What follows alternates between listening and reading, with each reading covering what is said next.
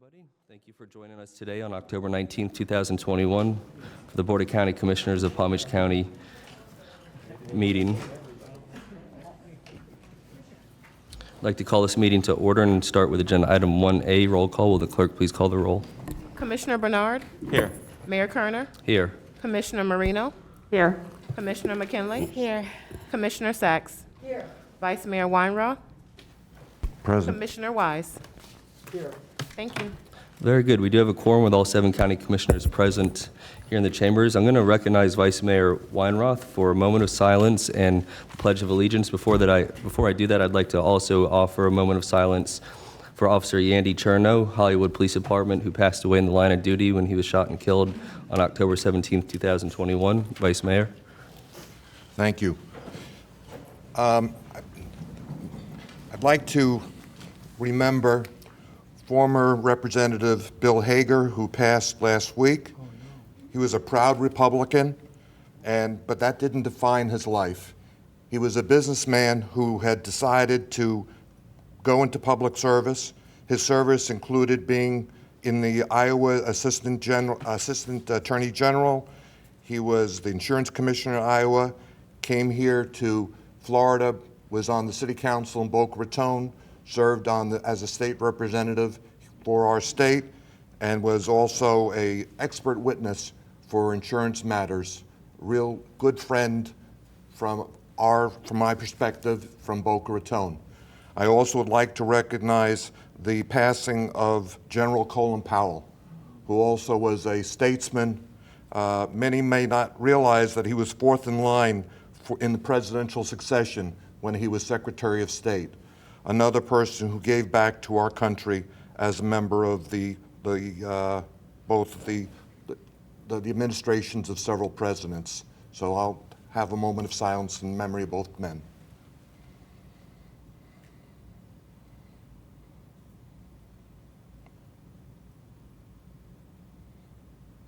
Thank you, Mayor. Thank you, Vice Mayor. I pledge allegiance to the flag of the United States of America and to the republic for which it stands, one nation, under God, indivisible, with liberty and justice for all.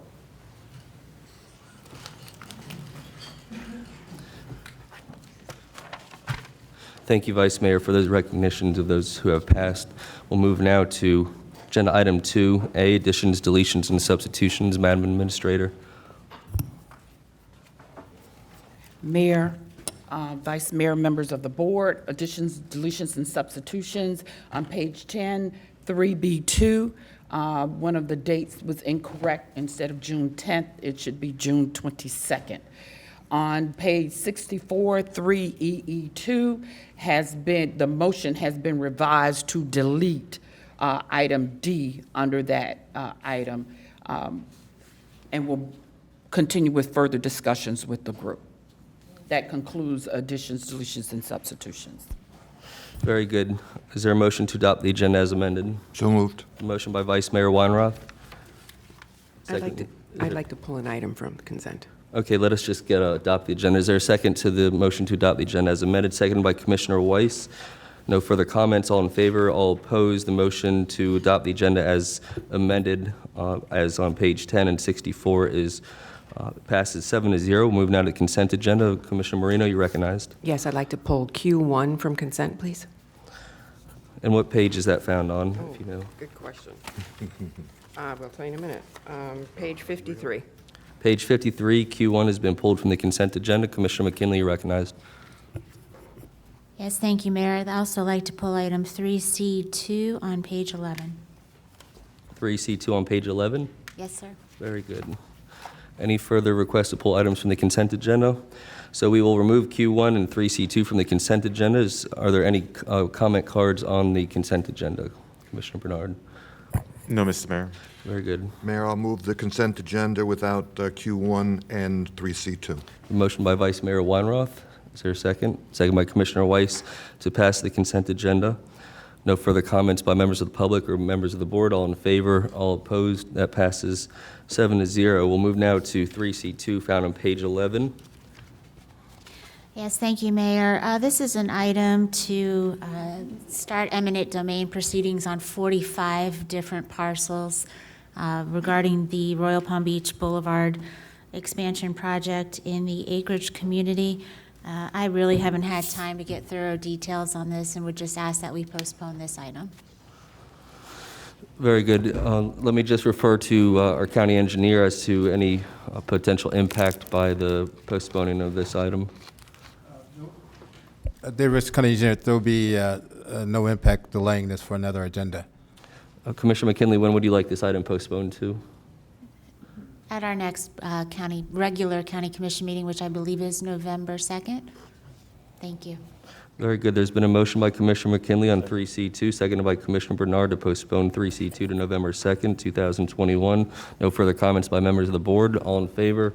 All opposed? The motion to postpone passes 7-0. We'll move now to page 51, Q1. 53. 53, my apologies. You recognize Commissioner Marino. Yes, hi, I was not in favor of this before, so being on consent, I was in favor of the consent agenda, but not this. I just want to make a reminder that this is a one-time $75,000 grant. I do not want to see this coming back next year. So I'm opposed to this in the first place, so I'm opposed to it now. Very good. Commissioner Bernard, you're recognized. Mr. Mayor, I'd like to make a motion to approve item 4Q, 3Q1 A and B. A Very second. good. There's a motion by Commissioner Bernard, seconded by Commissioner McKinley on 3Q1 A and B under Criminal Justice Commission County ID funding. Any further comments by members of the board? All in favor? All opposed? Opposed. Motion passes 5-2, with Commissioner Marino and Vice Mayor Weinroth dissenting. That concludes the consent agenda. We'll move now to special presentations, item number 4, which is found on page 66.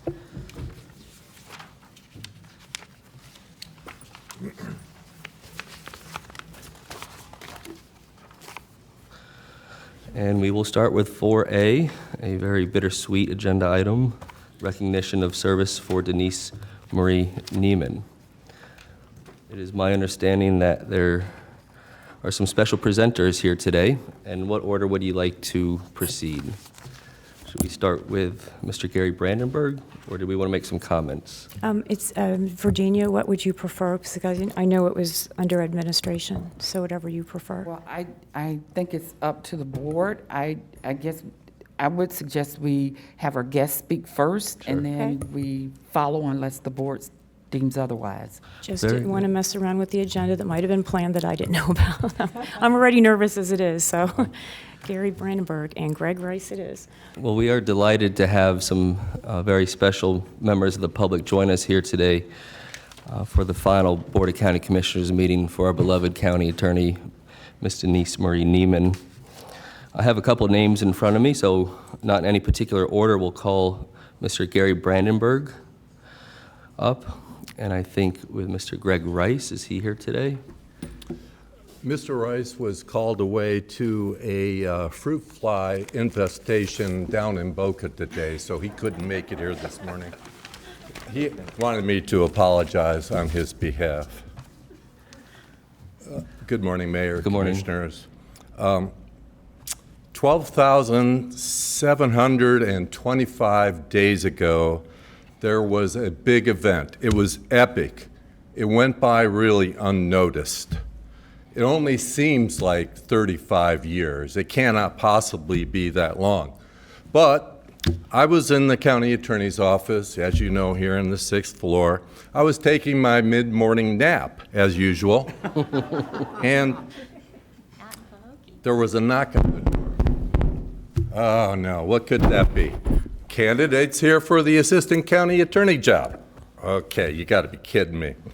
So a very good candidate walked in for this job, Denise. She checked all the boxes, believe me. She was a classy, professional dresser. She was blonde. She could walk and talk. She was very smart. So I had to think about this for a long time. I just wasn't sure. But then it finally hit me. If I hire her on the spot, I can cancel the rest of my day's appointments and go back to my nap. So she was an assistant county attorney before she hit the elevator. So years go by, she was appointed the big boss, the county attorney, and Herb Kahlert, who you might know, and I took her to lunch at the yacht club. And I gave her a very good piece of sage advice. I said, don't stay in this job too long. It'll ruin your career. See how she listens? It was a good hire. So, there's a lot of things that describe Denise. In fact, there was a movie that starred her just recently. Daenerys Targaryen played that role, not quite as good as her. You know, they called her the mother of dragons. All of the people in her office really are dragons. I've been the subject of some of their fire recently, and I can attest to their accuracy and their competence. She's known as the slayer of lawyers. She's known as the Iron Woman of Palm Beach County and the queen of killer hornets. So, all kidding aside, she has seen the county through many, many difficult problems and times. She has set the bar very, very high for the county attorney's office. She's really my hero, all that she's been through and been able to survive. I look up to her, and I think everybody in the county should look up to her. Congratulations, Denise. I've got a little gift here for you. You're probably going to get a lot of these. Here you go. Okay. So obviously no one knows what that is. That's a crystal goat, because Denise truly is the greatest of all time county attorneys, and I want everybody to know it. Thank you very much.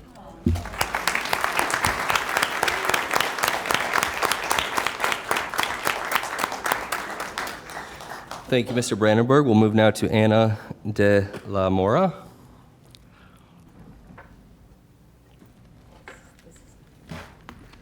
Good morning, everyone, and thank you for having me. It's an honor, and on the opposite spectrum of Gary here, I did not hire Denise. I was on the opposite side. I just want to share a little bit about how Denise Marie Neiman and I came to be best friends. And you guys know her as Denise Marie Neiman, but I know her as Sparkle Princess. And Denise and I share a similar background. We've both had to endure some challenges in our lives, but I am very blessed to have come across her, and I believe in divine intervention. One night she happened to be working late, and not that I'm happy that she was working late, but it was a positive turn for my life. When we first met, I was in a really dark place, and coming from a very dysfunctional, unsafe background, Denise took 2 seconds after staying late that night, and she said what a job well done I was doing. I turned red as a tomato, which is probably how I'm turning red right now. And she just took those 2 seconds to recognize the work, and it didn't matter that I was a cleaning girl. She said the sentence that changed my life afterwards. She said, if this is what you do when you're alone and no one's watching, then the sky's the limit. And even though I didn't believe it in that time, I've seen it through my life now that Denise did open my eyes to that. And she has seen me become a wife, a mother. I was able to get through school. I started my legal career. And I've had the opportunity to be here in front of you guys today. It's especially important for me because somebody like Denise, who I saw was a very successful, wise, gorgeous woman, she took the time to notice somebody like me. And it didn't matter that I was in my uniform or dressed a certain way. She always took the time to stop and say hello and thank you. And I'm so grateful that we met, and thank you for staying in my life so far. Thank you. That's all I have, guys. Thank you so much.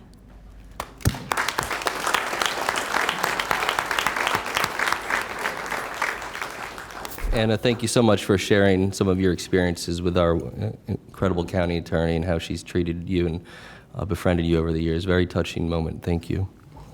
We'll move now to Mr. Bob Weissman, who we're all excited to see back in the chambers. It's interesting to be back here. Actually, kind of nervous, kind of for me, especially on this side. It's easier from over there. It's appropriate that I speak today because I go back to Denise's beginning with the county.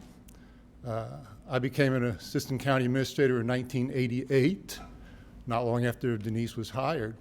And we were assigned to the same task together, which made us very aware of each other. We worked on the cable television ordinance. Now, back in those days, the county commission regulated cable television providers. You actually franchised them. You got all the complaints of all the people who weren't happy with them. And that's what Denise and I shared with a staff of public affairs employees who worked on cable television. After that, the federal government preempted that control, and that went away. But we did that for a couple of years. And when I became a county administrator, Denise followed shortly thereafter and became county attorney. That experience we had together set the stage for our relationship for the next 25 years. So we had an unusually good relationship. And, you know, when something works well here, you take it for granted. I assure you, if you had been with other governments, you might not have seen this same kind of relationship that produced good things for the taxpayers and for the commissioners. I learned as I went to the county city meetings elsewhere that their county attorneys maintain kind of a wall between their staffs and the county staffs. And you know, there is a big distinction. They've got to do things that are legally correct, and sometimes staff wants to do something that maybe doesn't work that well. And we're always massaging that point of contact. So we had a relationship where our staffs could speak freely to each other, where I could speak freely to Denise. And not only that, I used to go downstairs to her office and circulate through her office, talking to her attorneys. Say, what's going on with this case? How does this affect us in Tallahassee? What's on your mind about this? How are we doing? What do I have to say in this case if this comes forward? And that was a huge plus for me in advising the commissioners and in conducting myself and assuring that this kind of relationship continued for all of our years together. And of course, it's not just us. We both had outstanding staffs. Denise either had some attorneys who were on board already or hired some wonderful attorneys. And when you have that kind of powerful legal staff at your beck and to give you advice, it gives you more flexibility to decide what you're doing, and it gave me a lot of insight as to how I should conduct myself and how tough I should be on some issues or where we had to give or take. And so this was all due to this relationship we had over all these years. And you know, when you look back at some of those traumatic things we went through over the years, perhaps starting, the one that comes to mind first is the 2000 election. I don't think we could explain to you in words the emotional things we went through during that period. Then after that we had the Scripps issue. I mean, Scripps was torture. It went on for a long time. It involved the highest levels of government in the state and had a lot of attorneys involved and people involved. And our staff and us hopefully brought that to the best conclusion we could at that point in time. Then there were the ethics issues with the cities and the inspector general. Again, a lot of debate about what we legally could do, how we could proceed. And you know, most of that stuff has worked out for the better. And lastly, I think baseball was the last big negotiation we were involved with. And that lasted a long time, very controversial. We had months and months of board direction and how we're going to negotiate that, how much we're going to give or take. And that's also worked out. So the end result of all this is because of our staffs, because of our personal relationship, because of the relationship with the board, good things happen in this county. And that's what makes it happen, when people can work together and treat each other with respect and hire good people like Denise did, and where she made decisions that allowed us to work together very well. And that's all good stuff. And I miss that part of being retired. I don't miss the negotiating baseball deals.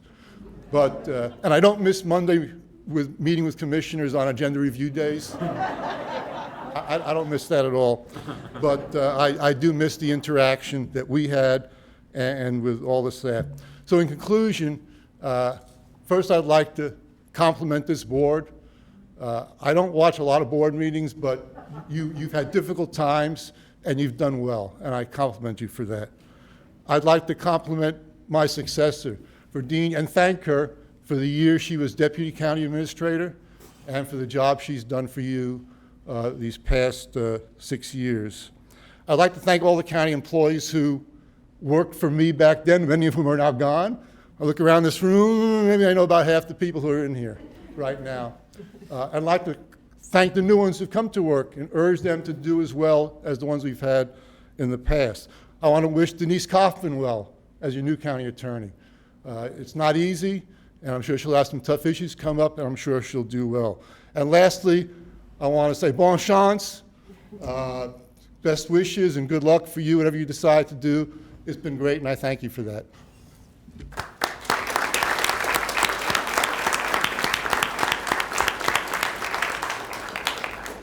Thank you, Mr. Weissman.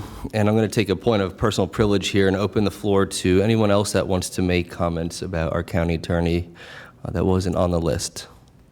Please don't be shy. All right, well, if you change your mind, let me know. We're going to go now to the Board of County Commissioners for some comments, and our county administrator. Madam Administrator, would you like to go now or after the board? All right, any other members of the board would like to make comments? All right, lighten up like a Christmas tree. We'll go with Commissioner Weiss and then Commissioner Marino. Thank you, Mayor. And Denise, I am, you know, as I've been thinking about, we've had discussions as we've been approaching this day as it's coming towards us. And, you know, I've been here now for almost 3 years. So it seems like a lifetime sometimes, but in general, you know, the time has passed very quickly.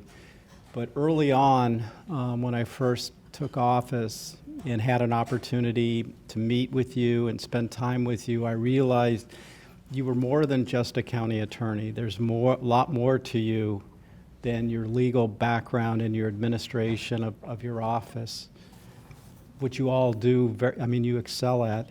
But here was a person deeply, deeply spiritual and deeply committed to the bettering of our community and our country.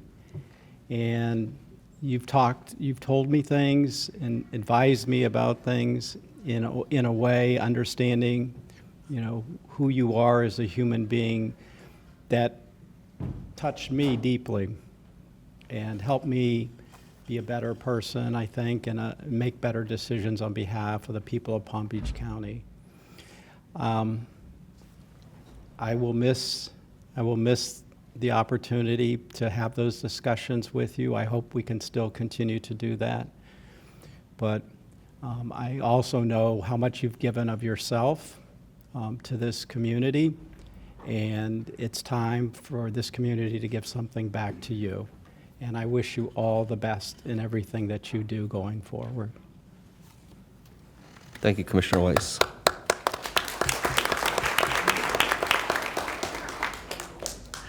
We'll go now to Commissioner Marino, then to Commissioner Bernard. Well, I've known you the least of all these folks. However, with the help of Virginia and staff, we have something special for you. So, for those of you that don't know, Denise Marie is in District 1, which happens to be my district. She's a frequent walker at the beach, enjoys the area very much. So, with the help of Virginia and staff, you're going to have a pavilion named after you. So, the proposed, and I believe you have a presentation. I'm not sure of order, but I can talk, or we can just go to the presentation. What would you like to do? I'm just crying, so it doesn't matter to me. Okay, so the proposed Denise Marie Neiman Pavilion is currently known as the Sea Oats Pavilion and is one of 2 group picnic pavilions located on the west side of Carlin Park in Jupiter. The soon-to-be Denise Marie Neiman Pavilion is very popular and is often used with its companion pavilion, the Gumbo Limo Pavilion, for special events including green markets, seafood festivals, Shakespeare by the Sea, and concerts at the Sea Breeze Amphitheater. Carlin Park is the county's largest and oldest beachfront park and is home to many triathlons, 5Ks and 10K road races, and the popular local eatery, Lazy Loggerhead Cafe. And the park, formerly known as Jupiter Beach Park, was renamed in 1966 to Carlin Park in memory of Captain Charles Carlin, who was the first commander of the U.S. life-saving station at the Jupiter Inlet in 1885. So being that Denise lives just a little south of this pavilion, we thought this would be the perfect place. So I think we have a presentation. Would, Commissioner Marino, would you, if you don't object, maybe we'll all go down together as a board? And that's really a beautiful, very kind thing that you did, and I know the board's all delighted. You have to thank staff and Virginia for most of this. Awesome. Thank you, Commissioner Marino.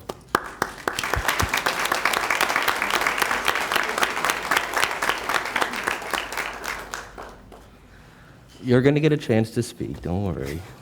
I can't talk, so it's fine. All right, good. Well, I'll filibuster for you for a little bit. Commissioner Bernard and then Vice Mayor Weinroth. Thank you very much, Mr. Mayor. Denise, we've had the chance to work for the past 5 years, and on behalf of the residents of Palm Beach County and also the residents that resides in District 7, we want to thank you for your service and dedication to Palm Beach County. You know, for those people who don't know, sometimes I go off. So, you know, you've had the chance to see the good side of me, the bad and the ugly. But it's been a pleasure working with you during the past 5 years, and wish you the best in retirement, and congratulations. Thank you.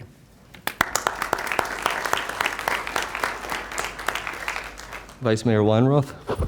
Thank you, Mayor.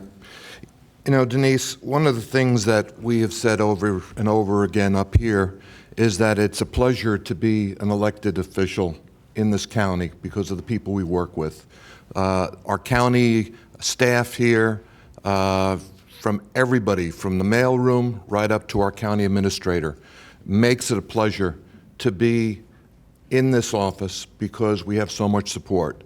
And even though I've only been here for 3 years, and you know I've enjoyed that, and hopefully will continue here for a little while longer, I have come to respect both you and our county administrator for the many hours that you put in and your dedication.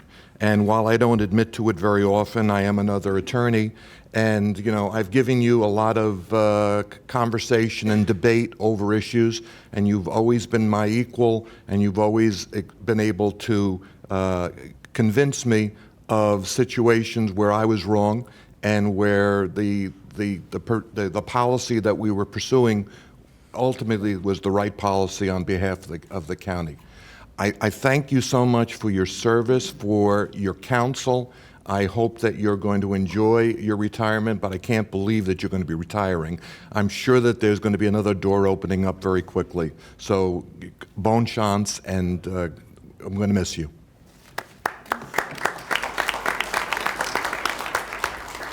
Thank you, Vice Mayor Weinroth. We'll go to Commissioner McKinley and then to Commissioner Sachs. Just a couple of notations before I start talking about Denise. Mayor Kerner, when we're surrounded by our attorneys and our administrator and the media in the room saying that this board's all going to go down together is probably not the right acronym to use. Ride or die. And in light of Mr. Weissman's comments there, anyway, it just made me laugh. And I have to say, I think that's the most I've ever heard you speak in this chamber, Bob. So, and then, of course, Gary Brandenburg, just a public comment. God bless you for the endeavors that you've taken on recently, and I look forward to working with you in some of those new ones. I guess this is preparation, Denise, for what I've got to do in a year, so I thank you for being the first one as the one up here, aside from Virginia, who's worked with you the longest. This is bittersweet. I think when I joined the county and I worked downstairs with Todd, my children were 9, 10, and 12. And those kids are now 20, 21, and 23. So you've definitely seen me go through a lot of changes. And I remember sitting down there outside of Brad Merriman's office, and when I was first hired, I was hired by Todd and Ed Chase to be the legislative aide to the delegation in the Legislative Affairs Office. My first day, they were in Tallahassee. And so I showed up on the 11th floor because I knew that's where the office was, but I didn't know where my desk was. I didn't know how to turn my computer on. I had to ask somebody, can you show me where the bathroom is? I kind of had to navigate all of that by myself. I will tell you that Ed Chase thought it would be funny to tell me that I had to go get my community ID, not at the Vista Center where you're supposed to get them, but he told me that I got my community ID at the Emergency Operations Center. Those of you, if you know, you know. Obviously, that was not the kind of ID that I needed. And so all of a sudden, I'm sitting in this beautiful woman comes walking down to the 11th floor to talk to Brad and to steal some M&Ms that were infamously always positioned right outside of Brad's office. I think that's why people came to see him. And we quickly became friends. And you have seen me struggle through single motherhood, getting 3 kids through high school without any records, thank God. You've seen me through some really hard times. In 2017, in June, I lost my grandmother. In August, I lost my mother. And in October, I lost my aunt. So a significant portion of the strong women in my life were gone. And during that period, every time, if you follow Denise on social media, you know that she finds treasures on the beach. And she posts pictures of those. And I would often come into my office and these little treasures would be sitting on my chair, or a little postcard or a card would show up in the office, or just some sort of sign that you had been in the office and just left something kind. 2020 was a hell of a year, both professionally and personally. And you called and checked on me every day, and I won't forget that. So I'm going to miss you. I'm happy that your last year I've ended up being able to be your seatmate, and I thank Mayor Kerner for sticking me down at the end. I think he thought that would quiet me up, but it didn't work. But I have to tell you one funny story, and Denise is probably going to kill me for saying this publicly. There was an event, and there are times where girls like to be girls, and there was this makeup event that they were doing at one of the stores at the Gardens Mall, and so we made plans to go together. And they gave you these makeovers, and so we're sitting in the makeup chairs at the counter, and she's getting her makeup done, and I'm getting my makeup done, and we're just having fun. And this woman, she's like, "Oh, this is so sweet. I just love it when I see mothers and daughters out together." So thank you for being my surrogate mom. And I love you, my friend. I wish you nothing but long walks on the beach and fun times. And there's a few of us up here who might be positioning ourselves to ask you to be campaign managers now that your hands are tied. But anyway, you've been a wonderful asset to the county. We've given you a lot of challenges over the years. Much like Ramsey, you always start off with a position of, yes, we can do this. So I know when you're telling me, no, this can't be done, that you've tried everything possible for the taxpayers and the visitors of Palm Beach County to do the best that you can and be creative and stay within the laws of this state and this nation, and you are so well respected across the state. Of course, we had our association presentation to you 2 weeks ago, but you will be missed. Ms. Kaufman has big shoes to fill, but thank you for your grace and your quiet presence over the years and your professionalism and your friendship. Thank you, Mayor.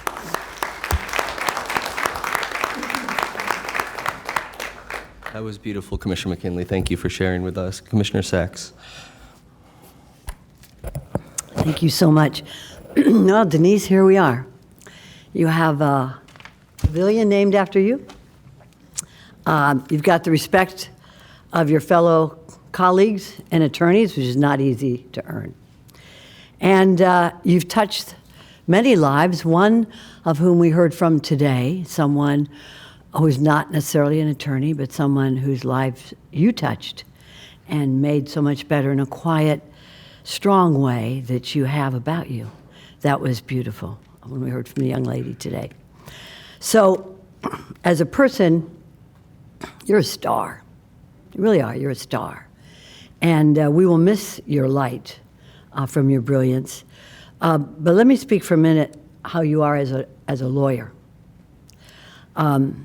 I've been a lawyer many, many years. It's not easy to be a woman lawyer. It's not easy to be a beautiful woman lawyer, but you have done that to the 11th degree and shown other women lawyers and women professionals how to act in a position of authority and power with such grace and guts. As a lawyer, your job is, first of all, to win in the courtroom. And the short time I've been here, I've seen you win and your team win, because your team is only as good as you are. But you have motivated them and encouraged them and really empowered them to be very strong advocates for what we do here as the County Commission. We cannot operate without you and your team of lawyers who follow you. So your legacy lives on, not just in the pavilion, but also in the lives of people you've touched, but especially as an attorney, because you made possible things which this board and boards before when I was here, you made them legal, you made them possible. You make us strong. And your strength, your guts, and your grace will live on in the attorneys of your team that you have empowered so strongly. So I honor you, and you can leave, but you can never check out. Your part is part of Hotel California here. You're with us for a long time.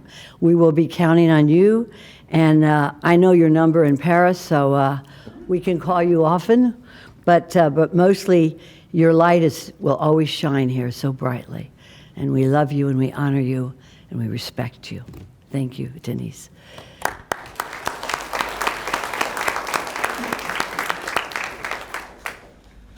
All right, well, I'll close some comments on behalf of the board, and then we'll go to our administrator. And it's amazing, Denise, how quickly time has passed. We always found some comfort when we would meet in your office or talk on the phone about, well, you're retiring, but you're still, 8 months away, 6 months away. Then we start counting the weeks, and, we got 5 weeks left, it's fine. And then here we are on your last board meeting, and it's really a bittersweet occasion. It also is difficult going last because everybody says exactly how I'm feeling. And it's very exciting to see you leave this institution. But before I speak about that, I want to just very briefly talk about what I observed in my time here. I've been here 5 years. Commissioner McKinley is our senior commissioner who's worked with her. I said that to Mary Lou Berger once, and I got in a lot of trouble. But you had a chance to serve with her as a member of the staff as well, and we never had that privilege. We've always had a commissioner-county attorney relationship. But believe it or not, my initial relationship with our county attorney wasn't so positive. And I was a state representative then. I was much younger, and there was some sort of, I don't even remember what the issue was, but it was some sort of, I'm sure, statutory issue. And I thought, who's she to, tell me no? And that was the start of my growing up as an elected official. It certainly helped me grow intellectually, but it also humbled me in a very meaningful way. And we fast forward now several years later, 7 or 8 years later, and I consider you one of my closest professional friends.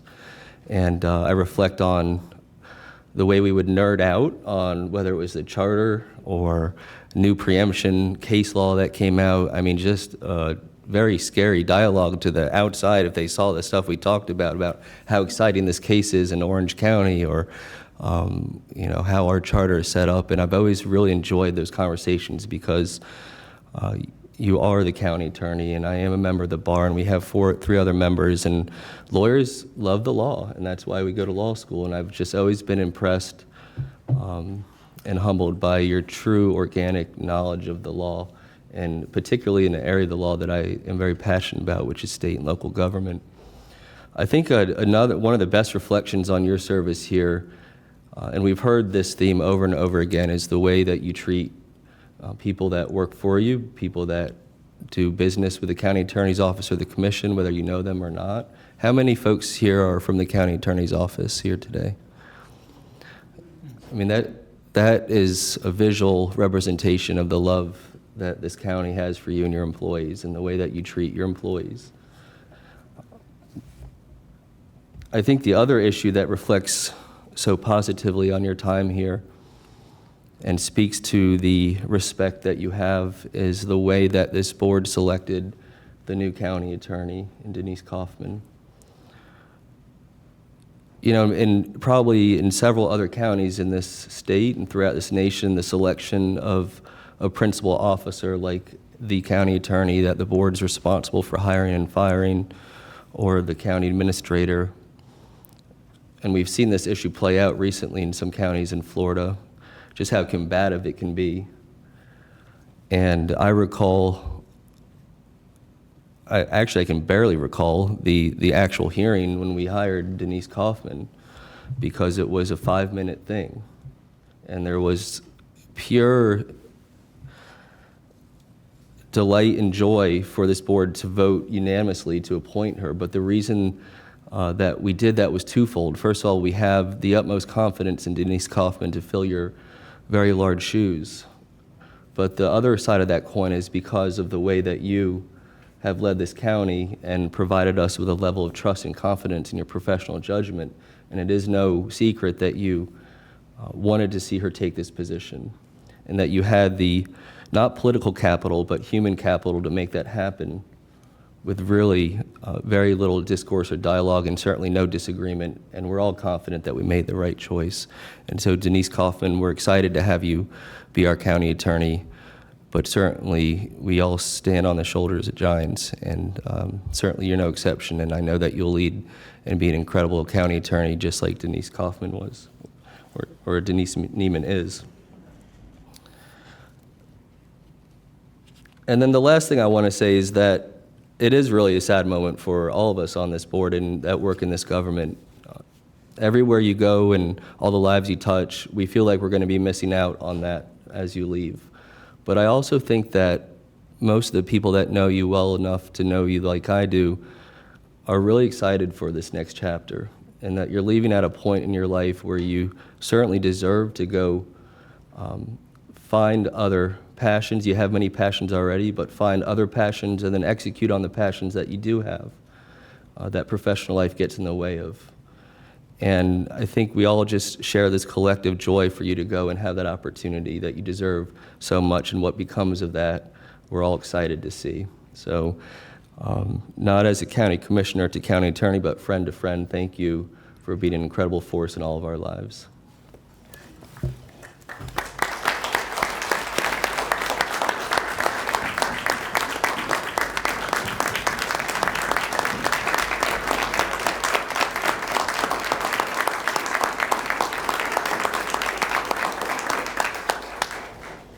All right, I'll turn it over to the county attorney, or sorry, the county administrator, then we'll go down to, well, I shouldn't say we'll go down together, but we're going to accompany ourselves down to the floor.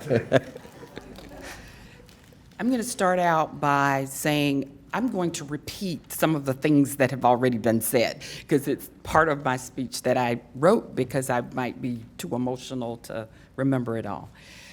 Denise Marie Neiman, brilliant attorney, outstanding leader, amazing strategist, loyal member of Team PBC, family person, author, dedicated to the best interests of the residents of Palm Beach County as well as the state. You are a beautiful person inside and out.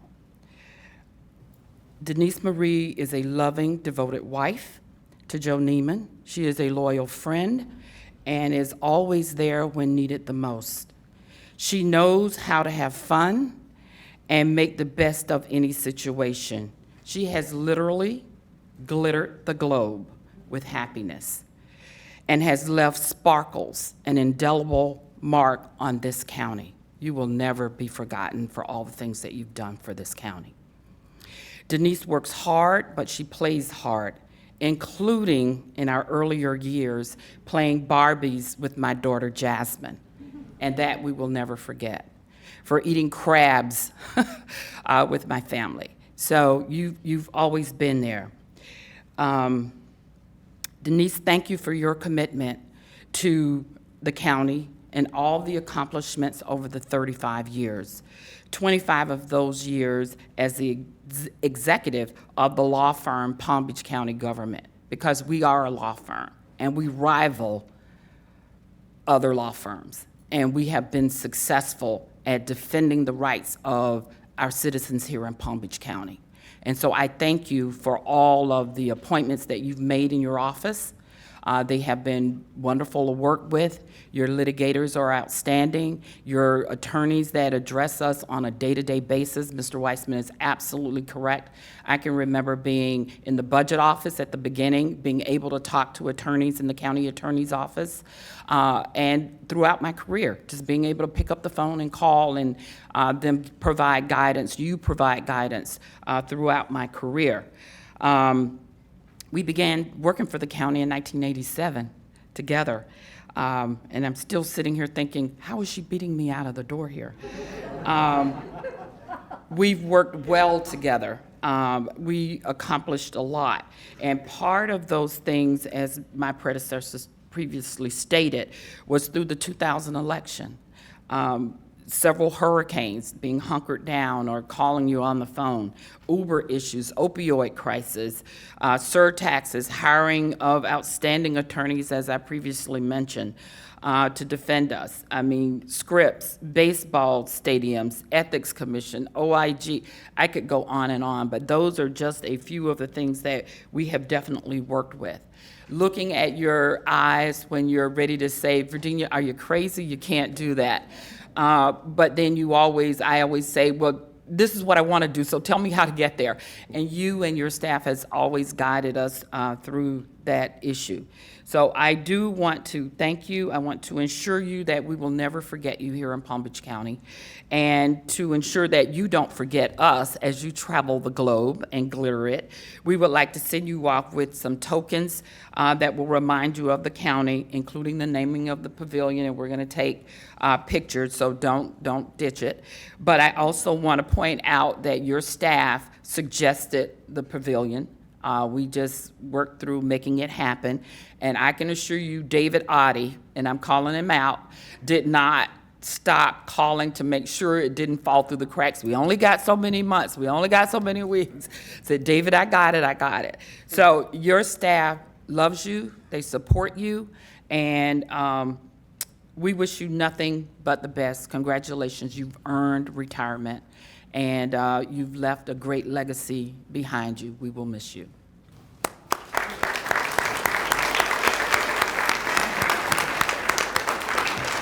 Madam County Attorney,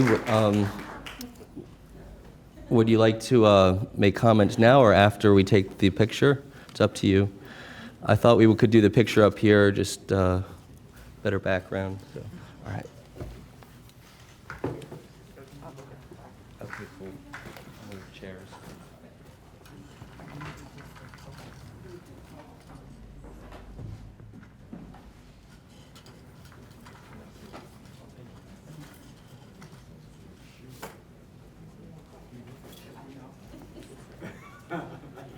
Hey, Greg, that's a nice suit.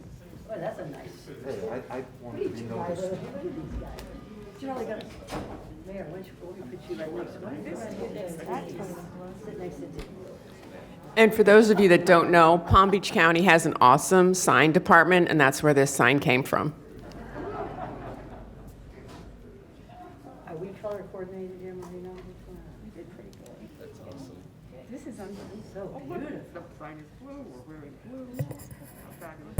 How's it? Everything else okay? Scott? Joe want to say something? Should I call on Joe?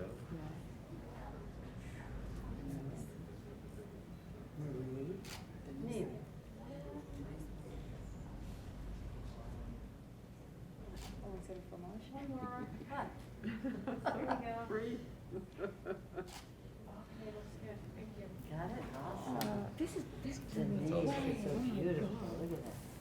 All I was joking around about years ago is, can I have a bench somewhere? Park bench. Oh, my God. Park bench. We'll get the park. Park bench. You do that well.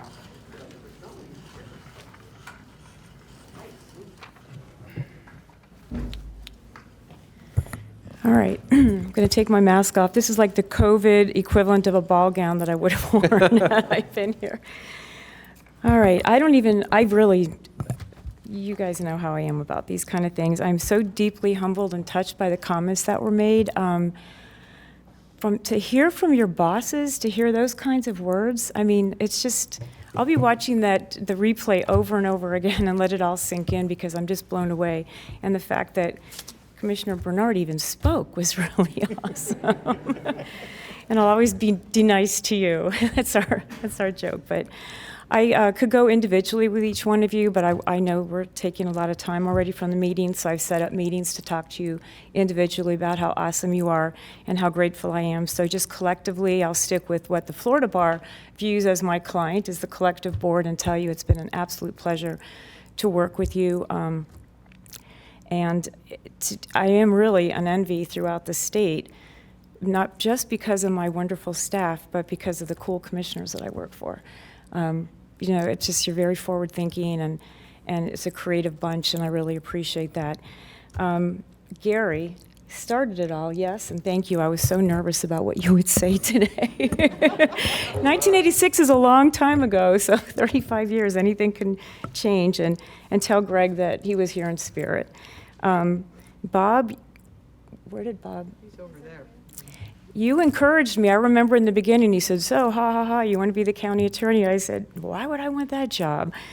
And here I am 25 years later, and it was a pleasure working with you. I know we had our moments, but that's where all the solidity of our relationship came in, because we were like brothers and sisters almost. I remember doing a skit with you where you were Reverend Bob, and then I showed up as the Queen of England, and Bert Aronson called us and said, no, we're in the country. Is anyone county attorney and county administrator doing this kind of stuff? So it was always hard work and kept it real too.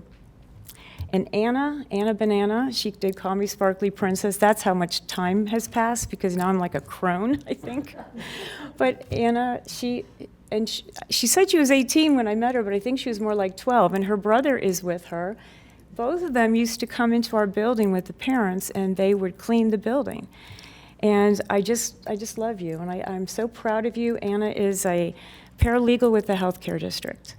And she went to her wedding. She has a son now, so she's just really the reason that I kept on going and doing my thing to show up for work and hopefully meet people like Anna. So thank you. I've been banking my no comments thank you for 25 years, but what I decided to do instead of holding this meeting hostage much longer, with spoken words, and I do have notes because I'll be all over the place if I don't focus here, and I'll have a meltdown. But I'm going to send my written words out on the last day. I have something that I want to share with all of you that I've been working on, and it goes to what a lot of you have mentioned and seem to really embrace. It's that we are more than our day jobs. We're human beings first and foremost. So I have 35 takeaways that from the 35 years that I've worked for Palm Beach County. I grew up here. 25 when I started working here, and 35 when I was appointed the county attorney. There was somebody thought that I was the youngest county attorney, but one of my colleagues up north corrected that and said he was, so I took second place. I didn't ask for proof of that. I just took his word for it. We had bigger things to talk about, but I was either the youngest, here I was referred to as kiddo and the young blonde lawyer girl. And then I went from, that to daughter, to sister, and now mother, which I could be the mother of 3 of you, really. And it wasn't even a teenage pregnancy kind of thing. It would have been like beyond that. So, it's really time for me to go. And pardon my French, I have to get the hell out of here before I become a grandmother, because I have a lot of things I still want to do. So I just could go on and on about what a blessing it's been. And I'd like to thank Virginia and her entire management team. Wish them all the best as they continue carrying out the board's policy and vision for the county. It is the hardest job. My job really, just telling you what the law is, easy enough compared to what you have to go through. I couldn't even stand one budget cycle. How you do it, I don't know, and you've got an incredible team. I see T-Bone right there in front of me, so I don't want to miss anybody, but they all know how much I respect them and appreciate all the support they've given me in my office. Same goes for all the dedicated and hardworking department heads and division heads, and really the 6,000 plus members of Palm Beach County, Team Palm Beach County, as Virginia has said. Almost everything all those employees do filters in some way through the county attorney's office. And that's pretty extraordinary when you think about it that way, but everything. So now I'd like to thank the real stars of the show, which is your legal team, the best legal team in the county, country. My county attorney family, as I refer to them, for your outstanding work. The Pavilion, David, a while ago I said to you, it would be really cool maybe when I retire in 20 years if I got a bench named after me near a beach. And now I have a whole freaking pavilion. So I'm just beyond, I just can't even fathom that. It's incredible. So with the board's permission, they are already standing up. I was going to ask all the county attorney staff to rise, but if we could give them a standing ovation for all the work, because I am nothing without all of you.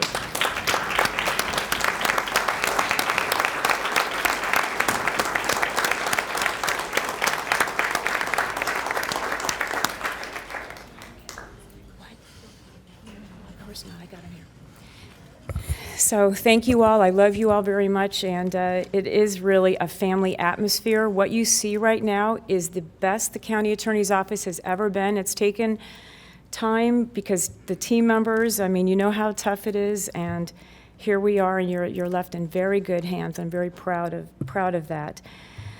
There are some people that are unsung heroes around the building that, Des, who cleans our plants, waters our plants. I don't know if any of you, his smile could brighten the darkest days, and it's his daughter Esther's 17th birthday today, so I'm going to wish Esther a happy birthday. But the entire security staff, especially Keith and Mark, rest in peace to both of them. When you work weird hours and just, come in, you get to be buddies with the security staff, and you also the building maintenance guys, and I want to thank them too. Great conversations from the least suspecting people that they always said hello.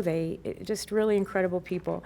Another person I have to call out by name is Bob Davidson, who was a research librarian. I represented the library for about 10 years and never met him in person, but when the board said, how about Denise Murray being the county attorney, she can put an office management plan together. We'll see if we like her or she likes us.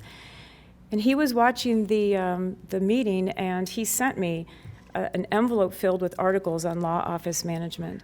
I had never managed anybody before this job, and I just took over unsolicited. And I never met him until I was invited to his retirement party. So these are the kind of things that really sit with me, and he's just an incredible guy. There's lots of superheroes that came into my life over the years, and now those unsung heroes hopefully are sung a little bit right here at this board meeting.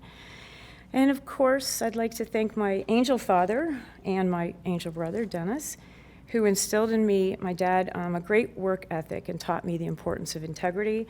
For those of you who've seen this up here, it's his board meeting mug that I bring in here, and his spirit, saw us all through some tougher meetings that we've had. He had his eye on us. And of course, my husband, Joe, over there, who deserves a round of applause for all of his support and encouragement for all the years. all those hours and hours and hours that he'll never get back of listening to me go on and on and on about work stuff. And I caught on later that he wasn't really listening, but he acted like he was. Because he would just like, yeah, he'd throw in every so often. But it was fine because it was a breathing person that I could talk to, and he was there. But, you know, he came to Palm Beach County in '96 when I became the county attorney. And I believe there's an article in the Post that's hanging in his office where the hot new guy at the amphitheater is here. And then there's like a little thing in the corner, you know, Denise appointed county attorney. So we knew each other for a while, and you know, we've been married 18 years already. So I want to thank you for being my rock. It's really hard when you have a wife who's like out there sparkling all the time, and you know, you're an anchor for me that I need a little bit of tethering, but I know the tether wraps around the globe a million times. So I love you very much, and thank you. And last but not least, I have to thank God for my life, for my work, for what's to come. I know I've been prepared for the past 60 years for something big, and I can't wait to see what it looks like. But I'm sure it'll involve a lot of glitter. And thank you all for shining light in my life. I'll never forget this experience. So, thank you.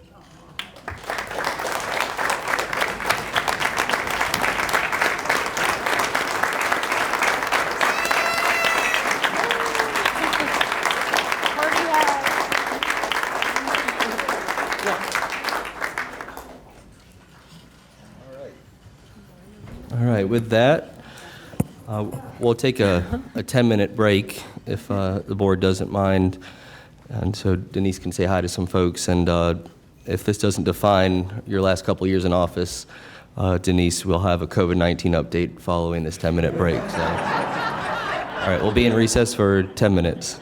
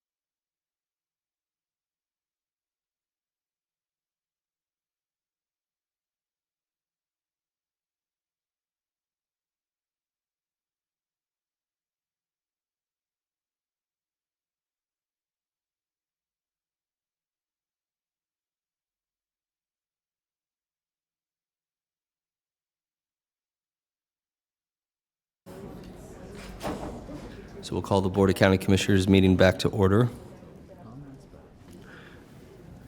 We're on agenda item 4B, COVID-19 update. And as always, we're delighted to have Dr. Alina Alonso from the Florida Department of Health and our emergency manager, Ms. Blakeney. And you're recognized, ma'am. Thank you very much, Mayor. Good morning, Mayor, Vice Mayor, Commissioner. County Administrator Baker's not here, but I say good morning to her. Well, it's my pleasure to be again with you today, this morning, once again, with data that slowly continues to improve, thanks to the incredible work that everyone's doing here in Palm Beach County. This is a different graph, image that I thought I'd bring to you instead of our regular graph, which continues to go down.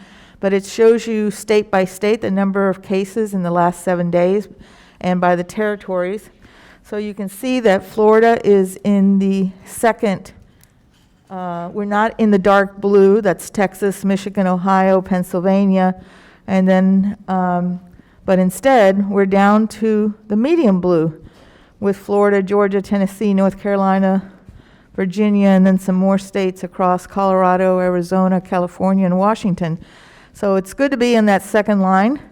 But most exciting now that we actually are seeing some light green in Vermont, Hawaii, Puerto Rico, the District of Columbia, and all our territories are in that light yellow, light green color. So that means we're making progress. And we're also, this graph now shows our vaccinations. And you can see the ups and downs that we've had. Starting, this graph is too small for you to see it all the way up there, but it starts on the 12/14, so in December of 20, when we first started with the vaccinations. And you see how quickly that graph went up. And then as the vaccine became available to all the 65 and over, then it slowly started going down until we added the other ages that made little spikes go up. And this is when they included the children down to below 12. So you can see that we've had a little bit of slowing and a little bit of, lastly, in October, we've had another small peak going up. So the message is getting out to folks to get vaccinated. In the U.S. right now, we have at least 77% of the population has at least one dose. And for fully vaccinated, it's 66.7. So we're getting there slowly. And of course, the data, the Delta virus is the one that's making this harder to do.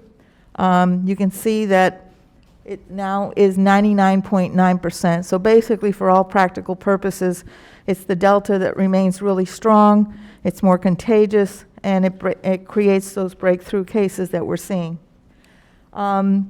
This graph here just shows our new cases per week. I just made reference so that you can see that this is where we were at our lowest point, was in the middle of June. On actually the 11th, we had only 660 cases per week. That was the lowest we've been. And we also had a positivity of 2.9, and the only reason that kept us in the moderate and didn't go all the way to blue was because we had 44 cases per 100,000 in terms of population. So that stopped us from being able to actually be all the way down to low transmission risk. So we climbed quickly, and now we're coming down. So I put that little blue line there, the 1,744, that was at our last board meeting, and now we're down to 1,430 cases per week, which is keeping our contact tracers much happier than we were at 9,000 at the peak. This is our numbers for our report that comes out on Friday. And you can see that we're at 4.1% new case positivity rate, and we're at 96.2 for the 100 cases per 1,000. At our last commission meeting, we were at 6.5 and 162.6 cases per 100 population. So we have dropped 66.4% cases, and 2.4% positivity we have dropped in terms of the new case positivity. So we're well on our way to continue to go down. Our total vaccination right now is 75. That went up by 1 point. This is the measurement and how the CDC determines what levels the counties and the states are at. So Florida has dropped to substantial, just as our county here has dropped. And so we are at substantial because our positivity is in the blue range, right here. We're at 5%, so we've fallen low for the positivity, but with the 92 that we're at, we fall in substantial. So that's why we've turned orange. So we have to get below 50 to go to moderate, where we were in June, and then we have to go below 10 to be able to turn blue. That's the goal. So this is how we look in terms of the state. You can see that we are now the only counties that are still in the red. Glades actually went up right here. They were actually in orange. Now they went back up to red. This is Henry. This is Dade, Hillsborough. And orange is also in moderate. So Orange and Palm Beach County are the two metros that have gone down to substantial, and Miami, Hillsborough are in the red still. So that's very encouraging, and we actually see that some counties actually have turned to moderate. So we're on our way to looking like we did back in June. This is just a graph showing the ages, and we see that slowly these numbers are going up. We still have a way to go before this group here gets above the 80%. That's why we want to put all these people up here.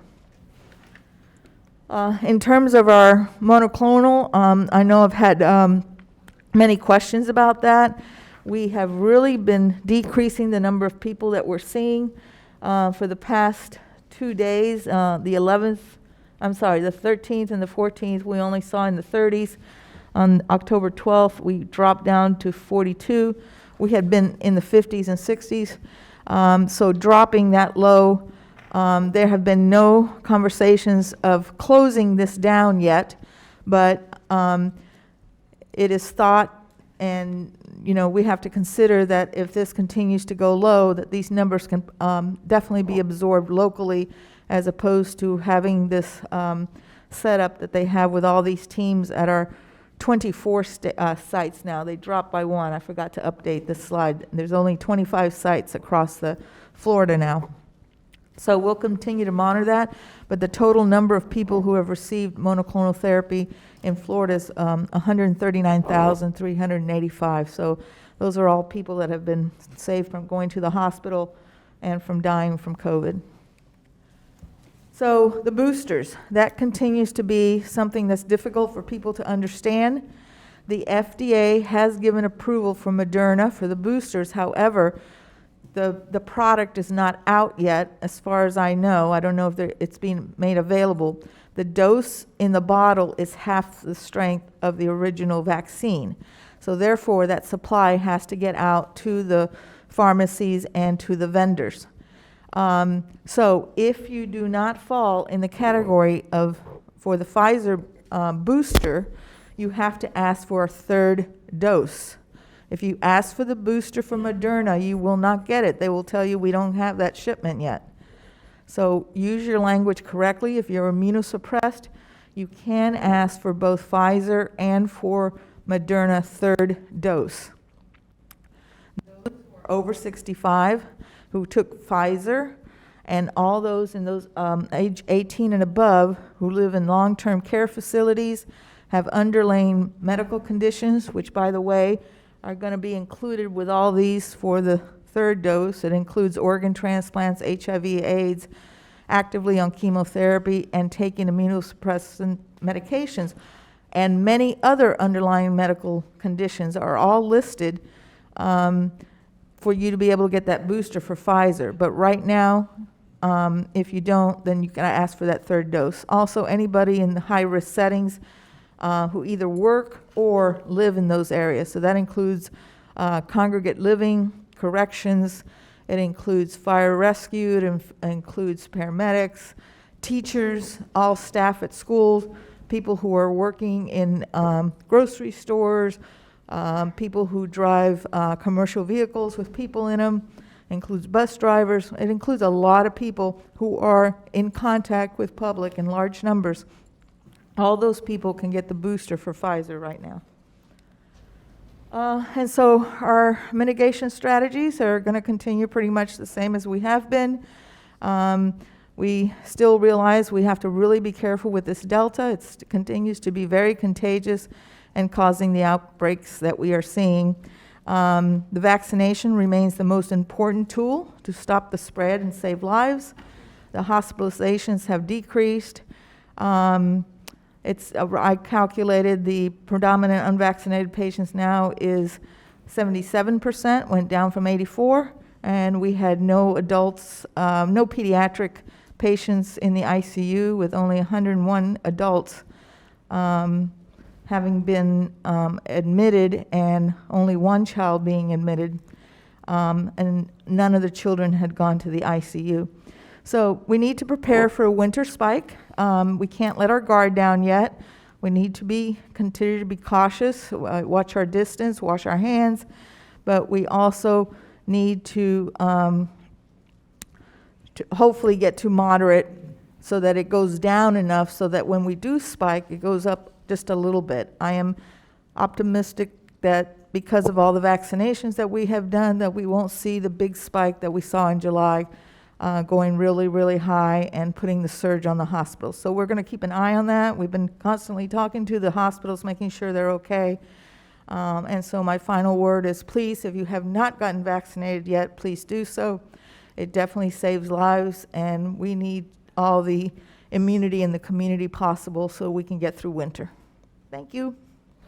That's all I have. I'll pass it over to Mary. Very good, thank you, Doctor. We'll go now to our emergency manager. Good morning, Mayor, Vice Mayor, Commissioners, Administrator Baker. I'm going to give you the COVID-19 update on our CPR program. The first graph shows, the upper right graph shows the overall positivity rate, which had increased for 10 weeks, but has remained at 19.6% for the past 5 weeks. At this time last year, our overall positivity rate was 12.35. The lower left-hand graph indicates the positivity rate over the last 10 weeks of testing. The next graph in the upper right-hand corner shows the daily lab positivity rate since last July. The lower left-hand graph shows our daily lab positivity rate, which has dropped for the eighth straight week in a row, this week averaging 4.1%, which is the first week we've been below the target of 5%.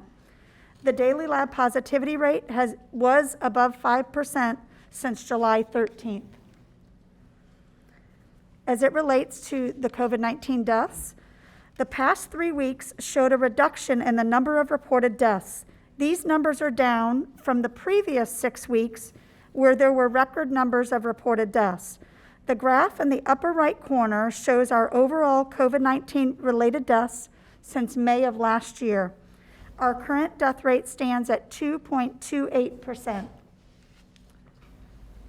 As it relates to Palm Beach County Fire Rescue Med Alerts, these are individuals with COVID-like symptoms who called 911. You can see by the chart in the lower left corner that the Med Alerts have decreased for 9 of the past 10 weeks. This past week, the average was more than 3 patients a day. This is down from an all-time high on August 14th of 33 patients a day.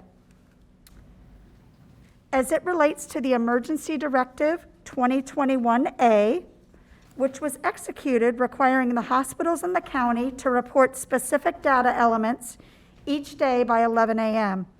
Today, I'm going to be sharing those data, some of those data sets, and again, in order to maintain consistency, the information shown today reflects only the dates when all of the hospitals reported. This represents 30 of the 56 days since the directive was implemented. The first graph represents the number of new COVID positive patients admitted each day compared to the COVID positive patients discharged each day. The red line represents COVID patients' admissions, and the green line represents COVID patient discharges. This graph represents the number of staffed beds each day compared to the daily bed census. The red bar represents bed census, and the blue bar represents staffed beds planned for that given day. Hospital COVID positive admissions of vaccinated versus unvaccinated. This graph represents the number of COVID positive patients admitted each day who are vaccinated compared to the number of admissions who are not vaccinated. The red bar represents unvaccinated patients, and the blue bar represents admissions of patients who are fully vaccinated. This next graph represents the number of adult ICU beds in use. The blue bar represents the total number of adult ICU beds in use each day, and the red bar represents COVID positive patients who are in ICU. And finally, this graph represents the number of ventilators available, ventilators in use, and the ventilators with COVID positive patients. The green bar represents the total number of ventilators in inventory each day. The blue bar represents the total number of ventilators in use, and the red bar represents COVID positive patients who are on a ventilator. As we continue to monitor our countywide positivity rate, our Public Affairs Department continues to maintain a list of resources on our county website. There are over 160 testing locations throughout the county, which many of them are open 7 days a week, and some offer both testing and vaccinations. As Dr. Alonso said, we have vaccinated over 973,000 people in Palm Beach County, which represents 75% of our 12-year and older population. And we continue to encourage individuals to get vaccinated, wear a mask, wash our hands, and watch our distance. That concludes my report. Very good. Thank you for the COVID-19 update. Do we have any questions or comments from members of the board? Commissioner Weiss and Commissioner McKinley. Thank you. Good morning. Couple questions for you, Dr. Alonso. Do you have any sense as to why Miami-Dade and Broward counties are able to have such higher vaccination rates than we've had? Is there anything you all are aware of that they're doing differently? Yeah, they have a lot more sites.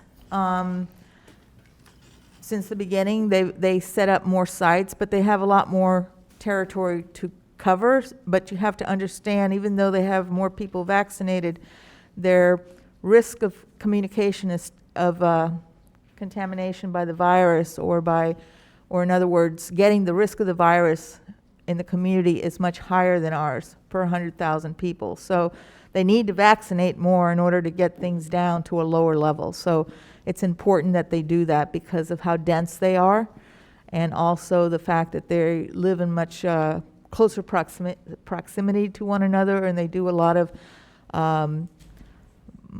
transportation by means of mass transportation. So all those things allow the virus to spread more.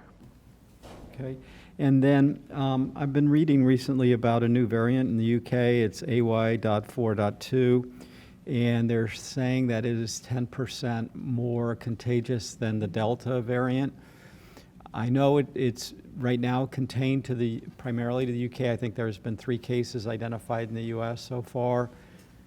How is there any additional research, are you aware of, being done on this particular variant? The CDC and the World Health Organization are tracking these variants and testing for these variants whenever they have cases.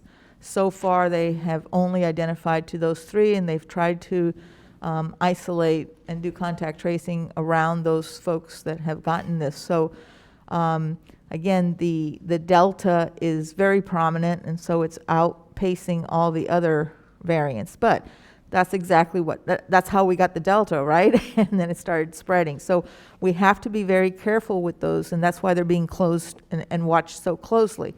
So by keeping an eye on that and seeing where it goes and where else it shows up, that would be the danger that something like that's even more contagious than the Delta would then start affecting, again, mostly people who are unvaccinated and then causing breakthroughs. So it's very, very important that people continue to see the need to get vaccinated. And then my last question has to do with the recent passing of General Colin Powell. And, you know, the media has reported, his family has shared that he was fully vaccinated. And I know there's some folks that have been out in the media claiming the vaccines are not effective. Can you, I know it's difficult, you're not his doctor, but I think there's some other extenuating circumstances. Can you just enlighten the public as to our understanding of people like Colin Powell and their situation? Yes, the vaccine's job and message is to keep you out of the hospital and not dying. However, it is not a bulletproof vaccine. And I think that people that have seen things like, you know, they mentioned to me, well, like, we got rid of measles and we got rid of smallpox, and that took years and years for that to happen. So until we have enough people vaccinated against any virus, it will take global herd immunity for these things to go away and not see them anymore. This COVID virus is going to be around for a very long time, and people are going to have to get used to this continuing to affect lives.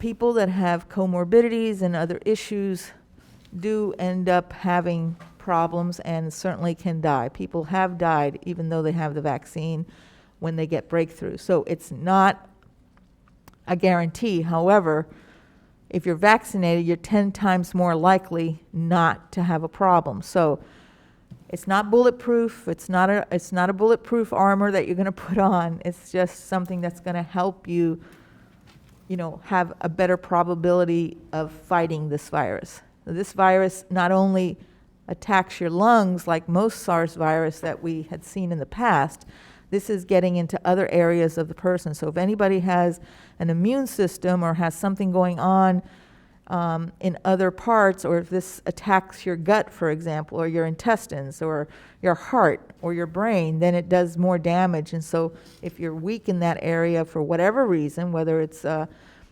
secondary condition that you have, or just the virus happens to attack that organ and does damage, then you can see these complications and people end up in the hospital and can die. But that number is still very, very small. Well, and I think it's also important that, you know, well, two things. One is my understanding is since the vaccines have become available, unvaccinated people in this country, I think about 300,000 people have died. And as it relates to vaccinated people, a total of about 7,000. So, and it's unfortunate, but it's also important to know that by getting vaccinated and doing the mitigations, that we can help keep people that are immunosuppressed or compromised or have other comorbidities from transmitting the virus to them and putting them at risk. I think of it like wearing your seatbelt, all right? We all wear our seatbelts to be able to survive a severe crash, but people still get killed on the roads, and so it's similar to that. Your increases your chances of coming to deal with this virus and not having a problem, but it's not bulletproof. It's not 100%. Okay, thank you. Thank you, Mayor. Thank you, Commissioner Weiss. Commissioner McKinley. Thank you, Mayor Kerner. I have a question and some comments and then some staff direction. So I'll start off with just a question. On the monoclonal therapy, we have the numbers for the state-established sites, including the one that's in the Westgate CRA area. The county, with your partnership, Dr. Alonso, and the healthcare district, set one up at Lakeside. Could I get those numbers to see how that is being utilized? Sure, we can ask. Okay, and thank you for your efforts continuing to get our farm workers vaccinated. Mayor, I'd like to take an opportunity now because it's been a very frustrating year and a half for those of us at the local level. And when you see this public health crisis being played out politically, it disgusts me. And so I just wanted to point out a few things. First of all, there have been comments by the governor and leadership in Tallahassee regarding the vaccine passport legislation that was signed into law that basically prohibits any entity from requiring a proof of vaccination to enter into that establishment, whether it be local government, a cruise ship, any other a private business in the state of Florida.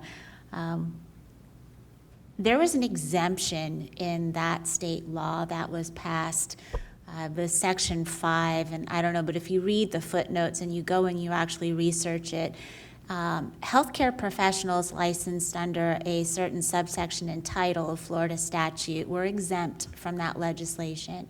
Now, I'm not making any suggestions that we do this. I just wanted to point that out because there's been a lot of first responders that have stood up next to the governor at some of his press conferences, and the governor has pointed out this firefighter should not lose his job, or she should not lose her job because she was forced to get vaccinated. Well, his very legislation that he signed into law exempted emergency medical services from that vaccine passport prohibition. And so just wanted to point that one out. The other one I wanted to point out was the threat of a lawsuit against the Biden administration. First, I want to read, and this is from the National Association of Counties website. I was at a presentation with their leadership last week. They pointed this out. What exactly did the Biden administration do in terms of making this suggestion to try to get more people vaccinated? They instructed the Department of Labor's Occupational Safety and Health Administration, otherwise known as OSHA, to develop a rule requiring employers with 100 or more employees to ensure their workforce is fully vaccinated, or require any workers who remain unvaccinated to produce a negative test result on at least a weekly basis. So nowhere has the Biden administration asked OSHA to develop this rule, which, by the way, it hasn't been written yet. We're all anxiously waiting to see how that comes out. But nowhere does it say, get a vaccine or get fired. It says, get a vaccine or show us a negative test. That's it, which is pretty reasonable to me. But the press conference last week where this threat of a lawsuit was made said a Florida police officer should not lose his or her job because they won't get vaccinated. Well, number one, the rule wouldn't say that you had to be vaccinated. It would say vaccinated or a negative test. But there are 26 states in the United States that have OSHA-approved state plans that cover state and local government from being exempt from the Biden administration's suggested rule that they've asked OSHA to write. Florida is one of those 26 states. So no state or local government law enforcement employee would ever have lost their job under the Biden administration's request for the OSHA rule in the state of Florida because we're not covered. We're exempt from that. And so I just hate seeing this political nonsense played out in the media. It really goes against everything that we're trying to do to keep our communities safe. And, you know, wasting taxpayer dollars on frivolous lawsuits on something that won't even affect local governments in the state of Florida is not helpful during this time. And I want to commend staff, because if you look at this presentation today, the flexibility, the limited amount of flexibility that we actually still have left in the state of Florida after all of the hand tying that our legislature has done, has produced some tremendous results. And that is because we have a very proactive plan in place at the local level with the healthcare district and with the Florida Department of Health's Palm Beach office. That partnership has led to these tremendous results. And so Dr. Alonzo, Mary, Todd, and Darcy Davis over at the Healthcare District, I really just want to thank you for helping us do that. Those preventative efforts that have been put in place, the access to testing, the access to vaccinations, that's what's made our positivity rate drop over the last few weeks. So thank you for that. The last thing I wanted to point out, and I do this because the legislature is currently meeting in committee weeks and we haven't had our legislative agenda presentation yet. Just want to draw to your attention, Senator Keith Perry out of the Alachua County area has filed a bill, Senate Bill 452. I know what the intent is. The intent is to prohibit any county or city government from being able to pass any type of mask or vaccine requirements. But the language in that is a county or municipality directly or indirectly may not require that any citizen of the United States submit to any medical procedure or receive any medical treatment. Counties and municipalities may not condition a citizen's access to public property or services based on whether a citizen has submitted to any medical procedure or received any medical treatment. I ran this through the Association of Counties legal team. There are no definitions in here. So the problem with this legislation, and I think we need to get our legislative affairs team on this immediately, is medical procedure includes drug testing.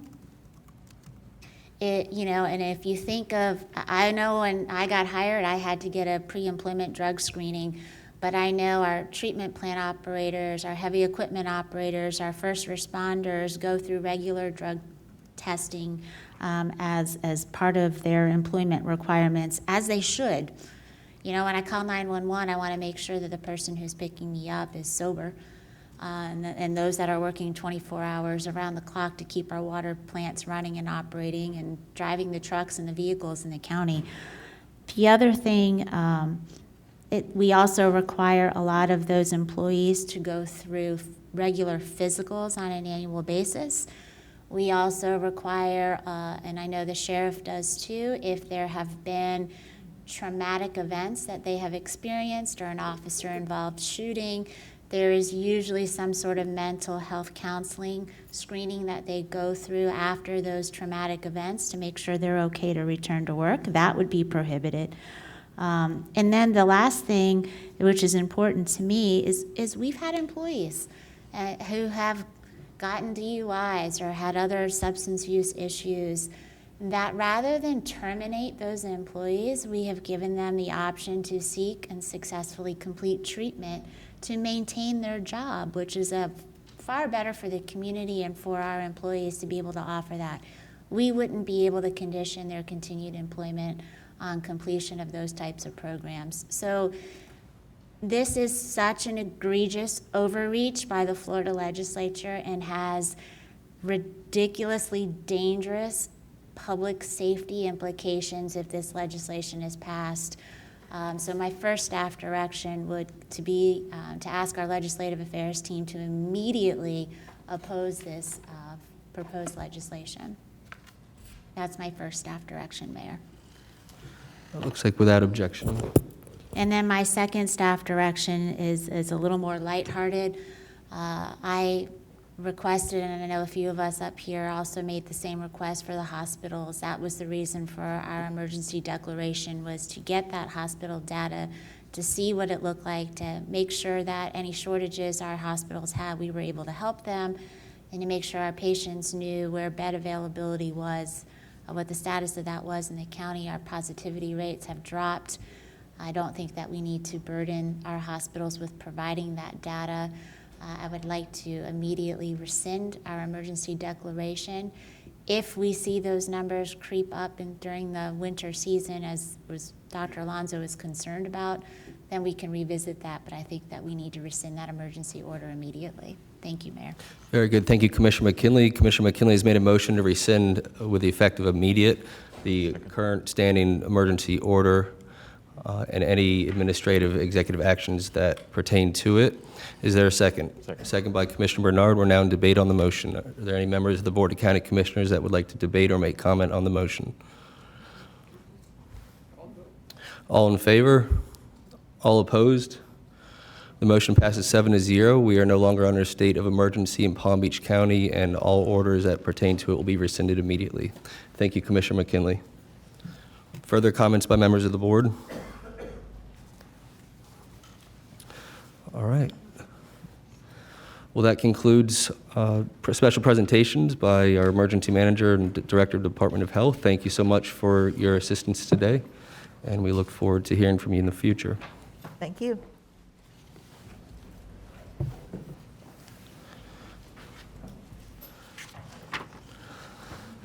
We'll move now to public hearing portion of our agenda. Is there a motion to receive and file proof of publication? So moved, Mr. Mayor. Motion by Commissioner Bernard, second by Vice Mayor Weinroth. All in favor, all opposed. Motion passes 7-0. We are now on 5A1, which pertains to a motion to adopt a resolution abandoning the plat and public interest. Mayor, Vice Mayor, members of the Board of Commissioners, County Administrator.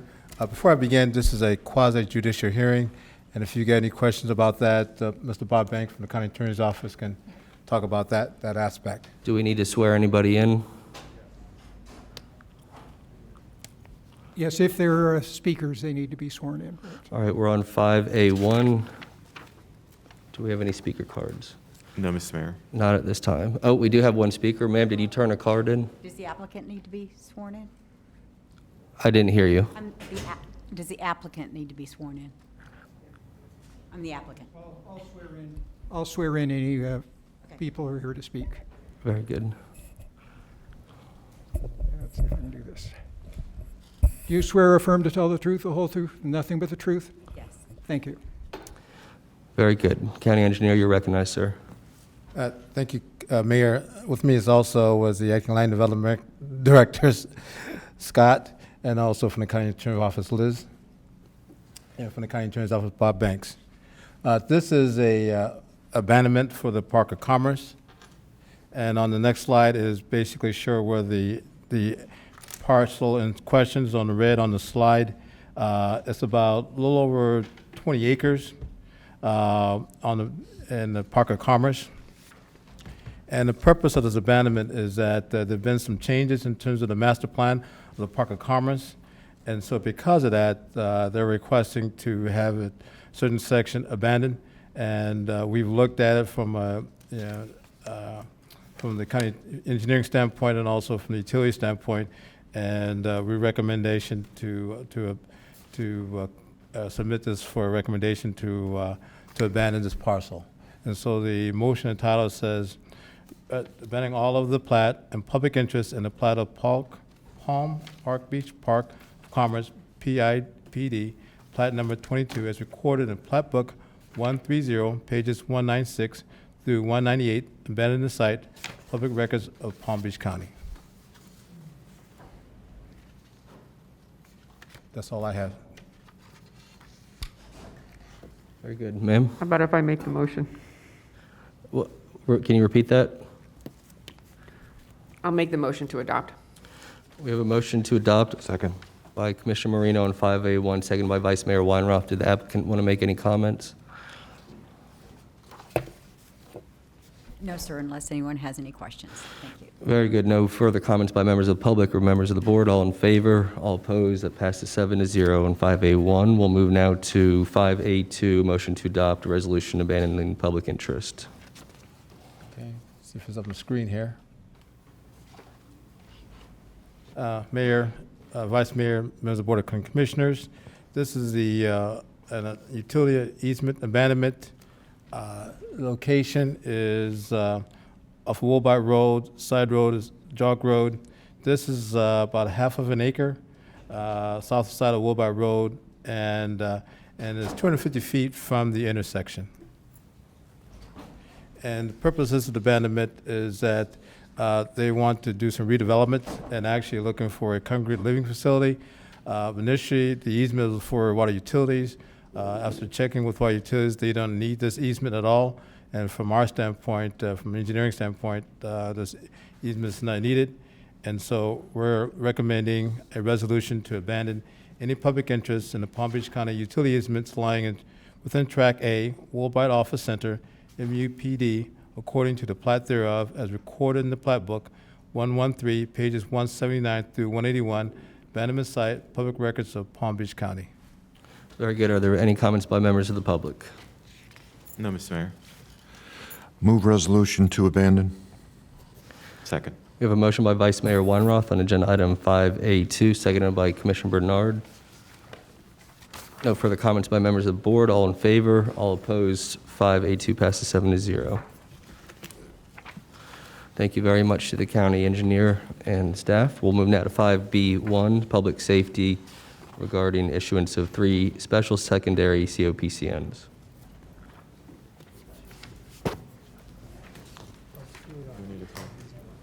Mr. Mayor, does anyone need a presentation regarding this item? We don't, I don't, but I do have some comments related to the general issue of COPCN, so if you want to offer a motion, then I can make my comments. Mr. Mayor, I'd like to make a motion to approve item 5B1. We do have one public speaking card, but that's if we have any questions from Mayor of Boynton Beach, Stephen Grant. I'll second the motion. We have a motion by Commissioner Bernard on 5B1, seconded by Vice Mayor Weinroth. Now that I have professional staff here on this issue, I just wanted to run or make the board aware of an issue that I've encountered, which relates to secondary COPCNs like Hatzalas here. Although they're a volunteer organization, there are several, many communities, gated communities typically within the county that contract on a private basis to have a private security and private, basically first responder EMS services. I know of several in my district, I know of several up in the north end, and I'm sure it's throughout the entire county. And just so we understand the relationship and differences between the main COPCN, which fire rescue services have with the county, or, for example, AMR, where they're acting as an agent or on behalf of the county to provide transportation in emergent situations. This type of secondary COPCN that I wanted to discuss is strictly limited to those private community contracts that the county's only role is to offer that special secondary COPCN. What I've encountered is some difficulty in these companies obtaining, what's the term? Audited financials? Audited financial statements you're referring to? Audited financials. Now, from one perspective, having audited financials is a requirement as passed by this board to issue certain types of all types of COPCNs.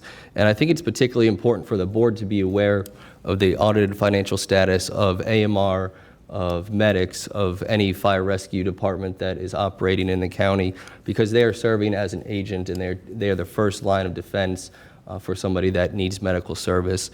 My perspective as to having audited financials for the private contracts and private providers is much lessened, and I wanted to discuss with this board to see if there was any interest in either providing for a waiver of that requirement or providing for an option to have a waiver executed by the private community and the private security company so that they are fully aware that there are not audited financials in that application, but they waive their right to be able to access them. The issue that comes up is that it's pretty expensive to get audited financials, and so I'm trying to find a way to burden or lessen the burden of government intrusion so that these communities can have essentially a cheaper contract price, because any monies spent by the security company to get an audited financial, whether it's on a yearly basis or at the time of application, is going to be passed down to the homeowners and consumers that make the choice to have that private service provided to them. So I was hoping we could have a conversation. I would love to get the input from staff. We've had some good dialogue back and forth. But first, let me turn to my colleagues. We'll start with Commissioner Marino and then Commissioner Sachs. Thank you, Mayor. This actually is a discussion in the north end of the county. Jay Alpert is in the audience right now. He's with Admirals Cove Security. They have separate parcels, and they had in place on one parcel. Actually, Jay, would you mind coming to the podium and explaining your position? You would do a much better job at it than I would. And then we can continue discussion, because Sure. it'll enlighten the board. Absolutely. Good morning. Excuse me. Admirals Cove has the main, for lack of better words, the main campus is on the east side of alternate A1A. Golf Village at Admirals Cove is on the west side of alternate A1A. Although they share the same club memberships, which is a requirement for purchasing property there, they're two separate property owners associations. We have had paramedic services on the east side for, I'm going to say 15 or 16 years, someplace right around there, without any issues.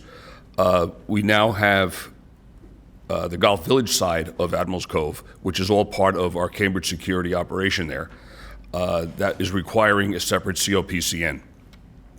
The problem with the COPCN ordinance, the way it's currently written, is that it requires an audited financial statement in order to complete the application for the process. The audited financial is a tremendous financial burden on security companies, and it's not just with Cambridge Security. It was another company that spoke to me about 2 weeks ago that's having the exact same issue, that it's basically almost putting them out of business, that they cannot provide paramedic services because of the over-the-top financial impact that it has. The paramedics that we have, just as an example, in Admirals Cove, only function within the confines of Admirals Cove. These other communities and other companies that have the private paramedic services through a security company only focus and only provide services within a private gated community. It's almost onerous where it comes to a point where the county has to get involved above and beyond providing the services to that community by requiring audited financials, as opposed to what has been in the past where it's just reviewed financials.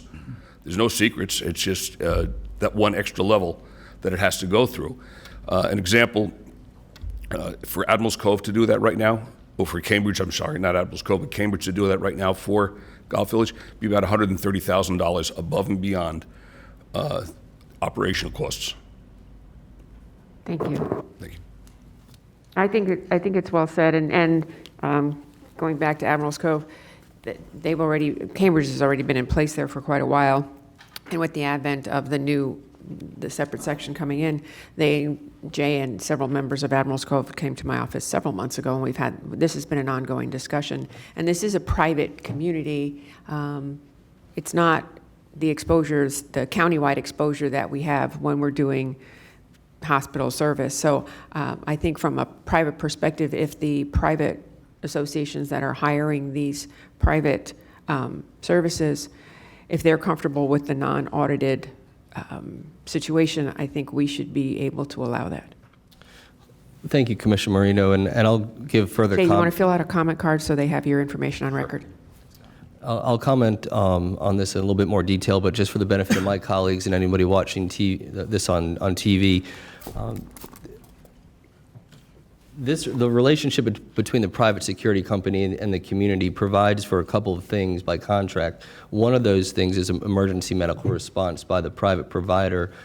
For example, and I hate to use this example, but if somebody were golfing at Admirals Cove or just walking their dog or in their home and they had an emergency, whether it's a stroke or a heart attack, that company would respond as quickly as possible to that home within the confines of the contract and provide first responder service, whatever the level is, whether it's ALS or BLS, that depends on the contract. But under no circumstance does it preempt the Palm Beach County Fire Rescue or a city fire rescue service from responding. That's our government duty, that's our government oath, is to make sure those first responder services are in place. But under no circumstance are those duties waived as a result of this private party contract. Yes, sir. Yeah, if I may.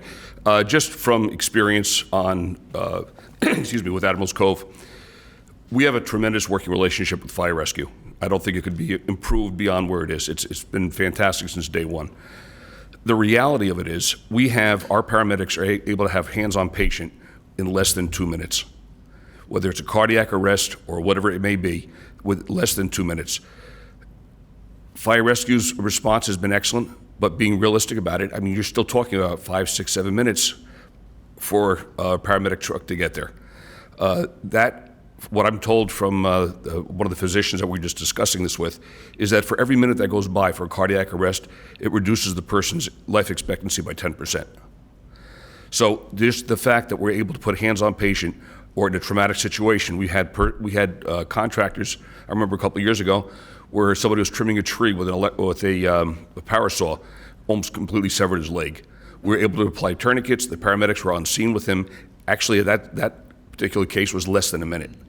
So it's the response time, initial response time, that the paramedics can get their hands on patient until fire rescue gets there, providing a uniform, smooth transition of medical services is so incredibly important that it's that this is the whole issue that is behind all of this as far as the COPCN applications.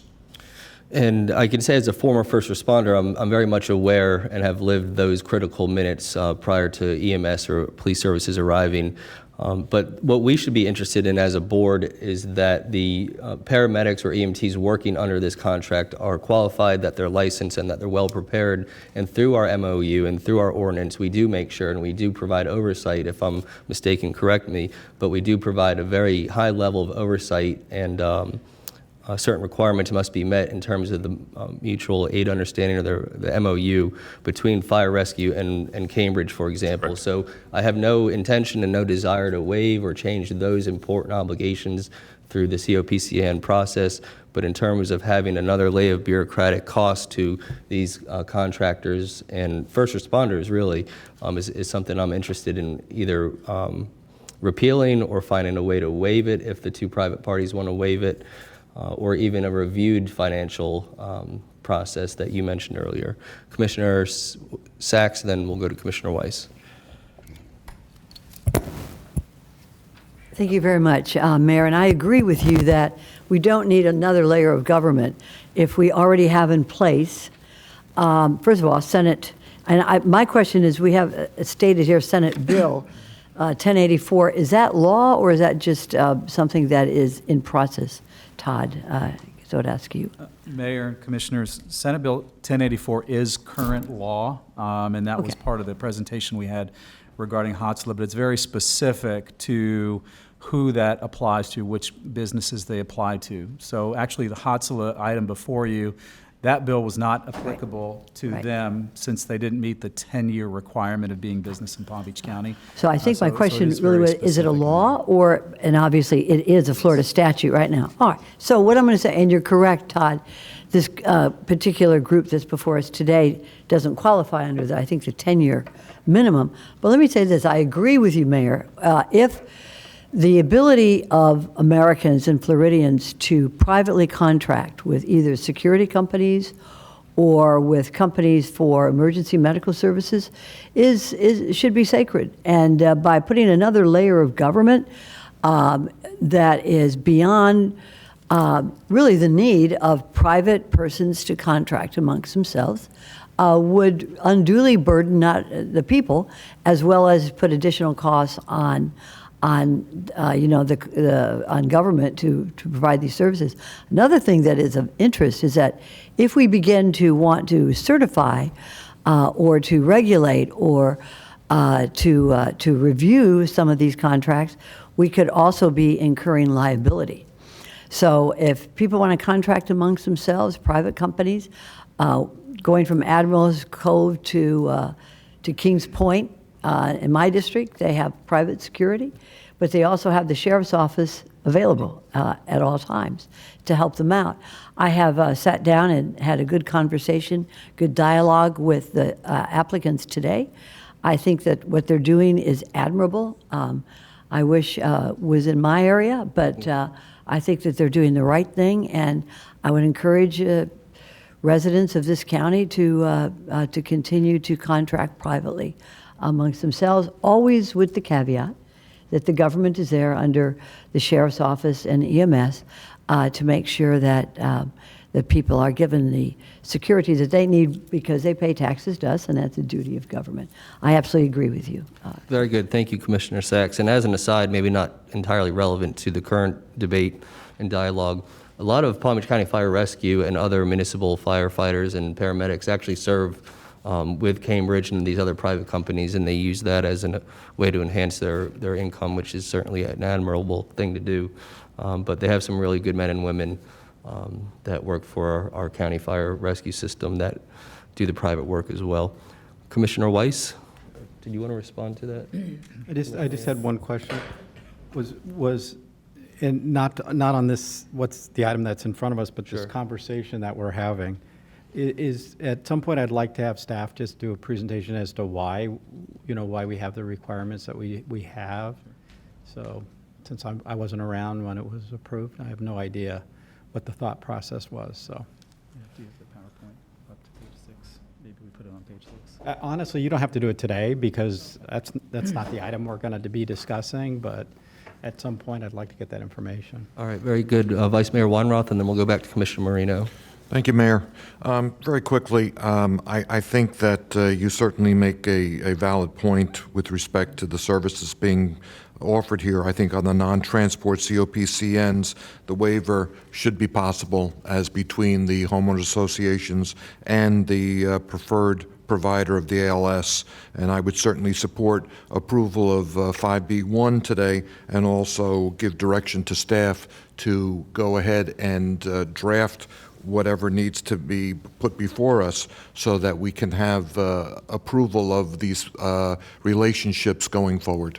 Thank you, Vice Mayor Weinroth. We'll go now to Commissioner Marino. I think Vice Mayor Weinroth covered it for me. Thank you. Very good. Well, we'll take up the pending motion now in 5B1, which has been offered by Commissioner Bernard and seconded by Vice Mayor Weinroth. No further. Madam Administrator, did you want to comment before we voted? Just wanted a point of clarification. What you're asking us to bring to move forward and go through the proper steps, do you want us to include a waiver or? Let me take that up after we adjudicate the pending motion. So no further comments by members of the board. All in favor, all opposed, 5B1 passes 7-0. And now I think we'd like to direct staff. It seems like there is a majority interested in making this process easier and less burdensome through the COPCN secondary process. So I think what the proper direction would be is an amended ordinance that provides for a written waiver as between the two parties, and also possibly, a repeal of the audited financials and replace with reviewed financials if the customer does not want to waive their right to the financial analysis. Does that seem fair? And we'll have that brought back to us, and then we can go from there. And then I wanted to thank, sorry? That would work for me. I wanted to thank Commissioner Marino for leading this effort and bringing it to the board's attention and working with your constituents. Anytime we can find a way to make government more efficient and less burdensome, I think is a perspective that we all share, and certainly this effort pertains precisely to that. So any other comments or questions regarding the direction? I just had one point of clarification, Mayor. So in the motion, you had mentioned, one, the waiver component, which I think we as staff have talked about and contemplated putting into the ordinance an option that would allow for the affirmative waiver of a neighborhood association to hire a firm with the knowledge that they didn't have the specific audited financial statements. Yes. Right, correct? That's correct. And then the or statement that you had said was specific to just reviewed financial statements. I just wanted to make a clarification of that, or was it specific to that first piece? Yeah, I think that keeping in the ordinance the option to provide a reviewed financials to the board for the COPCN as opposed to audited would certainly be less burdensome. It was an idea offered by Cambridge. So I don't think we should have the ordinance have an audited financial requirement. I think we would prefer a review, and we can discuss this when it comes back, but there would be two options: a waiver, a private waiver between the two parties, which would satisfy the financial evaluation part, or if that doesn't occur, then they must submit reviewed financials. Mr. Mayor? Yes, sir. Would we keep that to non-transport COPCNs? Yes, it's only for the private party special secondary COPCNs. You mean as opposed to like AMR and medics? Right. Sure, of course. Thank you, Vice Mayor. Did you have any comments that you wanted to offer today? I know we've had some detailed conversations. I'm sure Commissioner Marino has as well. No, I don't have any additional comments, but I guess I just still need a little bit of clarification. So the written waiver would basically allow them to not have audited or reviewed financial statements? Correct. Okay, so then we're just looking at compilated, which is the basic level of financial statements, as long as the waiver is written by the HOA and the security company. No, it's either or. It would be, did you say compilate? There's three types of audited financial statements. There's a compilated, a reviewed, and audited. And as you escalate to the audited, it's just a higher level of review. So I just want to make sure that the waiver is consistent with what the direction of the board. That waiver would be basically allowing them to not have, like, I guess what type of financial statement would be acceptable under that waiver? I think we'll have to decide that when it comes back to the board, but the two, you should bring compilated or reviewed language back, and you can educate us a little bit more at that time on what those mean, and then we can pick one or the other. And then, of course, the second option would be a private party waiver between the two parties, either or.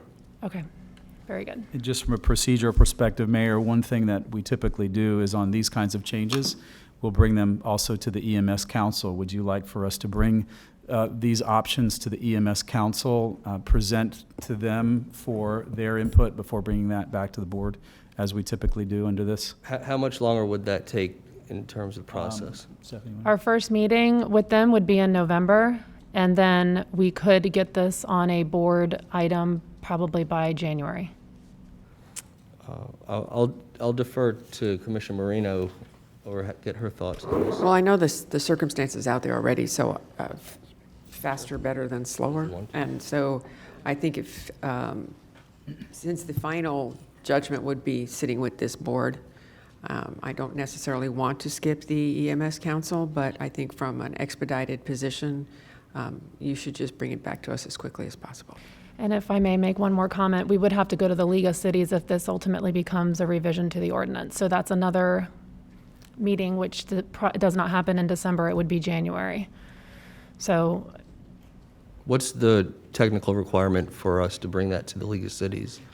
it's a requirement of the ordinance. We have our legal here, but the League of Cities, we would have to bring this. I don't know if it's Are we allowed? Is it just a policy, or is it in your ordinance? I know there's a policy that talks about going to the League of Cities. I'm not aware of anything in your ordinance unless you are. Yeah, I'd be surprised if we put that burden on ourselves. So, Mayor? yes, Madam Administrator. If this goes to the EMS Council, their next meeting in November, I think that Mr. Ratcliffe just confirmed that the League of Cities has a meeting in November. And if that's the case, we'll get it on for a December meeting. Okay, that'd be fine. All right, very good. Mayor Grant, did you want to make any comments here today, sir? Thank you for being with us, Mayor Grant of the City of Boynton Beach. And did Hatsala have any comments? Understanding that the motion already passed, 7-0. Thank you, Mayor Kerner, and the entire, all of the commissioners here today. Really just wanted to say thank you. It's an incredible opportunity to really be able to save lives in Palm Beach County, and we're very honored that the opportunity was granted to us to do so.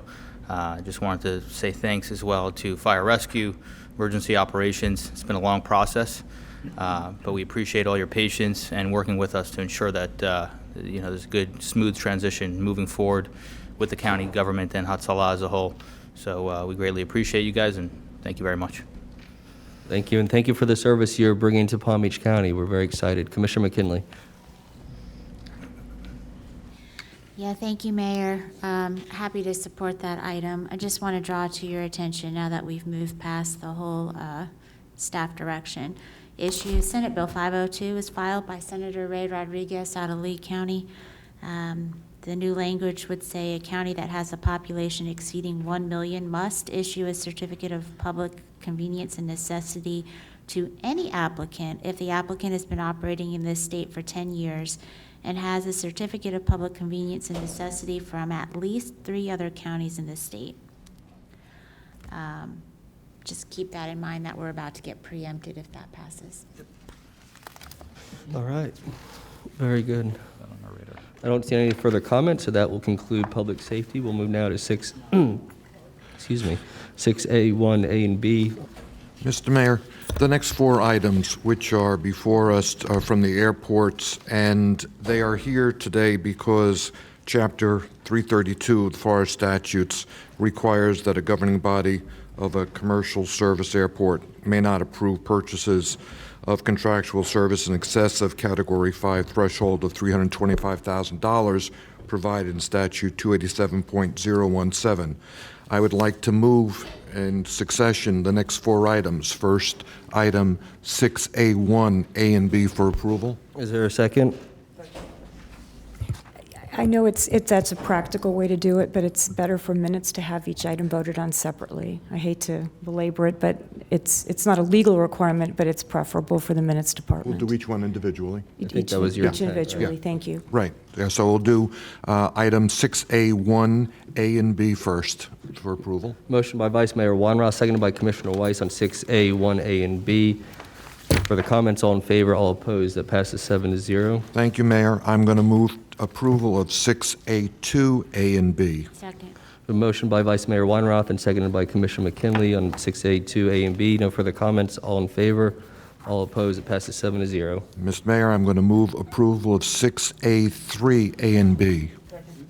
Motion by Vice Mayor Weinroth on 6A, 3A, and B, seconded by Commissioner Marino. No further comments, all in favor, all opposed, that passes 7-0.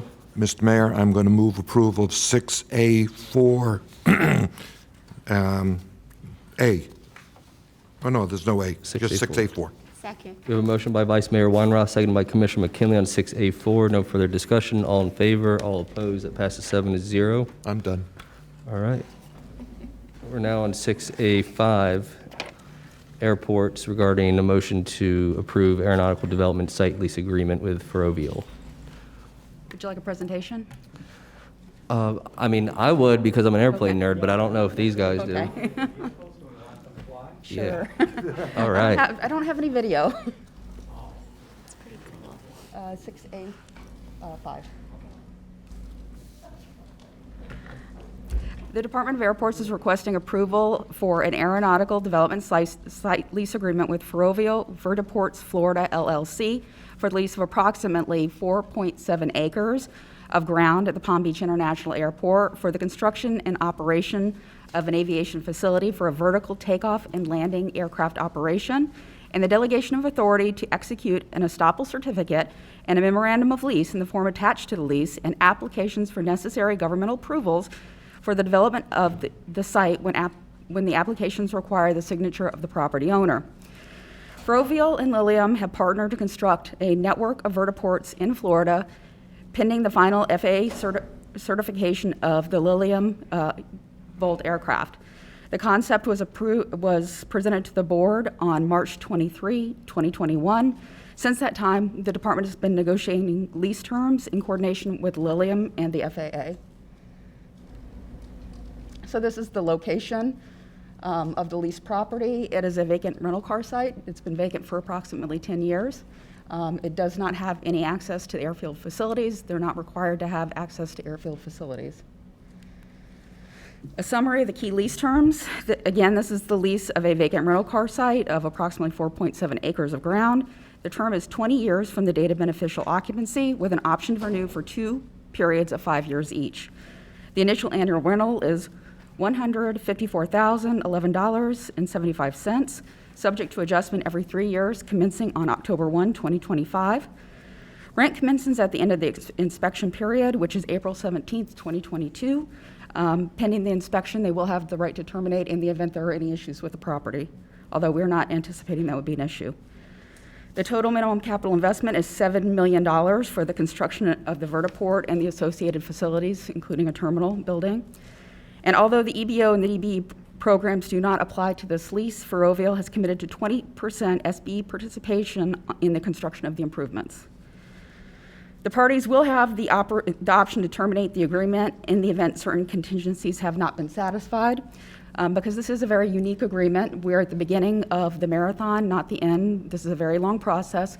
We did include many provisions for the protection of the county and for Ferrovial, which include the requirement that the tenant pursues and receives all governmental approvals necessary for the construction of the project on the premises, which will include NEPA review, the establishment of all necessary airspace procedures by the FAA for the operation of the aircraft on and from the vertiport to be constructed on the premises, and Lilium's pursuit and receipt of all required certifications and inspections from the FAA to ensure that they meet the requirements to engage in flight operations.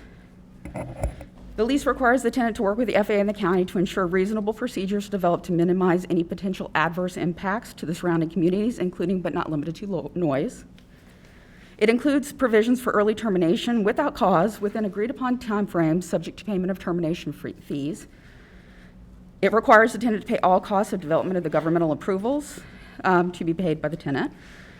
It provides the tenant with the ability to substitute the Lilium Volt aircraft with an alternative aircraft, subject to the county's consent and subject to all of the requirements of the lease, if it is determined that their aircraft cannot be certified. And the completion of the project is anticipated to be the 2023-2024 timeframe. And as I mentioned, we're at the very beginning of this process. There are many, many things that need to happen before this facility is actually developed and the first operations start. We also have members of Ferrovial and Lilium here today if you have any specific questions about the aircraft. And with that, if you have any questions. Very good. Thank you, Laura, for the presentation. We'll go to Commissioner Weiss and then Commissioner Marino. Thank you, Mayor. Couple things. In general, I'm very supportive of this, but two things. One is if in fact the lease is canceled, does any improvements then become property of the county? We would ask that they remove the improvements unless they determine that they don't want to and we agree to allow the improvements to stay. Frankly, the property is worth more to us vacant and empty of any improvements. So the lease does provide for termination that they would have to remove any improvements that may have been constructed. And then there's been certain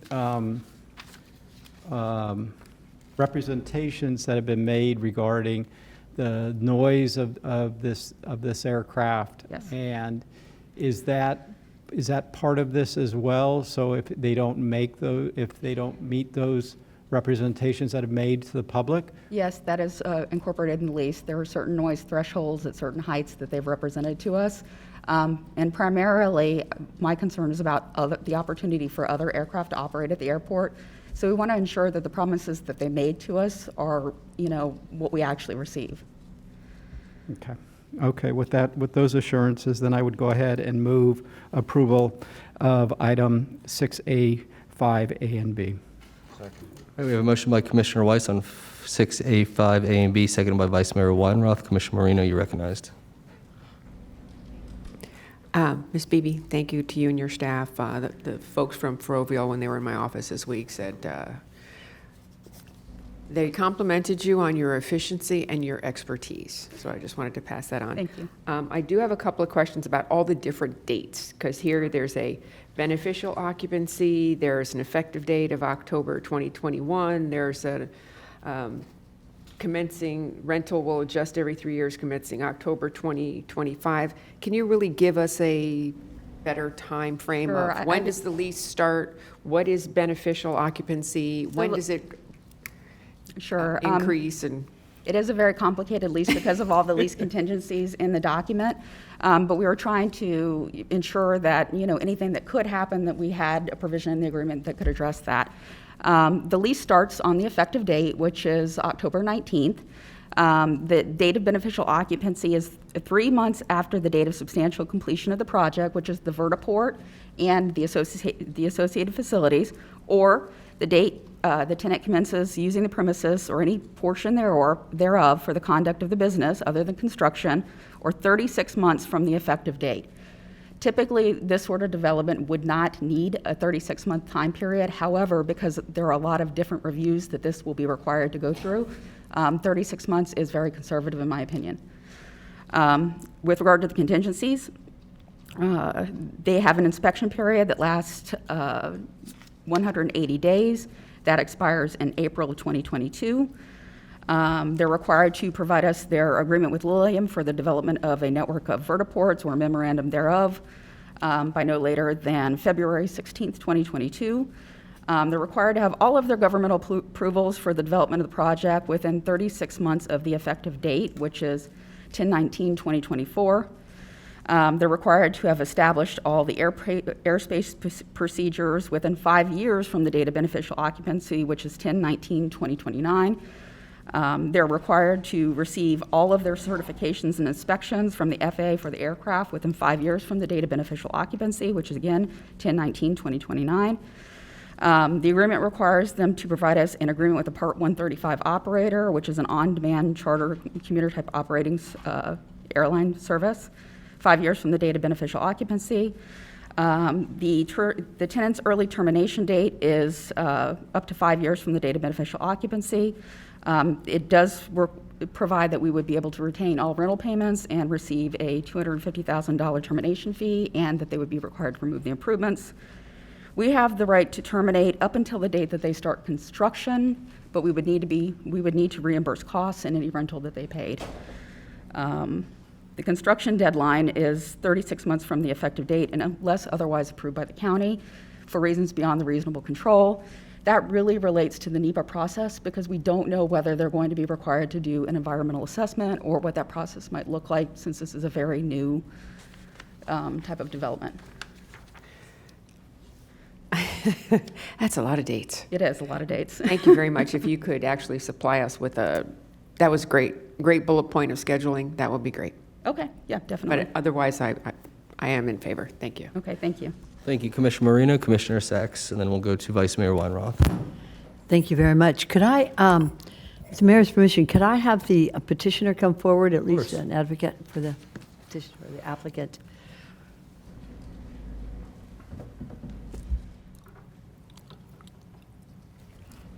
Good afternoon. morning. Could you identify yourself, sir, please? Yes, my name is Joseph Alicia with Ferrovial Airports. Very good. And make sure you fill out a little card so that we have it for the record.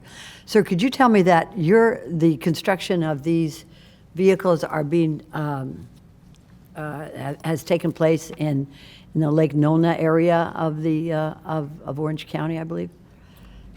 Could you repeat that question, please? Okay. Where is the construction of the vehicles of these? They're being developed and manufactured in Germany from Lilium. And do you have an office here in Florida? Yes, we do. Both companies do. Where is that located, sir? In Miami. And would that be your corporate offices would be placed here in the state of Florida? Currently, that's in discussion, but the corporation is in Florida, yes. Very good. Would we have any assurance that if there was any contractual issues or any liability issues, that the people of Florida would be able to have an agent here in the state of Florida to address those issues? I'm personally here in Florida. I'm a resident, so I can guarantee that. Okay, right. Would you be the resident agent for the company, sir? I mean, I would want, I'd no, have to I don't get want to back put to you you on the on spot that to say one. you would Yeah. personally, I mean, I'm glad you live here, but I just want to be sure that since I know this company is from the country of Germany, I want to make sure that you have some connection here with Florida or at least Palm Beach County. So the aircraft company is based in Germany. Ferrovial, our company's headquarters is in Spain. So our entity is actually in the United States and Florida. So it's a Delaware corporation that we're entering a lease with, and it's registered to do business in the state of Florida. Oh, very good. Excellent. Thank you very much. Thank you, Laura. Thank you, sir. Thank you. Thank you, Commissioner Sacks. Vice Mayor Weinroth. Thank you, Mayor. I think this is really exciting. I just see George Jetson and Astro going off from PBIA into, the western suburbs in one of these VTOLs. And the vertiport is certainly something to be, looking forward to. I'm just going to ask you a question. It's just from my curiosity. How did you come up with this annual rent of $154,011.07.5? Appraisal. It's appraisal based on the square footage. Okay. All right. I just have a couple questions. This is an emerging technology. There's a lot of risk involved here, and I do hope it succeeds. I'm a big supporter of the concept, but I'm confident there are other competitors in the space as well. I don't think there was an RFP that was done in this instance. It seems like, and this is totally acceptable, it seems like they came to you and you worked with them. Yes. Why Ferrovial? Where this is some prime space. This is not prime space. The space has been vacant for about a decade. It doesn't have airfield access. It's not good for commercial leasing. We've been trying for many, many years to lease a space. We have been able to use it for rental car overflow on a short-term basis seasonally, but honestly, it's the perfect use for the space because it just is kind of in the center of the airport. Sure. I think I meant, my perspective is that it's prime space for other competitors in this type of space. Okay. They did approach us because it's an aeronautical lease. We're not required to go through a competitive process under Florida law. If there were other companies that were interested, certainly they would approach us as well. Obviously, if there were other companies that were interested in doing this, we would have to work with the FAA to determine whether that's something we could accommodate or not, just based on airspace. Okay. Because, you know, the first company to kind of carve out these special spaces at airports probably has a big leg up in capturing the market later on in life. They started probably about 2 or 3 years ago talking to us, so it's been a marathon. Is there any right for them to assign this? Yes, there would be a right to assign, but they would need to meet all of the requirements of the agreement. And it doesn't serve to extend any contingencies or modify any conditions of the agreement. So if this concept starts to be very profitable, they in our place would be able to capture the higher rents on the space if they were to assign it to another company. They could potentially generate additional revenues, yes. Because I don't think $154,000 a year would accurately reflect the value of the land later on in life if this concept, proof of concept begins to happen. And So because it's an aeronautical use, we have certain parameters on what we're allowed to charge to aeronautical users. So we do base it on appraised value with certain escalations in accordance with the FAA requirements. You know, could we go through a competitive process and generate higher revenues? Probably, but the other thing that the lease also provides for, if there are any additional costs or we need to charge any additional fees for services, we certainly could do that as well. But as far as prime real estate, right now, it's not prime real estate. This is the appraised value of the property. okay. Commissioner Weiss and then Commissioner McKinley. Thank you. I just wanted to share, my understanding is that they don't need to be located at an airport. They do not. That they, in fact, my understanding is in Miami-Dade, they're not going to be setting up their facility at an airport. They're going to be setting up downtown. And I think at Lake Nona, they're not at an airport either. That's correct. So because this is new and the way, you know, these aircraft can fly, they don't have to be at an airport. For us, it just works, my understanding is it just worked out well because to be co-located at the airport, but in general, you know, they're going to be putting them where it's convenient for the travelers, so. Yeah, and I certainly understand that. I think at this point in time, it's not regulated by the FAA because it doesn't really exist in the United States, but certainly as the proof of concept occurs and we have thousands of these types of vertical takeoff and landing aircraft within our airspace, that certainly then the FAA could regulate and require that landings occur only at particular airports and things of that nature, much like a helicopter. But these are I would assume this is much less costly to operate than a helicopter. There's a lot of other factors that go into it, that it's possible that we could have thousands of these eTOL airplanes or whatever they're called, operating in congested airspaces, and that eventually the FAA may regulate it, but that's a far off concept, and I recognize that. Commissioner McKinley? And I do want to clarify, they are regulated by the FAA. The FAA is currently working on design standards for vertiports. They're just ahead of the curve, but they are certainly highly regulated by the FAA. Sure, in the design aspects of this, but we're not getting into the operational aspects of it yet. The FAA will review all of that as well. Okay. Commissioner McKinley? Thank you. I just want to thank my favorite disruptor lobbyist for bringing this project to us. That's Cesar Fernandez. If you recall, for those of us who've been on the board long enough, he brought us Uber. And so I know that he doesn't put his name on anything that he hasn't researched thoroughly. And I'm really excited about this. It kind of fits into one of our economic development priority pillars of aerospace and technology, and I think this is a wonderful opportunity. I would love to see it grow and at some point be able to manufacture these planes here in our community, and I try to find you some space out in Belglade. But I also just want to point out that Palm Beach International Airport is not the only airport that we have in the county, and so there are plenty of expansion opportunities if they want to co-locate with an airport on other airports' property. So thank you, Laura, for doing this. This was direction that was just given to you earlier this year, and I'm impressed that you got it back to us for approval so quickly. Thanks. Thank you, Commissioner McKinley. Commissioner Sacks. Well, Cesar Fernandez, you're really getting a lot of good press today. My colleague, Commissioner McKinley, he was my staff at the Senate. Oh, wow. So he is, just to show you how government is able to grow our own when it comes to the good employment they can get and good advocacy. I just have one question, Mayor. Is it true that you're going to be the first one to be shot up into one of these airplanes? Is that what I've heard? Is that what I've heard as the mayor? Oh, I would love to be, believe me. I'm trying to find where I can apply to be a pilot on your website, but it's not there yet. And make no mistake, I have to ask those questions, but I'm delighted that you came and approached Palm Beach International Airport and Palm Beach County in general. It would be really an awesome addition to our landscape. All right, we'll move now to comments by the public. Thank you, Mr. Mayor. We do have one public comment card that was submitted by Mr. Andrew Duffel, and his message reads, if successful, this proposal will put Palm Beach County at the forefront of aviation technology and improve our region's connectivity to other business hubs.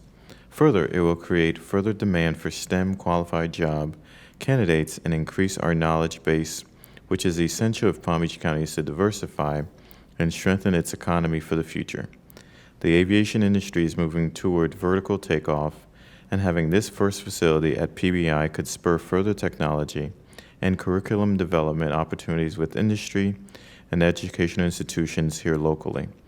The many components that go with a transportation hub will be needed as well and can be pursued here with Ferrovial. Thank you.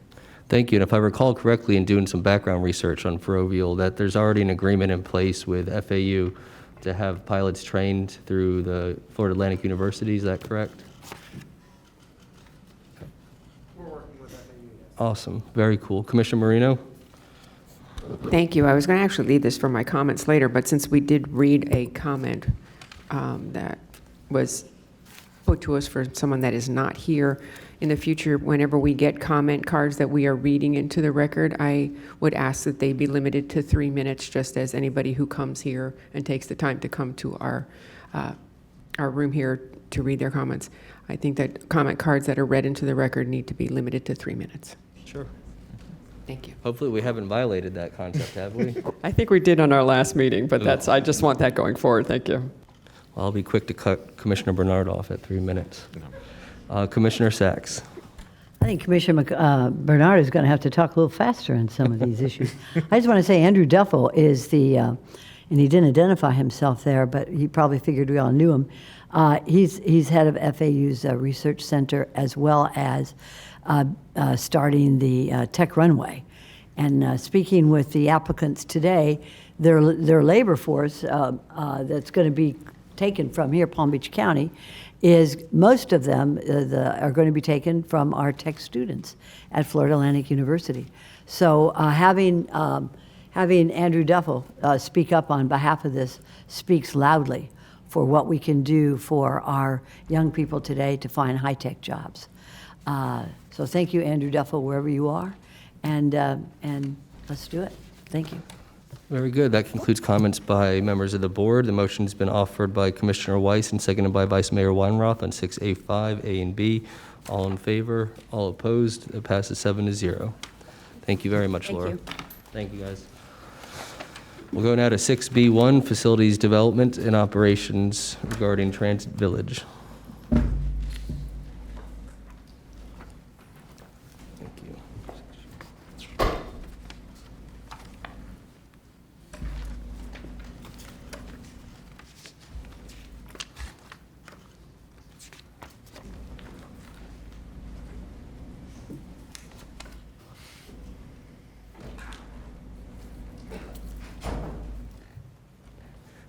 Ms. May, you're recognized. Good morning, Mayor, Vice Mayor, and Commissioners. It's me, Ayala, Director of Facilities Development and Operations. With me here today is Purvi Bugaira, Director of Property and Real Estate Management Division from FDO, and Assistant County Attorney Howard Falcon. I'm going to let Ms. Bugaira lead the presentation. Good morning, Commissioners. Today we're asking for the approval of the Third Amendment with Transit Village to extend the closing date for an additional 2 years.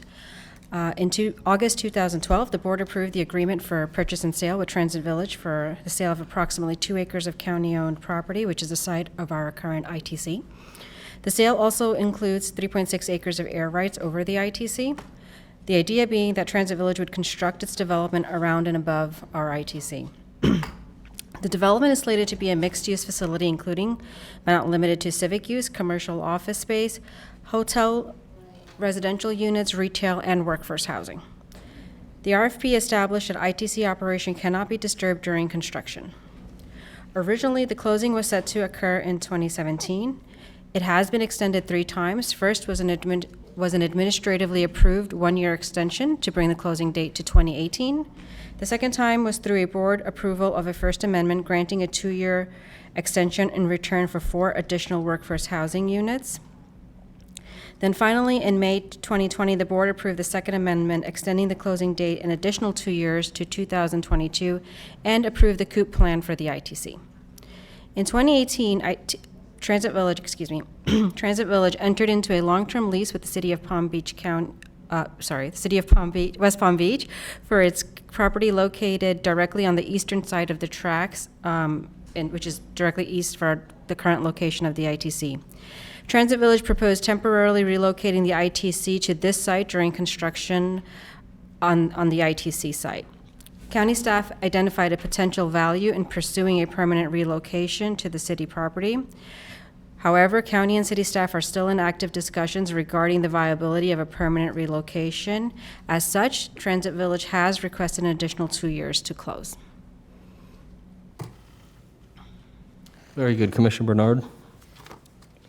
Thank you, Mr. Mayor. We do have one public comment card, but after that, I'll make a motion to approve item 6B1. Very good. You're recognized in public comment. We have Mr. Michael Mazanoff.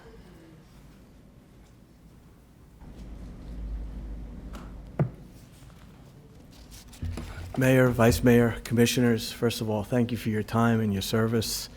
I think I've been standing up here almost half as long as Denise has been here.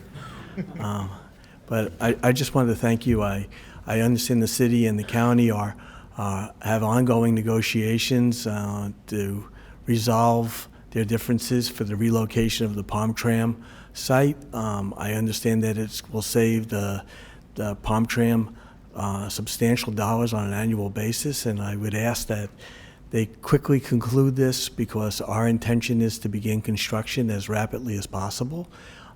We've changed the way we anticipate constructing. We initially thought that we would construct from the south to the north using the parking lot as our staging area.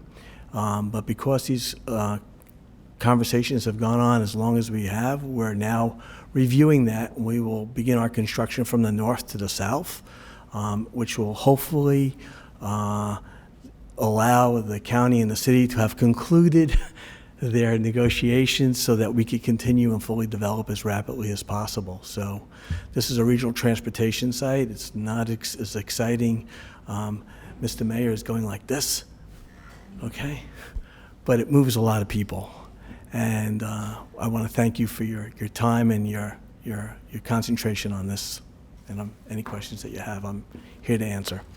Very good. I don't see any questions by members of the board at this time, but thank you for your presentation and appearance here today. There is a motion that's been offered by Commissioner Bernard on 6B1. It's been seconded by Commissioner Weiss. No further comments by members of the board. All in favor, all opposed. 6B1 passes 7-0. We're now on 6C1, Office of Equal Opportunity, regarding a motion to approve on preliminary reading and advertise for public hearing on November 16th, 2021 at 9:30 a.m.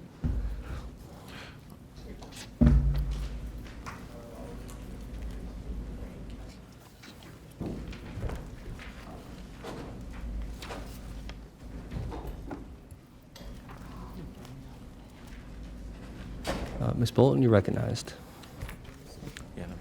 Good morning, Mayor and Commissioners. Nancy morning. Bolton, Assistant County Administrator. Here at the table, I have Pam Guerrier, Director of Office of Equal Opportunity, and Chief Assistant County Attorney David Audie. Pam will share a little bit about some minor changes to the ordinance of the Palm Beach County Commissioners, amending the Palm Beach County Ordinance for Housing and Places of Public Accommodation.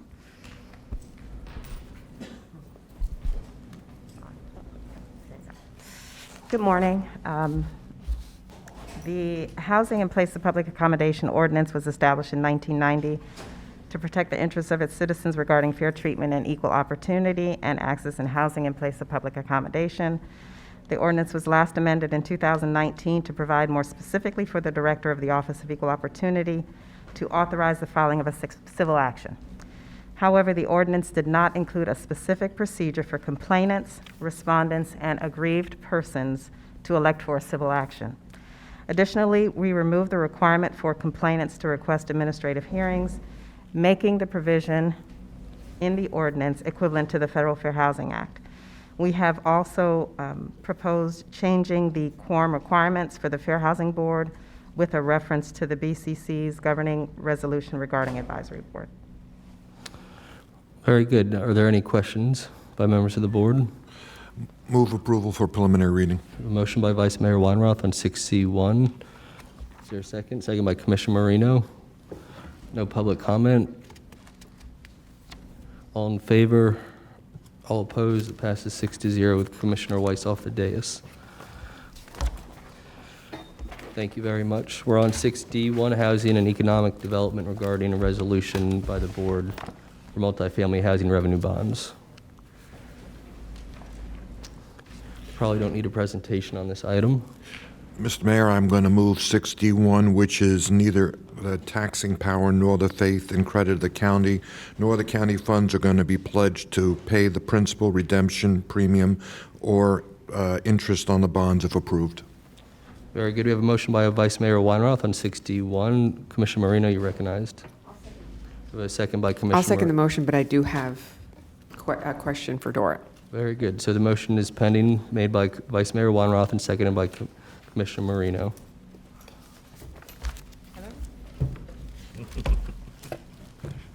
Thank you, and it's not a presentation, but yesterday during agenda review, when we were talking about, when we say the statement, neither the taxing power nor the faith and credit of the county nor any county funds are pledged to pay the principal redemption premium, if any, or interest on the bonds, Virginia and I both learned something new. So could you please explain the process and the fees and everything else that is involved when the county serves as a pass-through? So, good morning, afternoon. Dorothy Miller, Assistant County Administrator, with Jonathan Brown, Sherry Howard, and also David Behar. And David is one of our attorneys, so he can also add to this issue. So this is done through the Housing Finance Authority, and the Housing Finance Authority is another segment of Palm Beach County, and they manage, or he manages, David Brandt, who's not here today, unfortunately, the issuance of the revenue bonds. So there's a separate board, and this board is established by, I think it's ordinance and statutes, and they also have an attorney who works with David. So the applications come in, and they review it. David Behar, do you want to expand? And he's our attorney who's expert on this. So, yeah. So the ordinance requires an approval from the county when it's being issued by the authority, and also the tax code. In order to have certain tax benefits, the elected public body has to approve them, and that's what this is here. This is being issued by the Housing Authority and approved by Palm Beach County per the ordinance and the tax code. Right. And the applicant is responsible for the payment of the bonds. So we, with the county's credit or their funds, they are not pledged at all. In terms of the revenues, I'm not sure exactly what the fees are. I can get that information to you. But what I do know is that certain funds are returned to the fund. And as a matter of fact, for one of the the proposed project that we have in Revere Beach, the Brooks Development. There's some funds from the Housing Finance Authority that will be used to help to subsidize or for workforce, I think it's down payment assistance. So we're going to have Jonathan now to explain that part. Again, good morning, everyone. Yes, so the funds as they come back, Housing Finance Authority, every few years as they either earn more of those dollars, we'll have conversations with them regarding eligible uses and projects. About a little over a year ago, we made a presentation to them regarding the Brooks subdivision project to where they're going to provide down payment assistance approximately up to $65,000 per unit of the 22 units, so about $1.4 million that we'll use from those dollars to help make the homes in Riviera Beach affordable. Thank you. Welcome. All right, we learned a lot. So the motion on 61 is pending, or has been made by Vice Mayor Weinroth and seconded by Commissioner Marino. No further comments by members of the board. All in favor? All opposed? Passes 7-0. All right, we're still on Housing and Economic Development in 6D2. Mayor, I'm going to move forward with approval of 6D2, which again, as we did in previously, neither the taxing power nor the faith and credit of the county nor the county funds shall be pledged to pay the principal premium, if any, or interest on the Series 2021 bonds, which are for refinancing. Very good. Motion has been made by Vice Mayor Weinroth on 6D2, A and B. Is there a second? Second by Commissioner Marino. No further comments by members of the board. All in favor? All opposed? 6D2, A and B passes 7-0. Thank you. We're now on Community Services on the regular agenda on 6E1 regarding provision of services with the Hanley Center Foundation. Mr. Mayor, I'd like to go ahead and approve items 6E1A and B, and just want to compliment staff on eliminating an unnecessary level of bureaucracy. Very good. Is there a second? We have a motion by Commissioner McKinley on 6E1A and B, seconded by Commissioner Bernard. No further comments by members of the board. All in favor? All opposed? Item passes 7-0.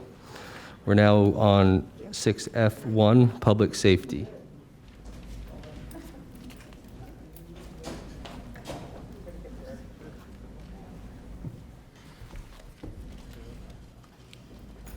Mr. Mayor, I'd like to make a motion to approve items 6F1, A, B, and C. Second. Very good. There's a motion made by Commissioner Bernard on 6F1, seconded by Vice Mayor Weinroth. 6F1, A, B, and C. No further comments or questions by members of the board. All in favor? All opposed? 6F1, A, B, and C passes 7-0. Okay, now Thank you, you're settled, folks. then you can move on. All right, we do have public comment on 6G1. Mayor, if you don't Yes, sir. mind, can I just make one comment on that last item, just for full disclosure to the board?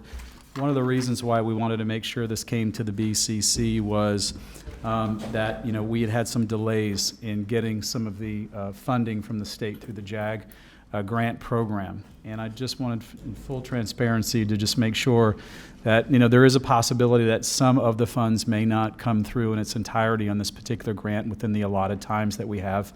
And it may mean that the board incurs, some of the funding potentially on these particular services that we're providing. Staff believes that these are very important services that we're providing, and we believe we should continue them. And we just want to make sure that, in full disclosure to the board, if in the event that we don't receive the full funding, that staff would then be directed to look at, ad valorem dollars and contingency dollars or other sources of funds to make sure that we continue those funds in their entirety. So I just wanted to make sure that, for purposes of full disclosure, that we just said that for the record. Thank you. Thank you, and thank you for the extra effort in briefing the board in our agenda reviews and through other means on this issue. Commissioner McKinley, you're recognized. Since you opened the door, Todd, could you explain what some of those delays may have been? Yeah, so, when we were looking back in 2017, I think we actually came to the board previously on the federal government side. In the previous administration, there were conversations about, the issue of sanctuary cities throughout the state of Florida. And so there was a hold on a number of the JAG grants that were coming through. And so there was a lot of backlog that has been experienced. And other counties our size are seeing similar backlogs in that particular area. Also, we also had a subcontractor of one of our contractors who has had one piece of documentation a couple of years ago that was called into question. And so some of the additional backup materials that we need to provide, and we're working with the department to ensure that we get those, are some other things that we've been working through. But there's just been an overall backlog in some of these dollars that have been held up that have just taken a while to catch up. And Todd, just for fun, how many sanctuary cities did we discover in Florida? Oh, that's a trick question, Commissioner. No, I don't know the answer to the number, but I think it's extremely low. I think it was 0. Yeah. Just another point of where stupid politics gets in the way of providing good public safety services. Thank you, Todd. Thank you. Very good. Thank you. That concludes discussion on 6F1. As you'll recall, it passed 7-0. We'll go now to 6G1, Planning, Zoning, and Building, regarding Building Safety Evaluation Program. You said there were cards.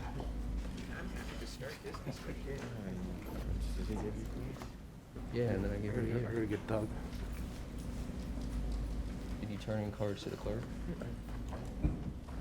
Oh, you didn't give them to me.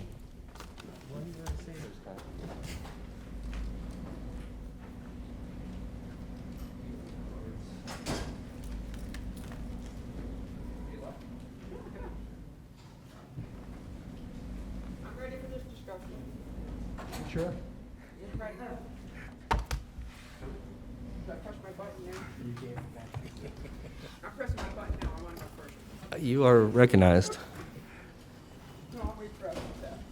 All right, Mr. Rudder, you recognize, sir. Yeah. Mayor, good afternoon, commissioners. We are back with you following up on our August meeting, seeking direction on potential for recertification program, building recertification program for the county. And as Doug gets himself set up, point out, we've got Ramsey Bulkley, PCB Director, Deputy Director, Whitney Carroll, Annie Helfant, County Attorney's Office, and the chief person on this, Doug Wise, who's been working a lot, engaging with a number of different organizations. He can run you through some of those points. So in short today, just looking for some direction from the board, a lot of information to present, and looking to hear what you would like us to do as we continue to move down the road and follow this issue. And with that, I'll hand it over to Doug. Thank you, Patrick. So since we met last, we've been doing a lot of things. Let me say that. How do I make this go? Like this? Okay. So as we discussed at August 17th, we need in order to do a countywide program would take state legislation, like a special act of the Florida legislature, or the county to amend Chapter 1 of the Building Code to do locally for unincorporated or the municipalities. We've had a lot of meetings since then. I kind of lost track of how many they were. I mean, you can see them on the PowerPoint. You guys have all been provided this. The drafting committee was approved by the Building Code Advisory Board of Palm Beach County on, September 15th, and was distributed to the municipalities, so they can start doing adoptions based on that. We also met with a lot of different industry groups and associations. Building Officials Association of Florida, International Code Council. We met with the HRAC folks for the Florida Building Commission. They had meetings on August 22nd, August 27th, and September 13th. And then basically Appendix C had been presented to them for consideration for adoption into the Florida Building Code. We also met with the Beach Condo Association with a number of folks up there on the dais in front of me. We met with the Singer Island Association officials. We met with the Palm Beach North Chamber Governmental Affairs Committee. We also met independently with the International Code Council, Fire Service Membership Council, and the Building Officials Membership Council. Those are both national committees. Let's see, what else? Okay, so local stakeholder. We had 3 stakeholder meetings at the Vista Center where we brought everybody in that would come. We invited insurance, we invited law, we invited engineers, everybody we could think of, and we had a number of folks show up and participate actively. And then we participated in an independent conference call with Dominic Sims from ICC, Mike Pfeiffer, his code development director, and as well as, I'm having a senior moment, the gentleman who's in charge of the governmental affairs liaison for the Southeast. Okay, so again, you guys have seen this before, so it's nothing new. The League of Cities model focuses on the judgment of a special inspector. So that's one of the options. The model focuses on structural and electrical issues. There's been a lot of questions about why aren't we doing mechanical. We had some industry folks ask about that. It was never something that was contemplated in the Broward models or the Dade model. Even ICC is only looking at the mechanical stuff in their model only for like tie downs to make sure that stuff isn't going to go flying away. But it does look at electrical and structure, again, and all that stuff. Let's see what else. Okay, so the current draft model has like check the box, just make the call type choices. Right now, it's calling out 25 years or older east of 95, 35 years or older west of 95. We have a lot of stuff west of 95 that may be of concern depending on if you live in one of those buildings. And if they've been modified or they have patios that have been, carpeting put down over them or enclosed, it becomes another concern. I think we talked about this last time. And they're talking about doing waterproofing inspections with the initial safety inspection, and that'll happen later. And then 10-year intervals after that. You remember we sent out this memo on July to about 1,500 people. We got a number of them back unclaimed, undeliverable, but we did get a number of responses, and people have called us and asked questions about it. And unfortunately, as with any mailing that goes out, some of them went to the wrong place. So we're not sure. We have to refine the list. But if you do direct us to go forward with a program, that's something we're going to have to really work on refining the lists that we have because they are not perfect. So obviously, we encourage people to continue to report stuff. We reminded them of their responsibilities under 718.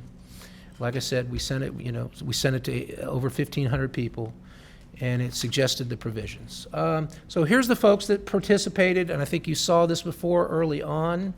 So these were all the municipal building officials and a few odds and ends from Mr. Radcliffe's committee.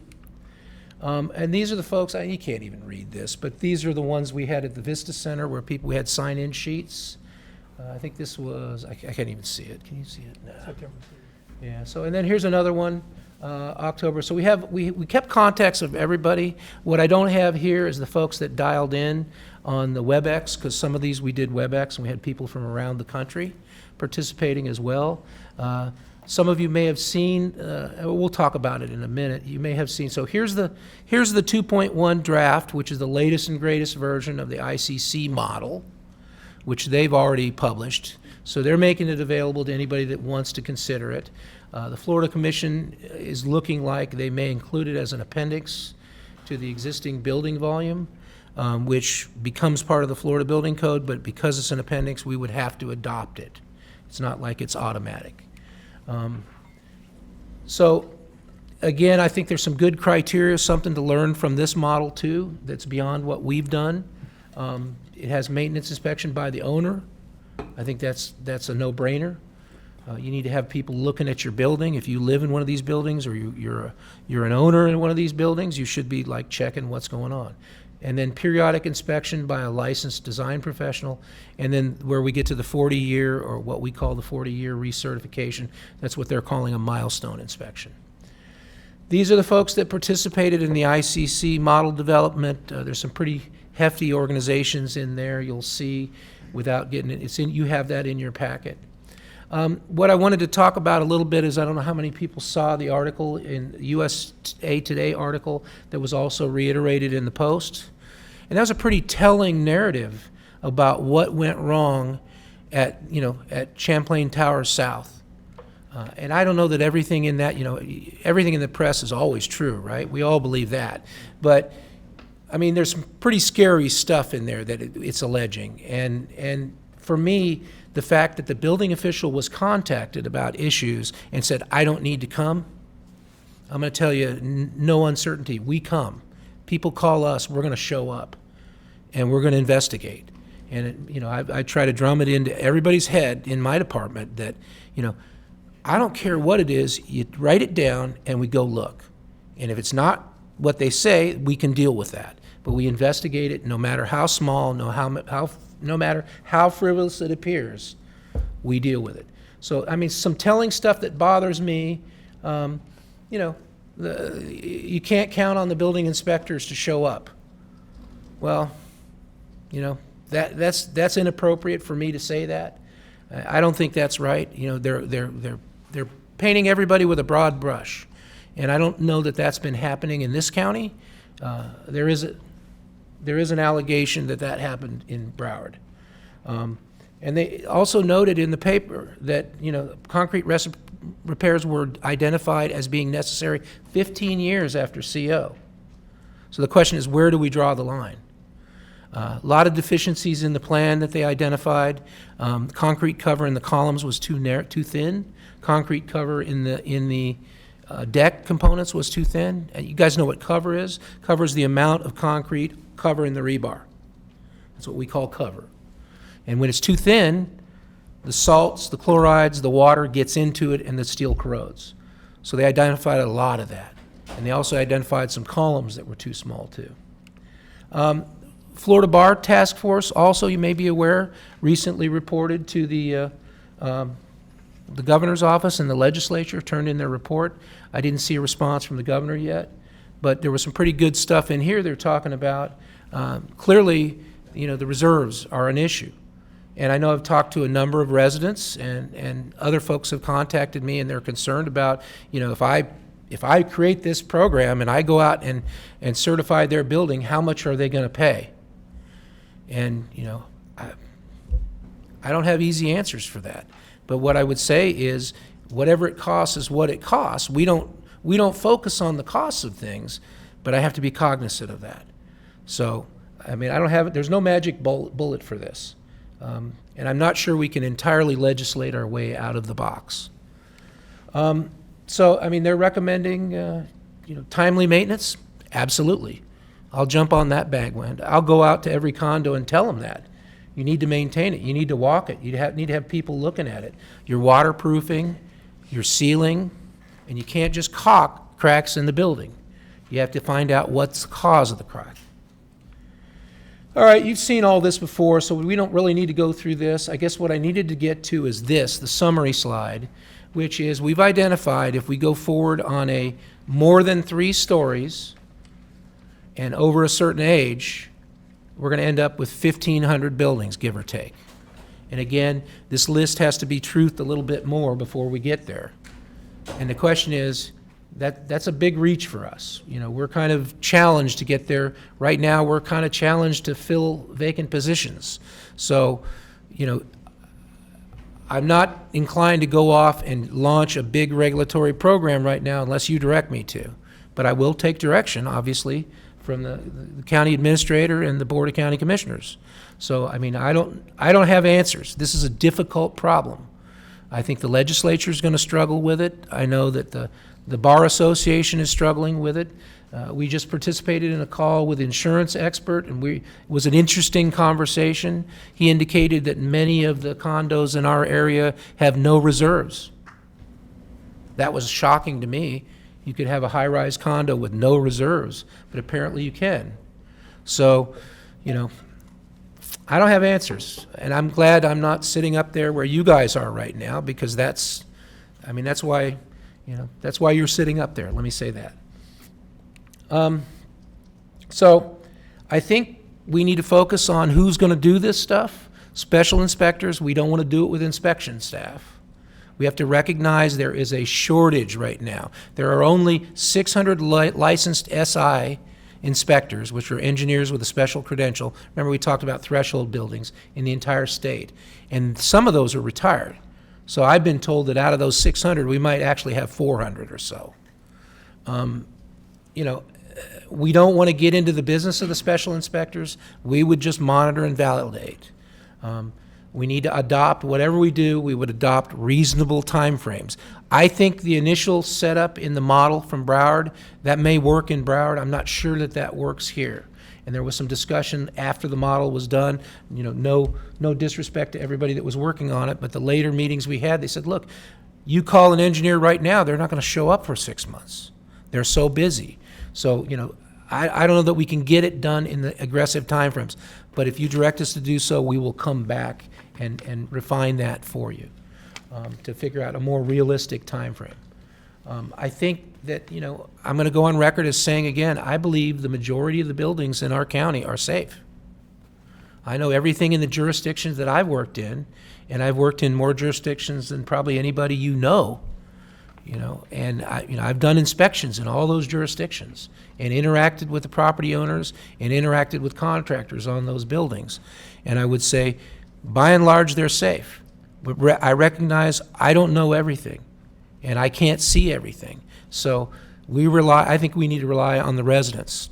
We need to rely on the residents of those buildings to report issues. What was reported at Surfside before the collapse, I'm just astounded that the building wasn't closed.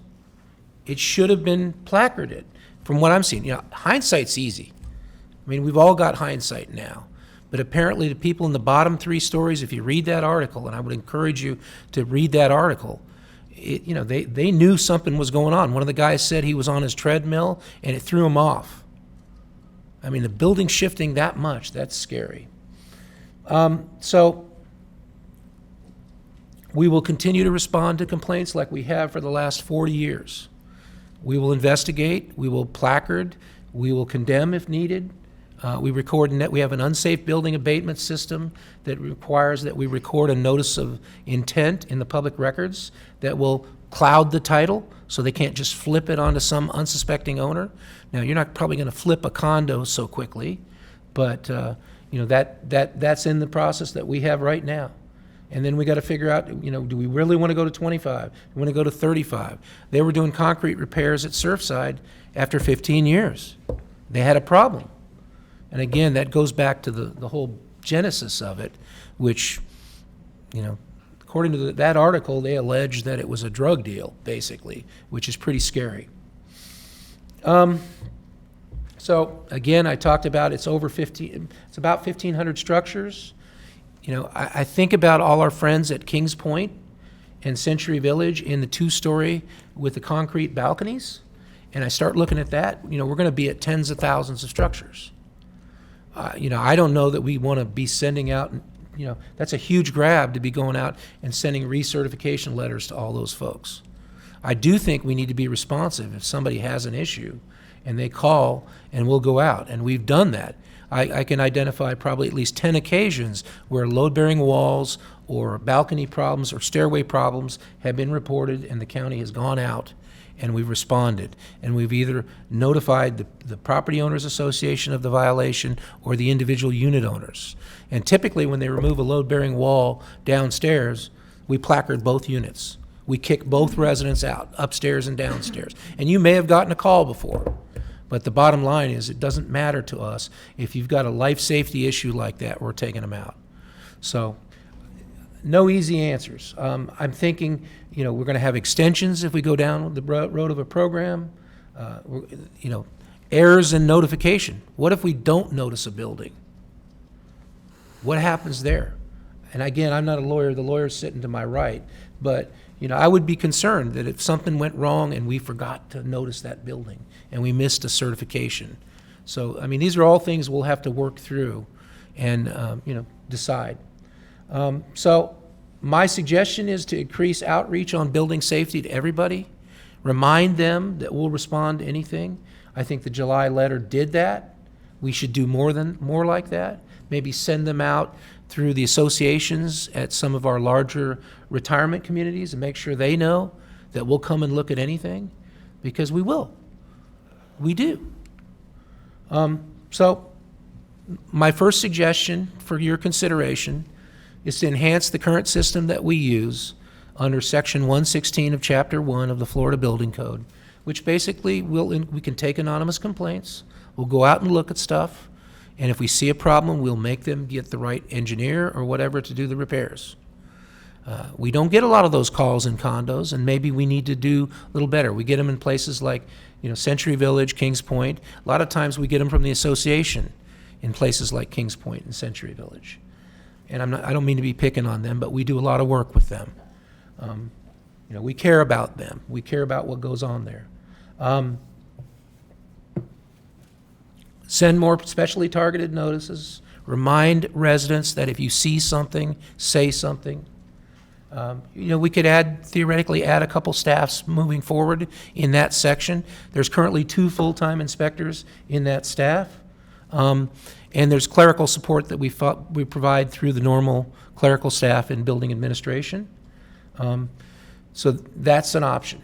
We could adopt some sort of hybrid program where maybe that group could send out some certain notices. We've identified a number of high-rises. Particularly, and for us, we have high-rises on the intercoastal and the ocean at the extreme north end of the county. But there is some out west, too, like Boca West. We've got stuff out there, too. So we have to go through and identify all the high-rises, too. We really, don't have valid data to go forward on that. So we could do that, some kind of hybrid. The other thing is go ahead and revise and adopt a program like the Broward model, like the League of Cities model that we presented. We would amend Chapter 1 and the Property Maintenance Code to include some teeth.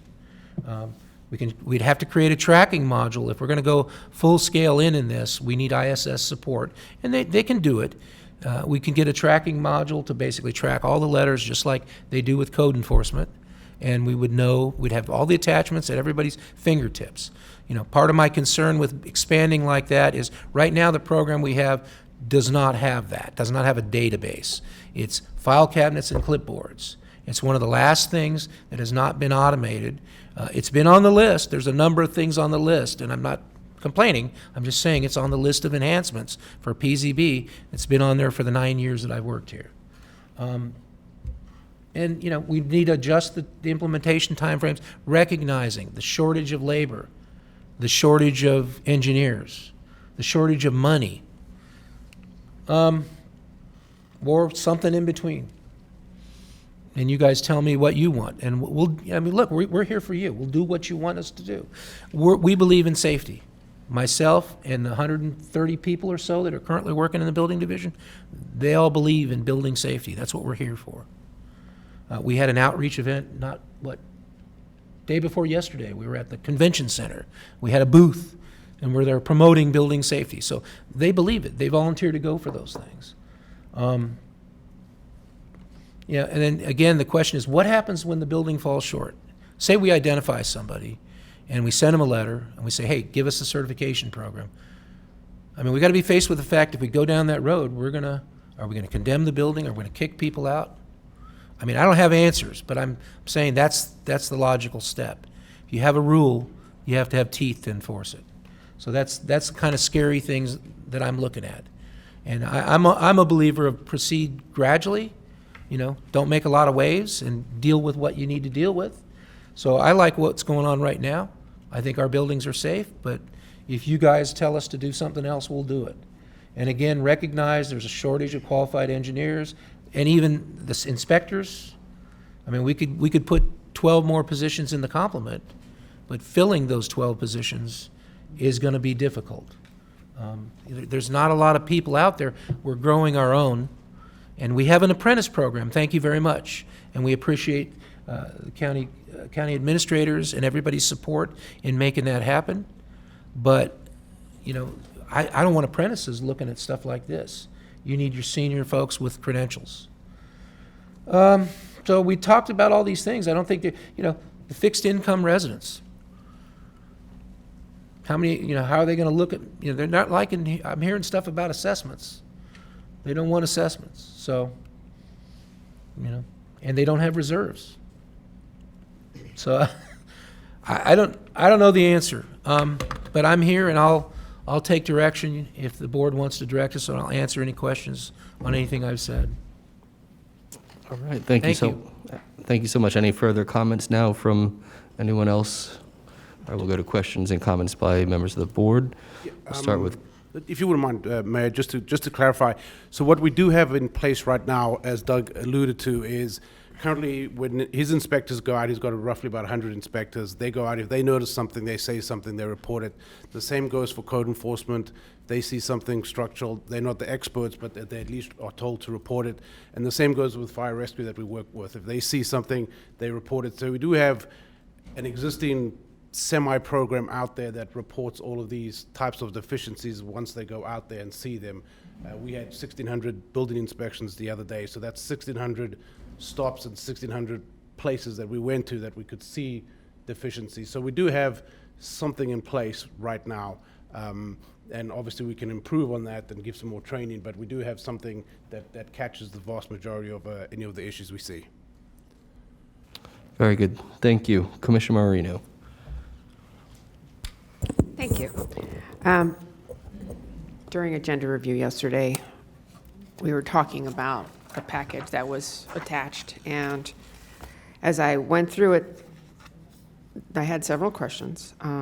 But the biggest, and I guess for me, the thing that stood out the most is my two favorite classes in high school were physics and statistics. Physics might explain the golf, but statistics explains when I'm looking at all these forms and they're so subjective, there's no way to compare. So as I was looking at the League of Cities forms and the, what is the qualification for the existing building safety inspection guide from the International Code of Council, too many boxes where people can write in answers. It's way too subjective. And there's no way to compare that, and no one is going to take the time to read the subjective entries. So if we're going to use something that, so we can garner statistics, we need to make something that is less subjective, more objective. The qualifications have to be consistent too. There needs to be an industry standard. I believe there was a comment on one of these pages that said, these forms are intended to be sample forms which can be customized as needed or replaced in their entirety. If we don't have industry standards in this, how can you compare one to another? So I think the forms should be the same, and if there is one classification that applies to one building and not another, then you put NA does not apply. But from looking at these forms that were supplied, there's just way too much handwriting, because I don't know who's actually going to be interpreting that data. So that's one. The next was, who's actually responsible for the record keeping, and who's responsible for the maintenance logs, and who's responsible for reporting, and is somebody who is buying, and Doug, you sort of alluded to this, if somebody is buying a condo, are they given the maintenance records to know what has been done in that building? So I'm asking you more questions than you probably wanted, but those are just some of my comments. And also in the County Building Safety Inspection Program yearly schedule, where it says April through September, repairs that are incidental and non-life threatening can be completed at a later date. There needs to be a time certain for that, not because later date, if it's not that important at that moment and you don't repair it, it may be seriously important in a year from now, but the repairs weren't done. There needs to be a time certain on that. Let's see, what other questions did I have? So also, one of the comments here was, and maybe you can explain how this works. The building official may require additional inspections as necessary to approve the corrective actions necessary. The building official shall issue an updated certificate of occupancy when the building is deemed safe. So in the process, is the building condemned? Are the people still living there? I guess that's another question that needs to be answered. Yes. So I think I've given you enough to think about, and I'll be curious to hear the comments from the rest of my commission. Thank you. Or you all can comment if you'd like on those. Which provision, was that in the ICC? Was that in the ICC where they're talking about the building official?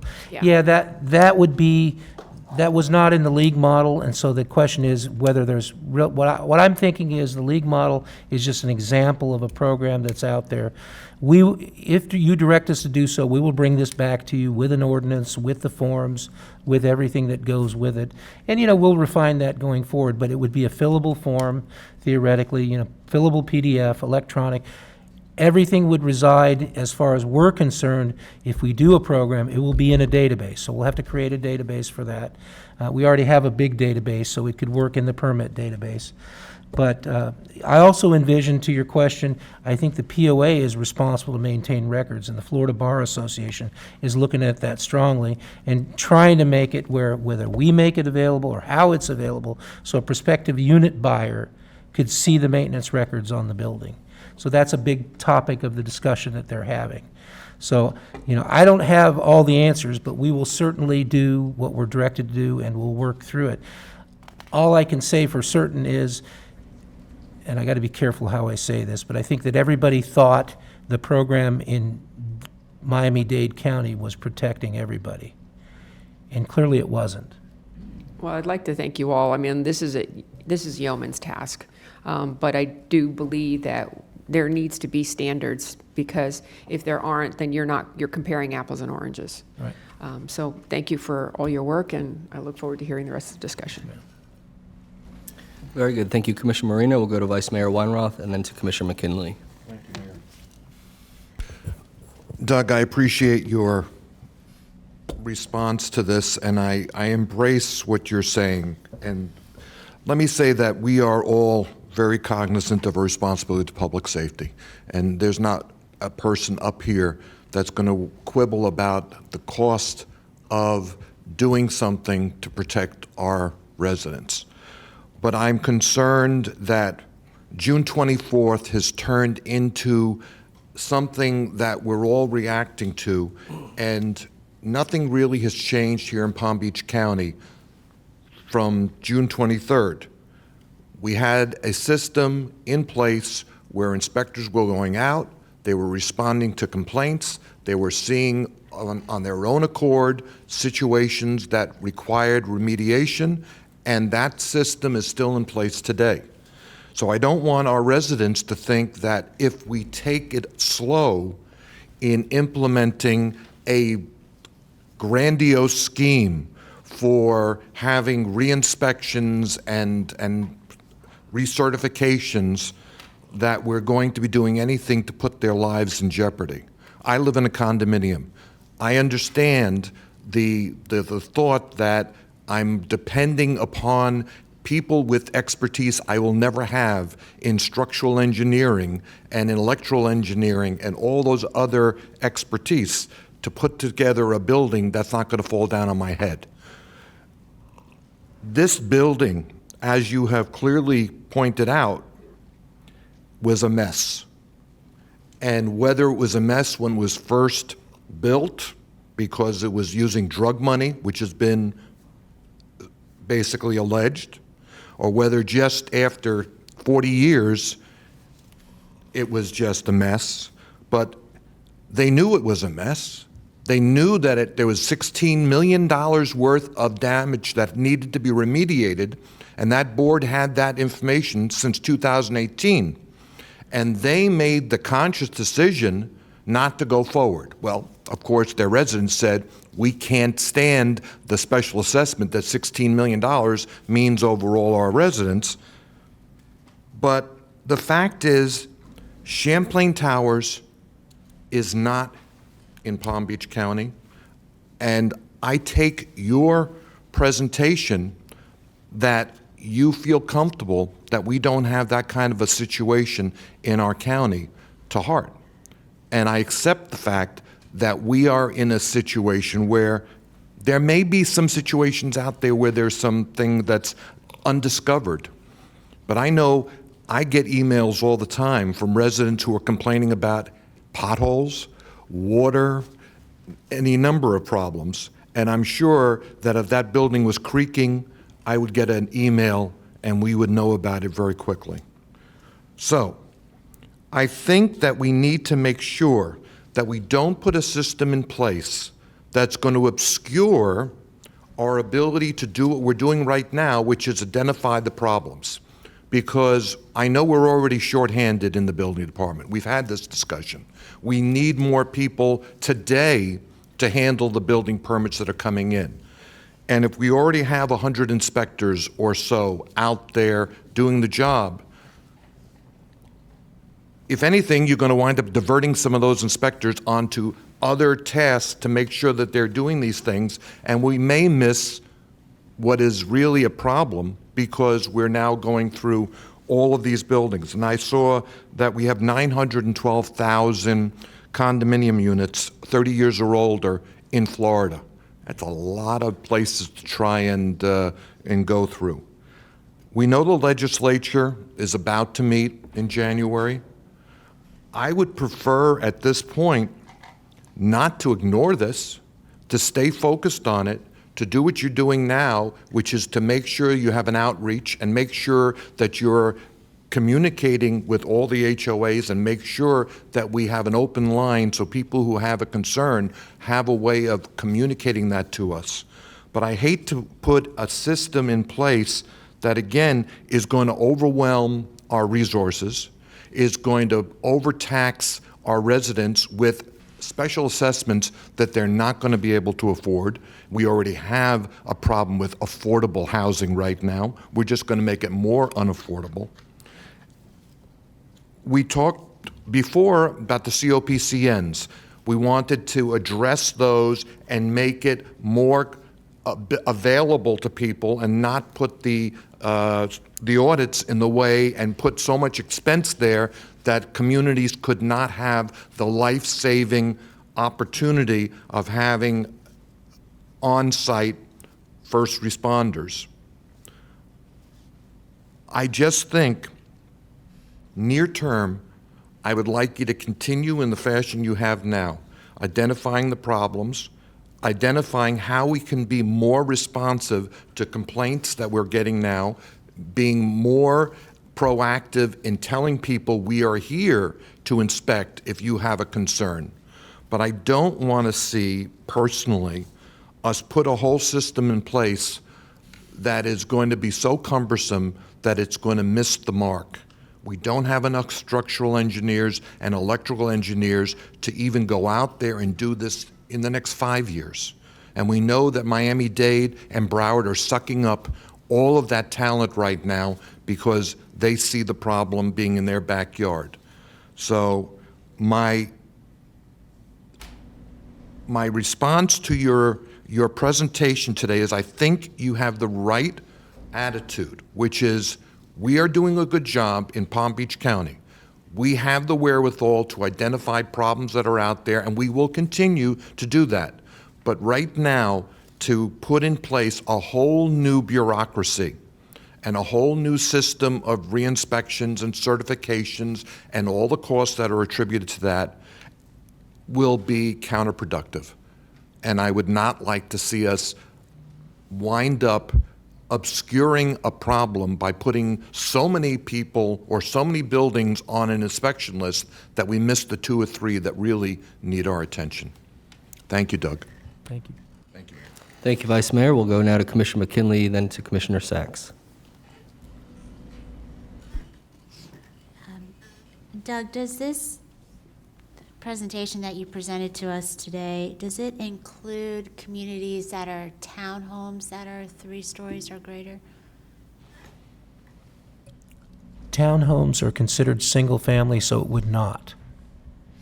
Condominiums, more than 3 stories, yes, but townhomes are not in the tally. Okay. Because they're attached, single-family, they have a 2-hour wall between them, so they're considered single-family.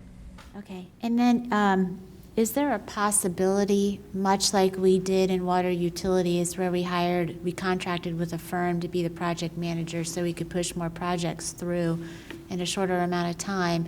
Is there a possibility to contract with an outside company to catch us up and eliminate this backlog and then be able to go from there? Absolutely, there would be those opportunities. We have 5 existing contracts we use with firms that provide engineering and those services. We also have consulting engineer contracts that we've piggybacked on with FDO. So that could be done. It's just, the question is, how busy are those contractors, and how much time is that going to take to get that online? But it certainly is something we could do. Okay. There are 2 things. Obviously, this isn't, I don't have the big high-rises that my colleagues have in their districts, but I do have, some 3-story buildings, and the situation I've got in my district is a little bit different, and I'm a little bit surprised that when I look at the municipalities that were represented on some of these committees, my issue is my multi-story buildings are built on muck, and they are collapsing. Or they're sinking, and I don't see any representation from the far western communities on any of these committees. Let me respond to that, if I may. Some of the western communities participated, and they said they weren't interested. At the last meeting, the building official, and I don't want to name him, from a well-known western community, not that far out, said he was not interested in it. We did have, Belglade was represented, and the guy works for CAP Government, I believe is his name, Whit Delaney. And the other thing is, I would say the current program will work for your 3-story townhomes right now. So if they're in unincorporated and somebody calls us, we'll go out and respond to that. So we don't ignore any complaints of unsafe conditions. And I believe the gentleman for Belglade recently condemned some buildings. So I'm not there. So that's out there. We will address to that. Now the question is the money there to repair it? That's getting into the weeds. I don't know.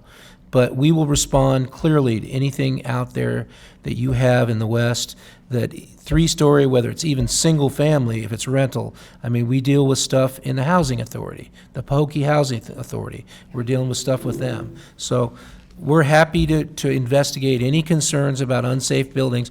As I think, as the Vice Mayor said, doesn't matter, whether it's under the program or not. We've been responding for 40 years in this county on unsafe buildings, and we will continue to do that. Let's just recognize in our talking points that when we're talking about structures that are built on the coastal side and the issues of weathering from salt water and other environmental impacts, in our talking points we also need to recognize that we've got complexes that are built on muck. I visited one where literally the living room on the front of the apartment was higher than the kitchen at the back of the apartment. It was slanted. That building ended up being condemned, but those are the situations we're dealing with in the western side. Right. And then the other issue I have, and Ms. Baker and I have pleaded with our western cities to be very cautious. Any legislation that we may work on or be engaged with needs to include a component that addresses temporary housing if we have to relocate those residents. Who pays for that? Where we find it? That is a huge issue. I'm sure there are buildings all around this county that we can condemn, but a lot of our low-income families are living in these complexes. They can't afford to go move into the brand new, $2,000 a month, 700 square foot apartment high-rise in the city of West Palm Beach. So we need to include language like that in any legislation that we propose or that we work on. Thanks. Thank you. Thank you, Commissioner McKinley. We'll go now to Commissioner Sacks and then to Commissioner Weiss. Thank you, Mayor. And it was on June 24th in the afternoon that I called Patrick Rudder. And I said, Patrick, we've got to do something.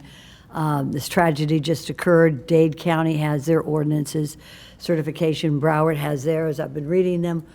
We need something here in Palm Beach County. And Patrick, to his right compliment to Patrick, got on it and contacted many of you, and Doug, and also Whitney Carroll, thank you, and Ramsey, and our assistant county attorney.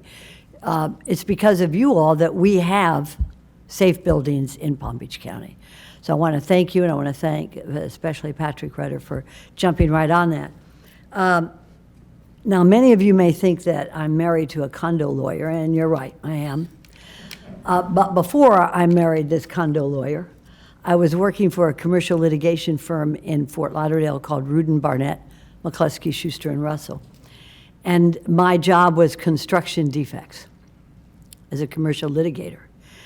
And the first big case we had was Kings Point.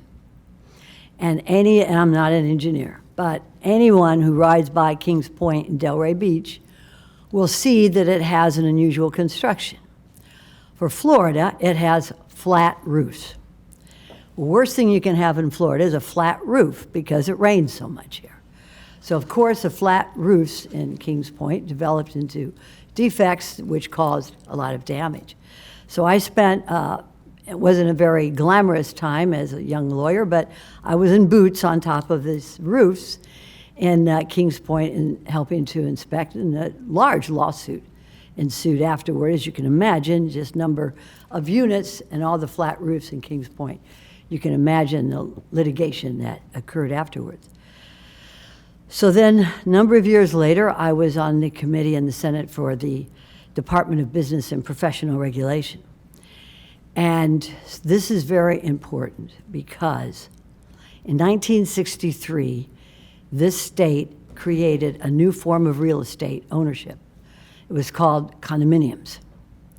We are the only state in the country that has more condominiums than any other state.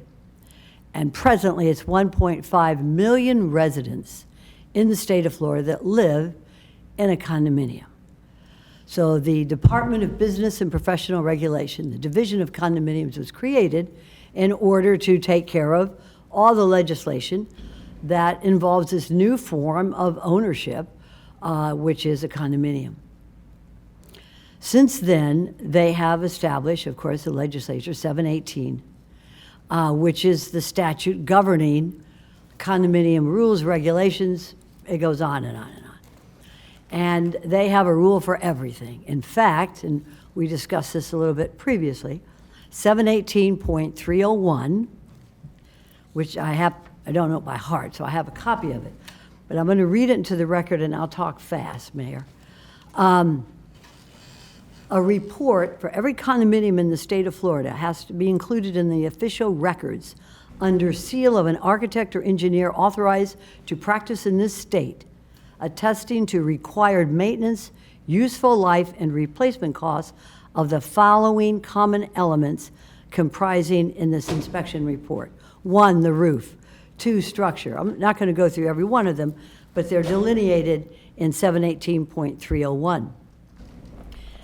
This copy of the certificate from the engineer certified in the state of Florida is kept as an official record for that condominium. That means that every condominium in this state has this report. That's when it turns over from the developer to the condo association. That's not each county doing this. This is the state of Florida. And the DPPR has a very large staff funded by all of us to make sure that every condominium in the state of Florida, whether it's a Panhandle to Miami Beach, has this report.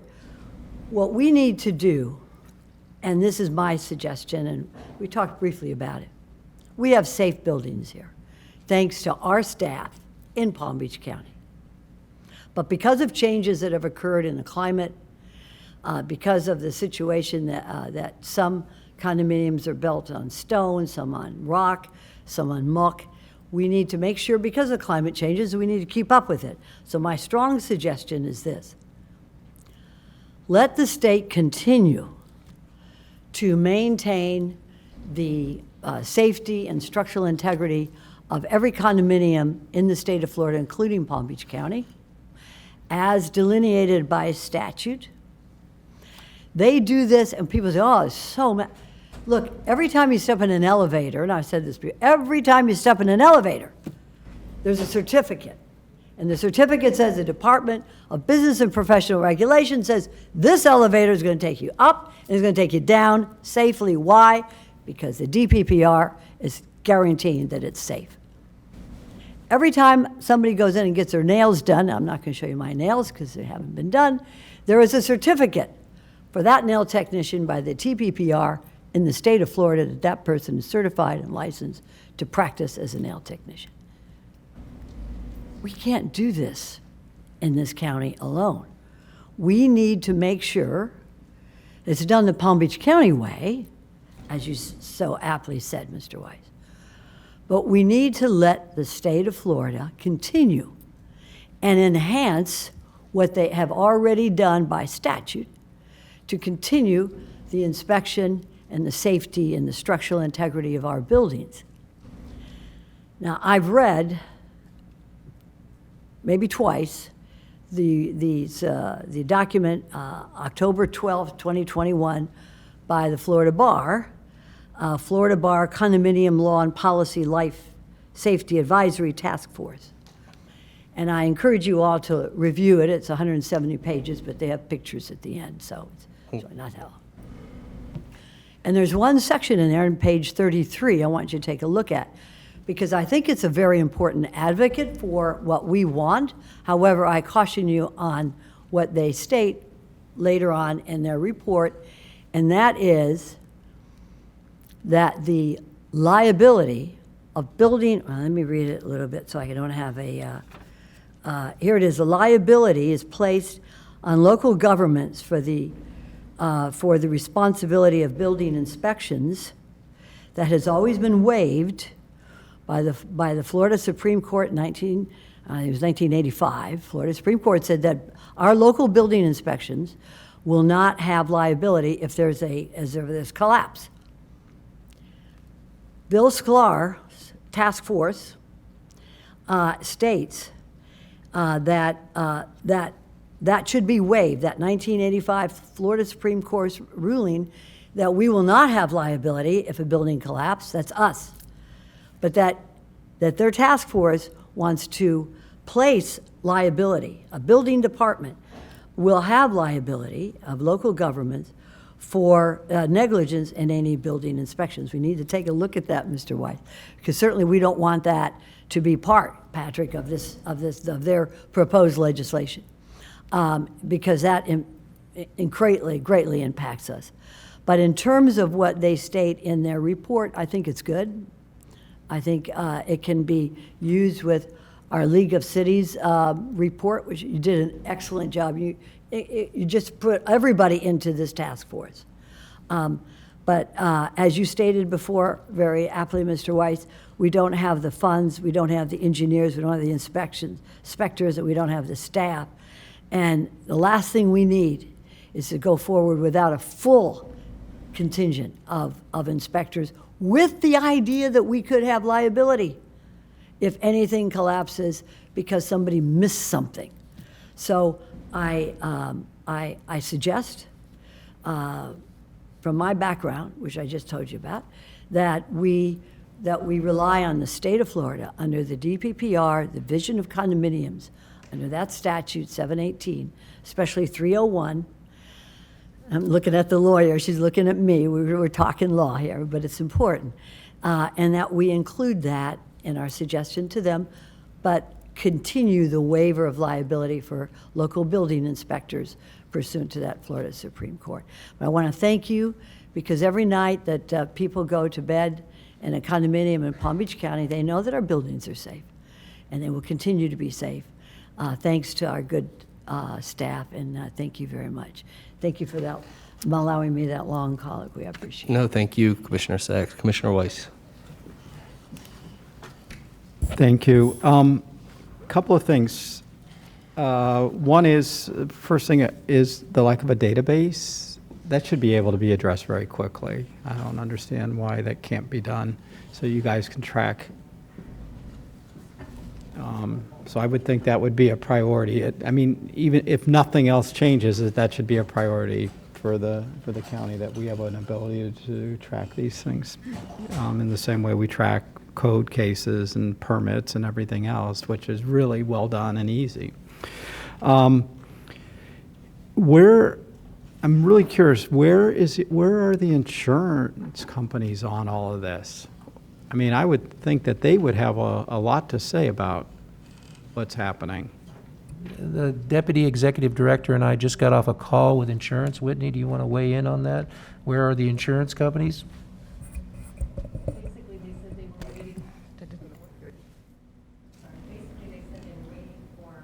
It's not on. Am I good? Okay. Yeah.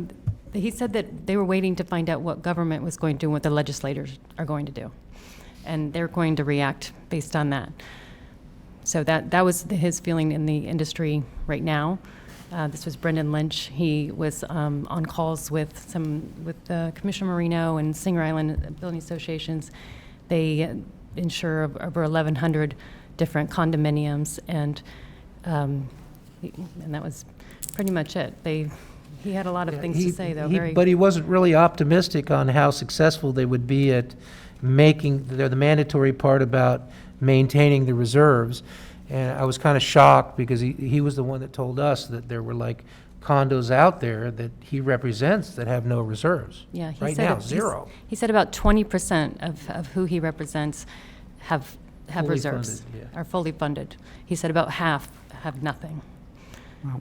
So, I mean, I would think that they obviously their exposure is tremendous due to any kind of lack of board following through or doing anything. I think, and I don't know what the liability is for the members who serve on board, but I would assume they're shielded primarily unless something is negligence on their part that can be proven. Yeah, I mean, he pointed out the fact that they're volunteers, and if they go out, and create all these assessments, they're going to get kicked out of office next week and get voted out and get replaced. So he says that's an issue, and they're going to have to look at that. He says it's going to be a good fight. He predicted it'll be how did he describe it? It was pretty good. He said it's going to be an entertaining session in Tallahassee to figure out how to deal with this mess. yeah, his recommendation was that they require fully funding, that require that all condo associations fully fund their reserves. And he said, I know that's going to be likely impossible to do, but that would be his guess. He said that the insurance company that was responsible after Surfside has left the state and will not be back. So, yeah. Wow. I think, overall, I think you all have headed in the right direction. I agree with my colleagues up here that, the best thing would be for the state to take the lead on this, but if they're not going to and they abdicate that responsibility to the people of Florida, then I think, at some point we're going to have to do something to make sure that things are being done properly, because at the end of the day, people's lives are on the line. And I understand people have an opportunity to report, and that we have the ability to send out inspectors and so forth. But as sometimes looking at how some of the issues are not visible to people that are just even if you live in a building, you may not see the things that a trained eye might see. So I can see where you would need some expertise, but mandating that at this point, I think, is maybe a little premature before the state has a chance to take the first bite out of this apple, because hopefully if they do it, there'll be consistency around. And then as to Commissioner McKinley's comment, and I have a lot of lower income folks in District 2, and I can tell you that they will live in tremendously substandard conditions, because that's what they can afford, and they're afraid they're not going to have anywhere else to live, and they'll not maybe understanding the risks that they're taking with their lives and the lives of their families.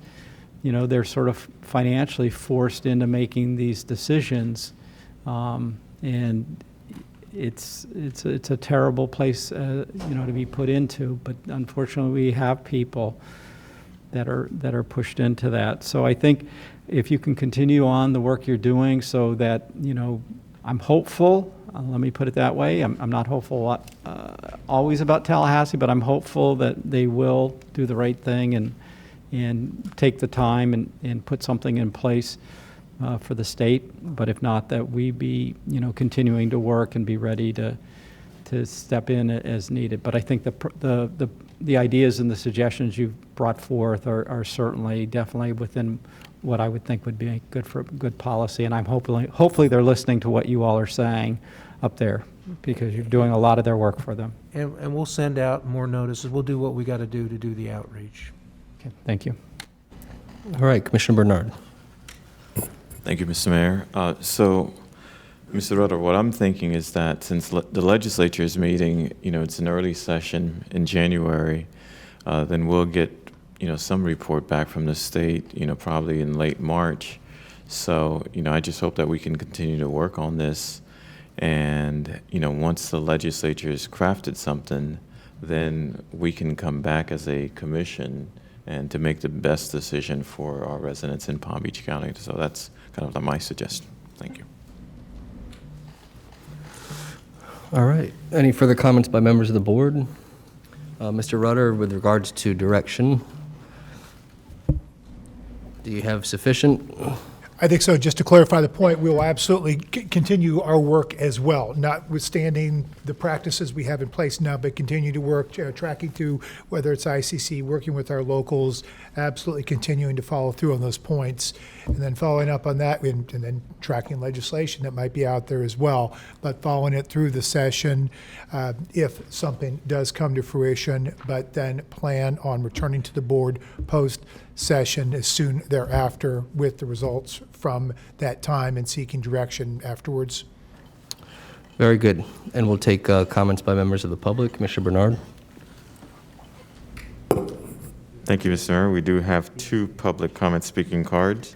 The first will be Mr. Richard Radcliffe from the Palm Beach County League of Cities, and also Michelle DePotter from AGC.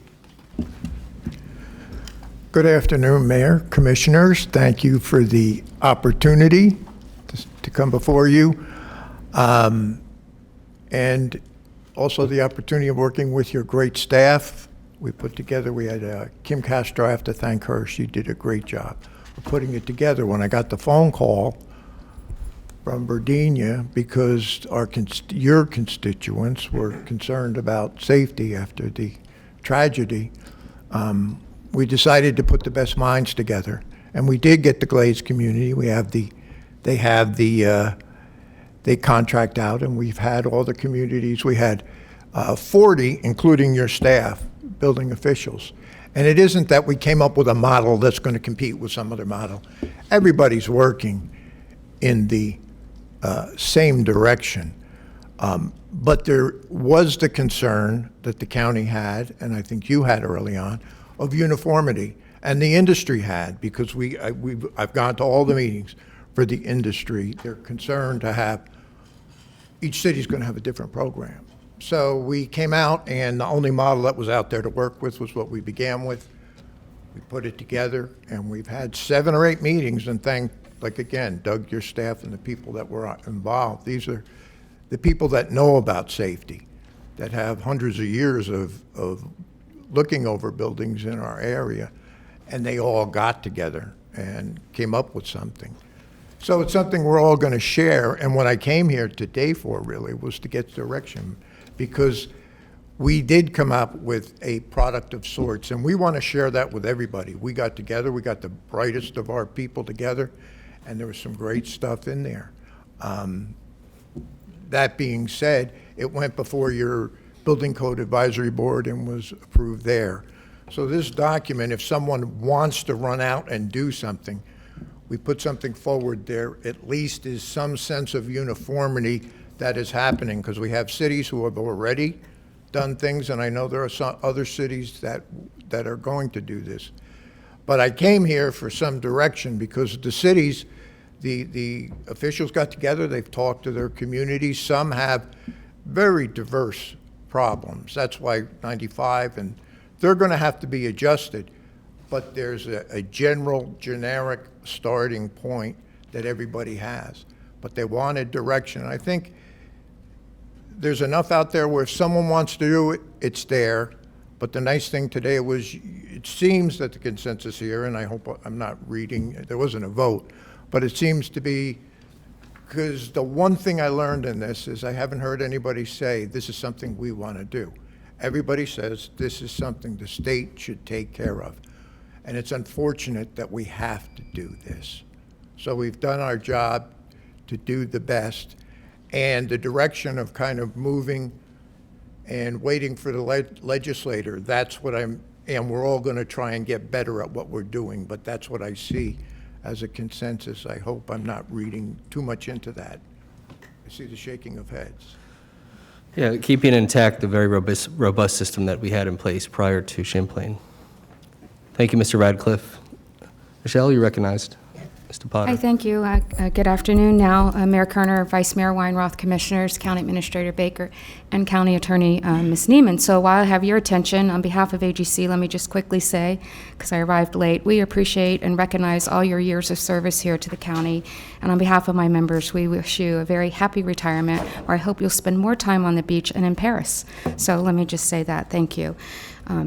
I want to eat into my time here.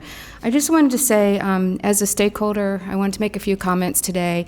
Namely, I wanted to recognize you, Mr. Radcliffe, my colleague over at the League of Cities, and Doug Wise, Patrick Rauter, Ramsey, and your whole team sitting up here on their due diligence to follow your directive and get all the experts together and the stakeholders and organizations. That indeed did occur over many, many meetings, and we appreciated the opportunity to participate in that. On this important issue of life safety and building integrity. So we've been fortunate here in Palm Beach County, as I think everyone's conveyed up here, to have the approach to see something, say something, and under that remain safe and having safe buildings. I can tell you I'm a proud resident of Palm Beach County and happy to have our business here with this team you have sitting up here, knowing that they keep us all safe.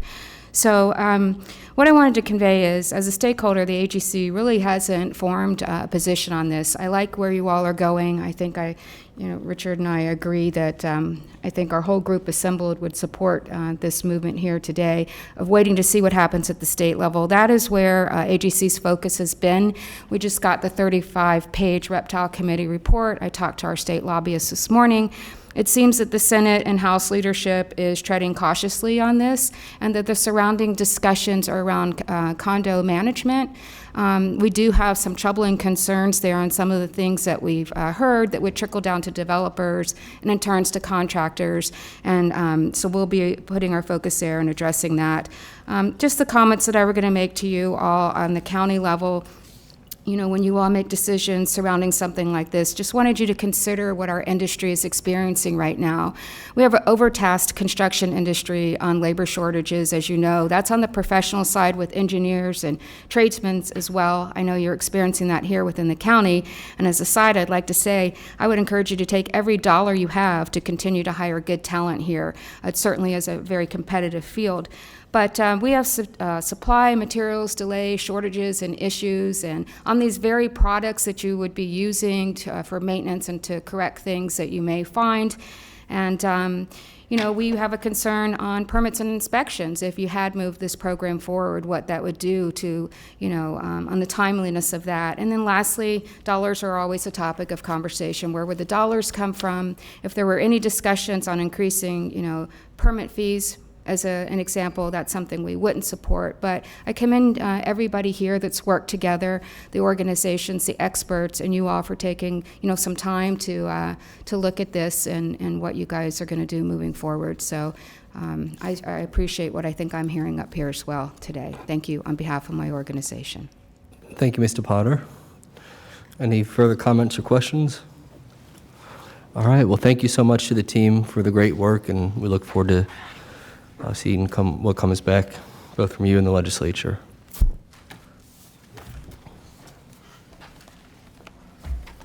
That will conclude 6G1 and the regular agenda. We'll go now to 7A, board appointments, district appointments. We'll start to my right with Commissioner McKinley. Commissioner Marino. None at this time, thank you. Vice Mayor Weinroth. I have none. District 3. District 7, Commissioner Bernard. Thank you, Mr. Mayor. I do have two appointments. I'd like to appoint Reverend John R. Thicklin to the Fair Housing Equal Employment Board. We have a motion by Commissioner Bernard for an appointment to the Fair Housing Board, second by Commissioner Weiss. All in favor, all opposed, passes 7-0. And also, I'd like to appoint Robert Harvey to the LDRAB Board. We have a motion by Commissioner Bernard for an appointment to LDRAB, second by Commissioner Weiss. All in favor, all opposed, passes 7-0. All right, Commissioner Weiss. Appointments. Oh, none. None. Commissioner Sacks. Very good. That concludes 7A, Commission District Appointments. We'll go to staff comments, and we'll start on 8A with our county administrator. I'll be very brief. I've got some very competitive departments, and so we did show one sign that our Parks Department created and put into the pavilion. And now our engineering department would like to present Ms. Neiman with a street sign that she can put up. Oh, boy. Thank you, Ms. Baker. I just want to indicate, I saw the presentation this morning and said, wait a second, what about us, engineering folks? And so I just want to convey that from engineering to engineering public works, what you have left is a tremendous legacy, and everything that you do for our department is just great for you and your team. It's just tremendous, from the different engineering stuff, the impact fees, the different unique stuff that we had to work with engineering. Your staff is just tremendous in helping us achieve the objective goals for the commission. So just thank you for the team that you've led, and your leadership and your legacy is the people that you left. And so this is just a small token. Wait, I'll say that, I'm sorry. There you go. To indicate that you can put this up somewhere. So thank you. All right, that's awesome. Very cool. And one last bragging right. Mr. Ricks was invited to compete in the Classic Master World Championship on September 23rd in Halmstad, Sweden. He set 4 world records while there. The squat, lifting 584 pounds. He bench pressed 436 pounds, which was the Masters World Record. Deadlifted 633 pounds and 750 for a total of 1,654 pounds. Both were Master World Records. This is his 10th World Championship title, and he's been competing for over 40 years. He also won overall best lifter for the Master 3 male, and had a higher total than winners for the M1, and he'll have to explain that because I don't know what that is, and M2 for 205-pound weight class. So thank you, David. We are very impressed with you. We'll continue to push you forward as our engineer, but we know who will be lifting the weights.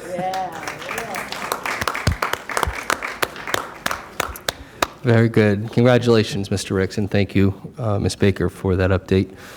All right, County Attorney's Office. All right, I'm not finished yet. Thank you so much for that sign, David. David, on behalf, thank the entire engineering department and yourself on that sign. All these surprises today have really been something. I've been replaying it in my mind, whether I want to or not. It's just been looping through, and I just am still overwhelmed and actually numb in a way. And I wanted to take just a few moments just to elaborate a little bit more on Gary Brandenburg, because that's the one part that I thought I owed a little bit more attention to, because he did take a chance with me.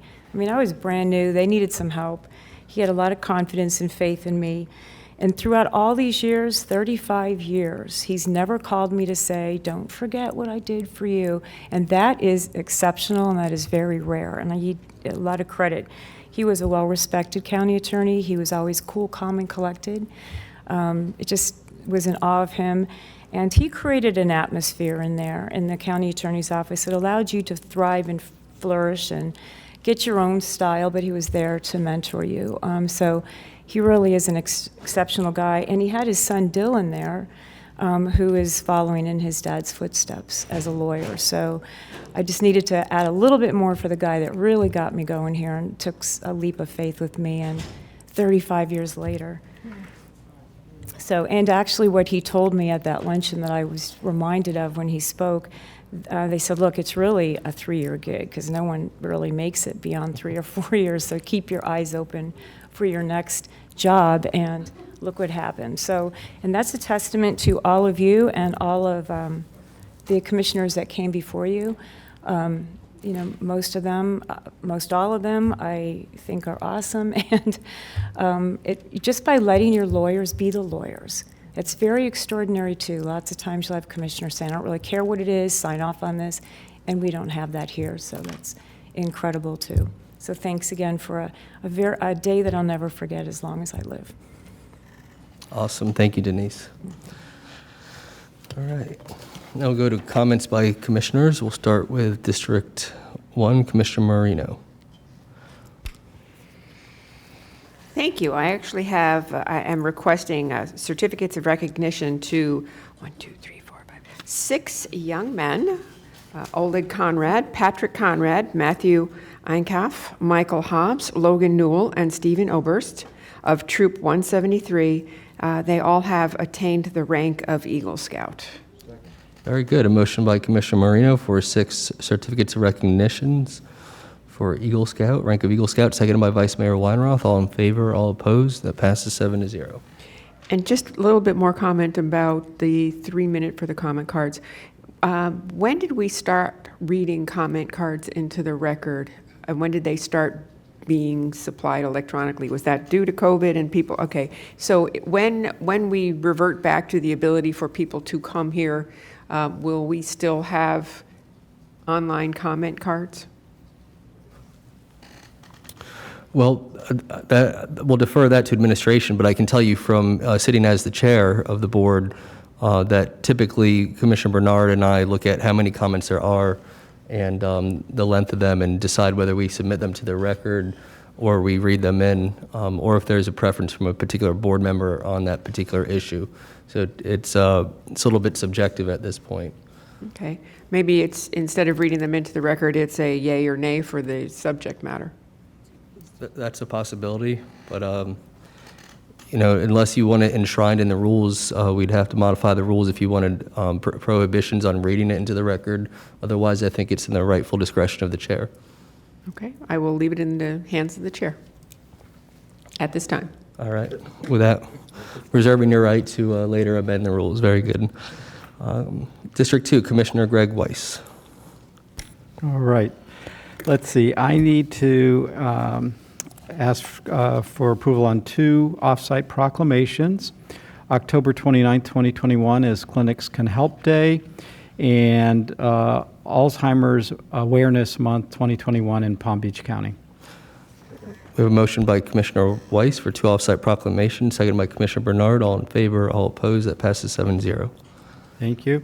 And then I think the only comment I really wanted to make today was we've got a workshop upcoming on, specifically on the Ag Reserve, and I've been getting contacted by a number of folks, some with really very much site-specific requests and concerns, and I am hopeful and would like to have the direction that what I had envisioned we were going to get brought up to date on what's happening out there.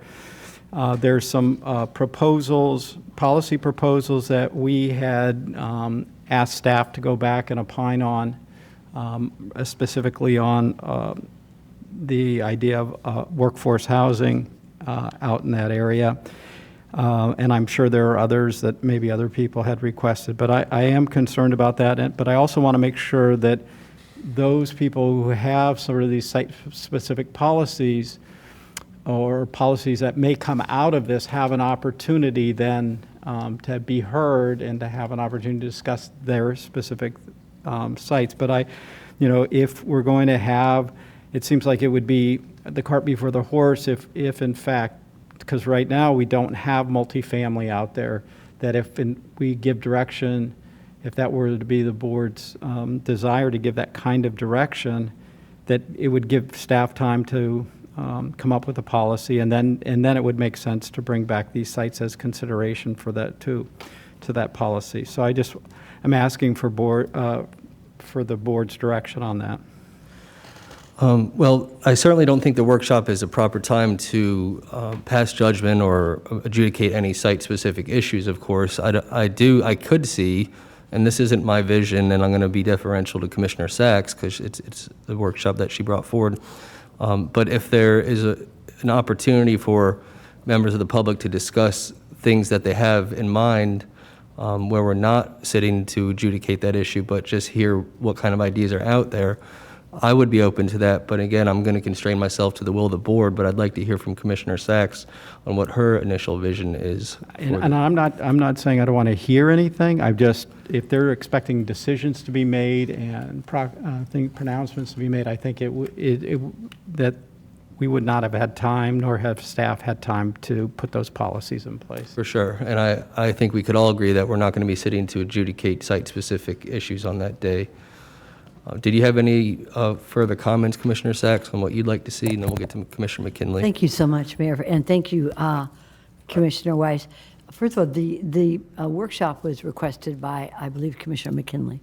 And as it relates to my district, I appreciate the ability and the opportunity to discuss a little bit of the framework. And I do agree with Commissioner Weiss that it should be any conversations or discussion should be related to the Ag Reserve. Okay. So that if people want to talk about any other areas in the county, we can reserve that for another date. But there's enough issues with the Ag Reserve that we would probably be very busy discussing those. And I think that it'll be fluid, and that also that I'm sure that staff will have a very good presentation at that time, and they'll be asking for direction from us. But I want to thank Commissioner McKinley for bringing forth this idea of looking to have a workshop for the Ag Reserve, because it is replete with issues that we should all discuss openly. Thank you, Commissioner McKinley. Thank you, Commissioner Weiss, for bringing that up. And Mayor, we will have an open-ended discussion for the day next Tuesday. I'm looking forward to it. And in that regard, typically, again, in the sound discretion of the chair as to whether public comment is allowed at workshops or not, I don't want to overstep my boundaries or authority. So what was your vision for public comment? Absolutely. I think we need public comment. And I think that if we're a governing board, and we govern by the direction of the people. And the people have a right to speak up and say what they want, as long as it's about the Ag Reserve. They want to talk about, baseball stadiums, it's another day. But I think that every member of the public who has something to say about the terms of our workshop, they should be given the reasonable opportunity of 3 minutes to discuss that with all of us and make their opinions heard. Well, what if it's a baseball stadium in the Ag Reserve? Unless you want to build a baseball stadium in the Ag Reserve. Without one, no. But as long as we can get the New York Giants down here, maybe. Usually the New York Giants. Well, I think we would get the most value out of this workshop if we were able to hear from our constituents. So I'm delighted to hear. Absolutely. Thank you, sir. Very good. Commissioner McKinley. Thanks, Mayor. I just wanted to provide some clarification. We've had a lot of conversation about where workforce housing is appropriate, where workforce housing is not appropriate. In the same context of the request for this workshop, I think we all have a priority to protect the agricultural ability in our county to be able to grow our nation's food. I think the conversation is, where is the best farmland to protect? Where is the greatest amount of farmland to protect? Are there any creative options out there to protect such farmland? And that was the request I had for staff, is I really wanted, it's no secret that I've got 5,000 acres in my district that I'm trying to protect and maintain an active agricultural production. But I really wanted staff to paint a picture for us of what the agricultural reserve looks like today, what the options are moving forward, what some of the constraints are, and if there is a possibility to protect farmland in other areas. From that conversation, I believe at the end of that workshop, we then give staff direction to work on a couple of proposals. That was what I envisioned. Over the last few weeks, that's gotten a little bit less defined, but I'm happy that Commissioner Weiss brought that comment up today, and I support his staff recommendation today. Very good. Well, we'll keep a wide berth for conversations unless I'm shut down. All right, any further comments? Commissioner Sacks? I'm requesting permission for an off-site proclamation declaring November 2021 as Families Reading Together Month in Palm Beach County. Very good. We have a motion by Commissioner Sacks, seconded by Vice Mayor Weinroth. All in favor, all opposed, it passes 7-0. And I have one other. As you know, Mayor, there is a gentleman who lives here in Palm Beach County who is a true national hero. He is 102, as they say, old, and he's a 25. He was as 25 years old, he was an attorney during the Nuremberg trials. And so I will be asking for board permission to bring back a board item naming a road at the new West Boynton District Park as Benjamin Foran's Way. And I know that, Mayor, you have been very instrumental in recognizing this gentleman, and I look forward to working with you on this. Yes, and the request by the Commissioner is in conjunction with an in-person presentation of a proclamation that is to happen on November 2nd. We will all be delighted and honored to have Mr. Ben Ferenz here. He was a corporal in the Army, and he was one of the first soldiers into the concentration camps. He had graduated from Harvard Law School, and then then he enlisted as a private in the Army, and then he was appointed by General Patton, I believe, to serve as a chief prosecutor during portions of the Nuremberg trials.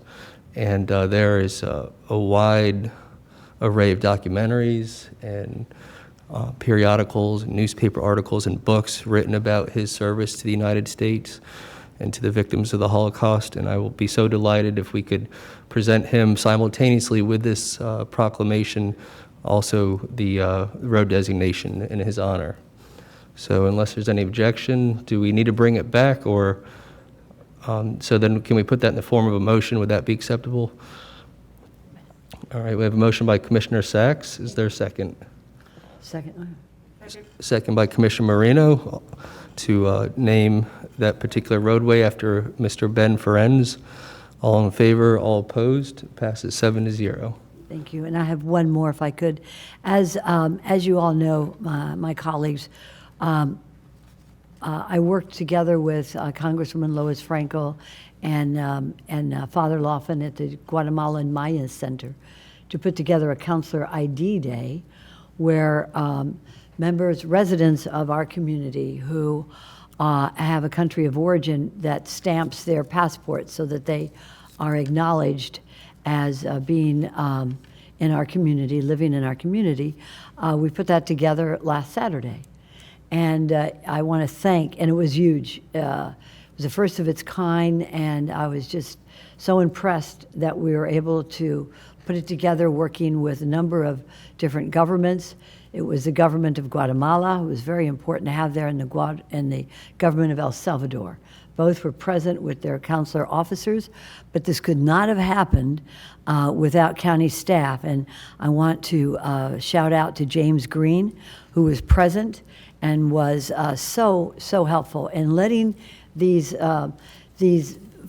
wonderful people know that we have services here. And I just want to tell you a little quick thing. We have little green bags that we give out from the county to people, and inside the green bag are all the information on how they can get food and health care.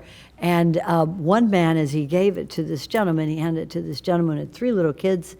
The gentleman said, "Cuantos?" He thought he had to pay for it.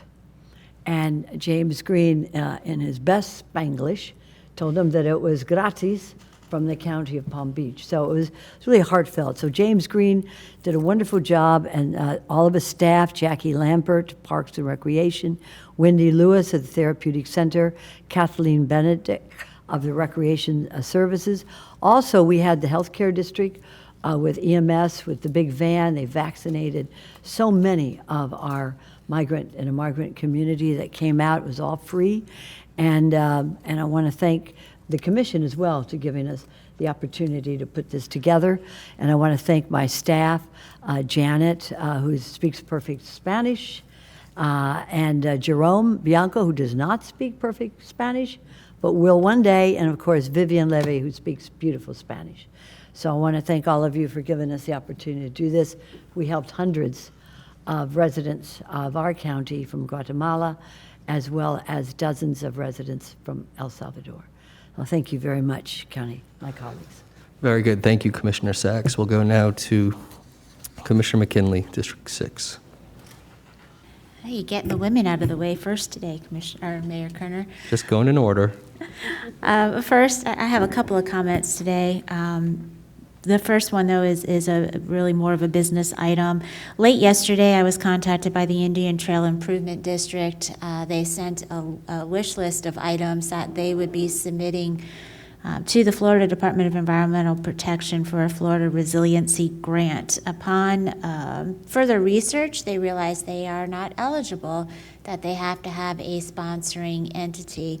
I said trying to get 4 projects blessed by the county in a short period of time, the deadline is Monday, is probably not going to happen. So they have tailored that request down to one project, the M2 bypass. The proposed project will provide flood protection for the southern portion of the district. The community is served by 2 drainage basins, the M1 to the north, the M2 to the south. The M2 basin is a 2,700-acre area made up of primarily single-family homes that would provide drainage and flood protection for over 14,000 people. They are matching that 50-50, but they do need a local government sponsor. So I would like to give staff direction to research the implications of sponsoring that item. In a timely fashion, since it is due on Monday. They've got to submit this. Of course, any interlocal agreements after that submission we can work out. If we're not able to work it out, obviously they would then not be eligible for the grant, but I don't want them to miss that opportunity to be able to apply for that. All right. Is that just direction, or do you need a motion? No, it's just direction. Is there any objection? All right. Okay. So directed without objection. Thank you for that, and I have asked them to please not do these last-minute requests again moving forward. Just a couple of things. I really want to thank staff in particular. Last week, I had the opportunity to attend my Board of Directors meeting. We have 4 meetings a year, the National Association of Counties. I was in a very rural part of Utah, actually in the middle of nowhere at an oil rig, learning the impacts of the oil and natural gas industry on rural communities in our western states, and it was pretty eye-opening.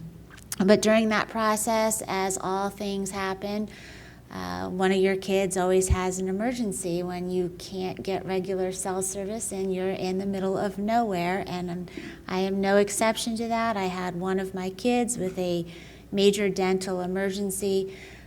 Miss Bolton and my Chief of Staff, Kelly Burke, stepped up, and they were surrogate parents. Sean Hall was on his way home from committee meetings in Tallahassee. She couldn't drive because of pain medication she was on. He picked her up and brought her home, and I got her safely returned on Sunday. So when I say as a single parent, it takes a village. Ms. Baker, thank you for your employees being a part of my village. Just wanted to make sure I said thank you. And then after this meeting, it is Breast Cancer Awareness Month. My dashing colleague here is wearing his bright pink blazer, and as soon as we leave here, I will be going to get my annual mammogram. So thank you very much. Please go get yours. All right, awesome. District 7, Commissioner McBernard. Thank you, Mr. Mayor. I'd like to request 2 off-site proclamations. One, declaring October 2021 as Poverty Awareness Month in Palm Beach County, And the second is recognizing Atlantic High School's 50th class reunion. Second. A motion by Commissioner Bernard, seconded by Vice Mayor Weinroth for 2 off-site proclamations. All in favor, all opposed, passes 7-0. And I just had to do the math that, I graduated in 95, so I was part of the 25th class reunion at Atlantic High School, so I'm getting old, Virginia, I'm getting old. We all are.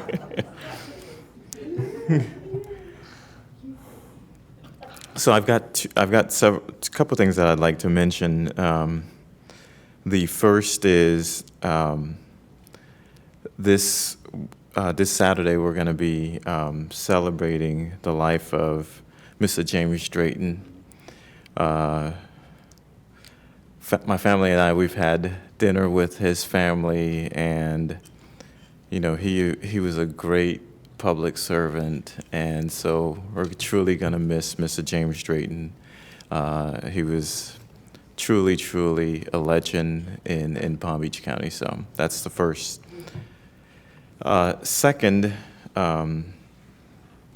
this morning we did a moment of silence for former Secretary Colin Powell. I remember when I was in high school, he came to Palm Beach County at Lake Worth High School. I was in the JROTC program, and so I was impressed by his speech, and so I just remember that, he had a profound impact on me, and, coming to Lake Worth High School to speak to the students. And then finally, this Thursday at 7 p.m., myself and our SOE, Wendy Link, we're doing an education summit on the new voting rules of Senate Bill 90, which is Thursday, October 21st. And the summit is moderated by Attorney Calenthia Dillard and also Celicia Smith Gordon. So these are the things we'd love for the public to watch. Thank you. Very good. Did you have an opportunity to meet General Powell? I did. Did you take any pictures? I didn't have we didn't have these iPhones. No ROTC pictures that we can public request, public records I'd request? love to. I would love to see you in the ROTC uniform, and that's amazing you had a chance to meet him. Actually, in my office, I have a picture of me with my ROTC You got to uniform. check that out. Well, he certainly was a very, very special public servant, a General Secretary of Defense, I believe, or Secretary of State? Secretary of Defense. And an amazing... What's that? Chief, yeah, and Chief of, Joint Chiefs of Staff, the chairman. Amazing. If I could, Mayor, point of personal privilege, General Colin Powell came to Palm Beach County for Promise. He had a Promise program that he had and I'm sure Commissioner Bernard was one of them, because he had a talent show where children would be able to compete in various forms for one Promise. And my daughter competed, and she didn't join ROTC, but she did do pretty well in that. So he has a connection, General Colin Powell, and I think Rita Thrasher has continued that legacy of General Colin Powell. Wonderful. He's a wonderful man, good man. Mr. Mayor, he also started a partnership with the National Association of Counties, and right before the world shut down in March of last year, he addressed us, and some of our employees have gone through his Leadership Academy, and that will be a legacy he leaves behind. Wow. Well, we thank him for his service, and we keep him and his family in our thoughts and prayers. Vice Mayor Weinroth, in comments. Thank you, Mayor. He also received the Presidential Medal of Freedom twice, so he certainly had a very distinguished career. Thank you for recognizing my dashing get-up today. If this reminds anybody that they should be going to get a mammogram or do a self-examination, I hope it will keep someone from having to deal with cancer. 1 in 8 women will confront cancer, breast cancer, in their lifetime.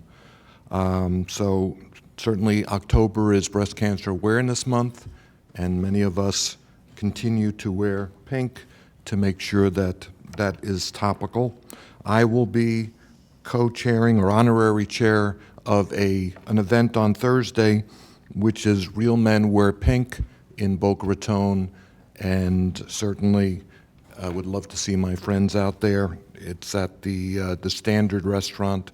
It'll be a bartender event. Adult beverages will be served, and that will be for a worthy cause.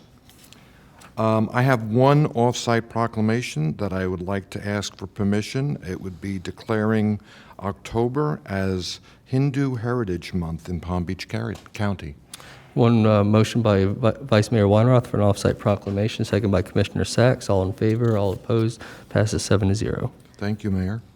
Again, I want to thank our staff for the presentation today on the building issues. And as I stressed, and as everyone up here knows, we are very committed to public safety.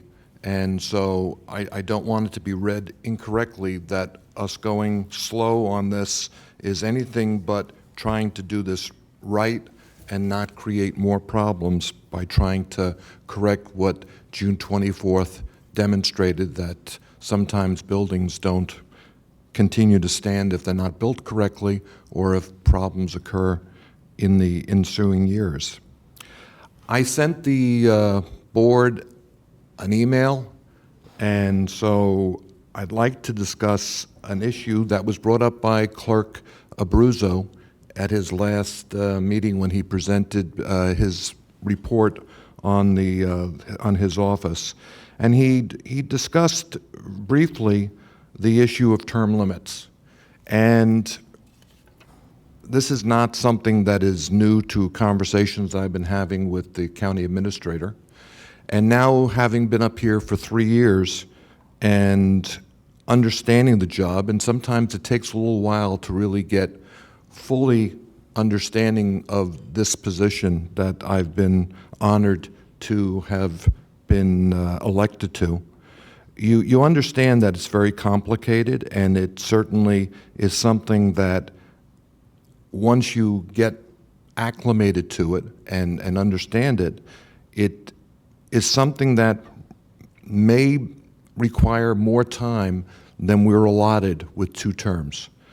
And understanding the reaction of our residents to what was once called a county of problems. Term limits were put into place because maybe some of our predecessors stayed here a little too long. And I think that the response was appropriate, and I think term limits have a place in making sure that we make room for new people to come up here. Obviously, public service is a way of giving back, and each one of us is here because we feel that we can give back to our community through our service up here.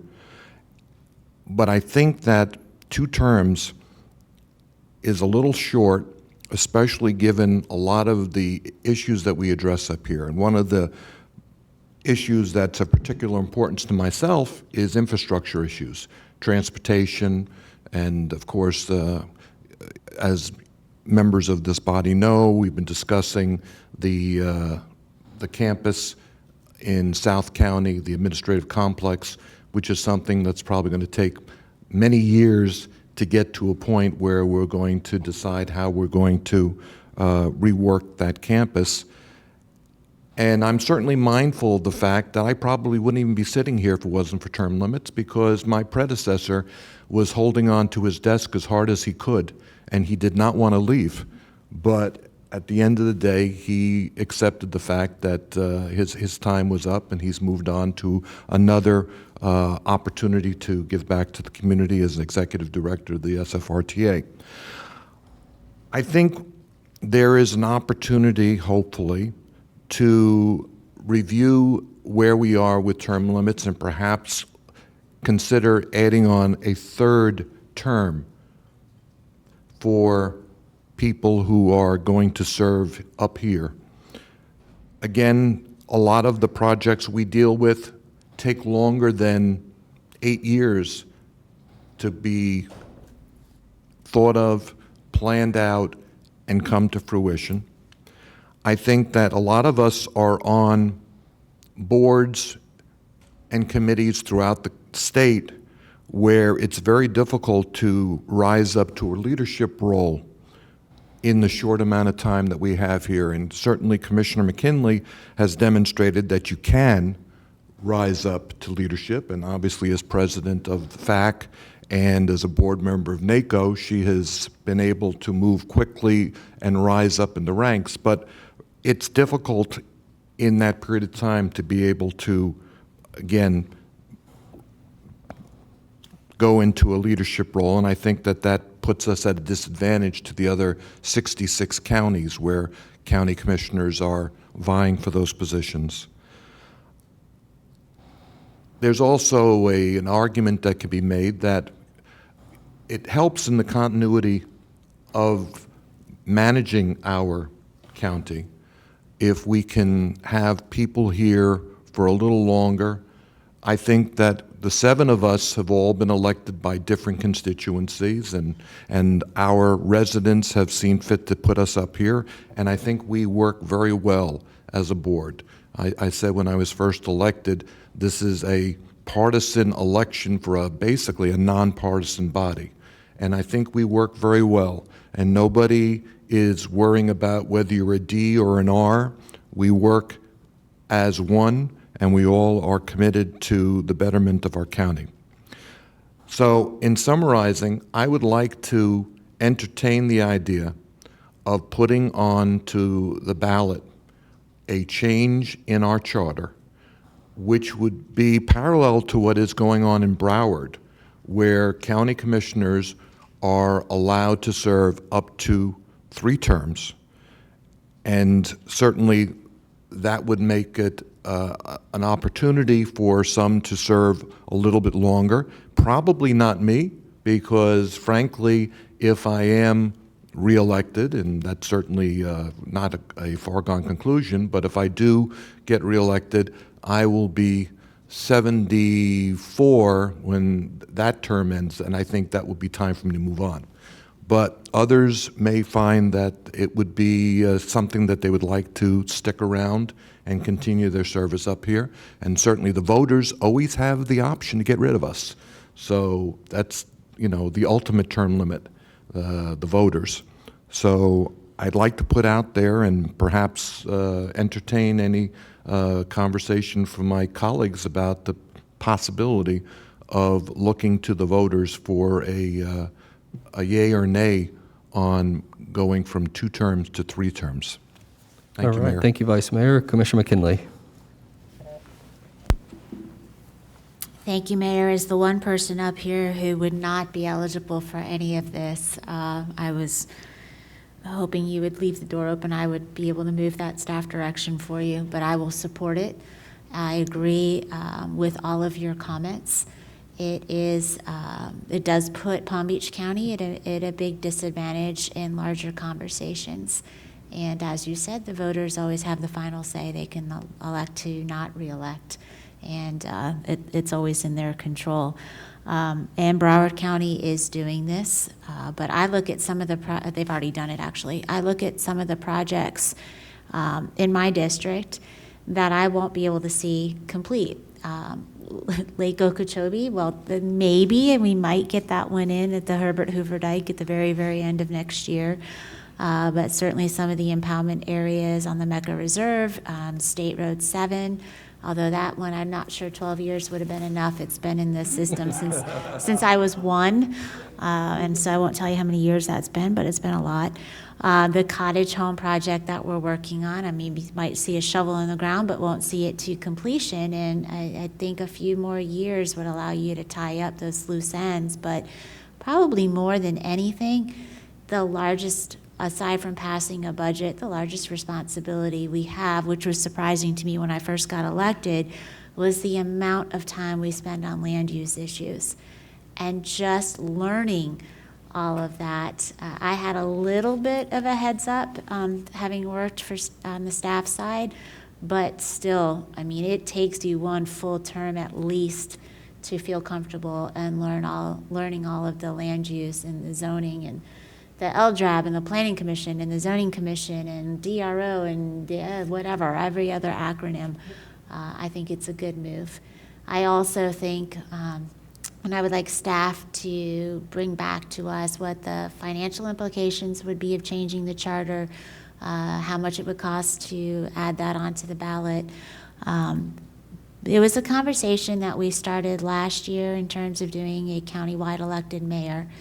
And one of my reasons for being opposed to that at the time was just process. It was brought up as an item for conversation under what was during our recess.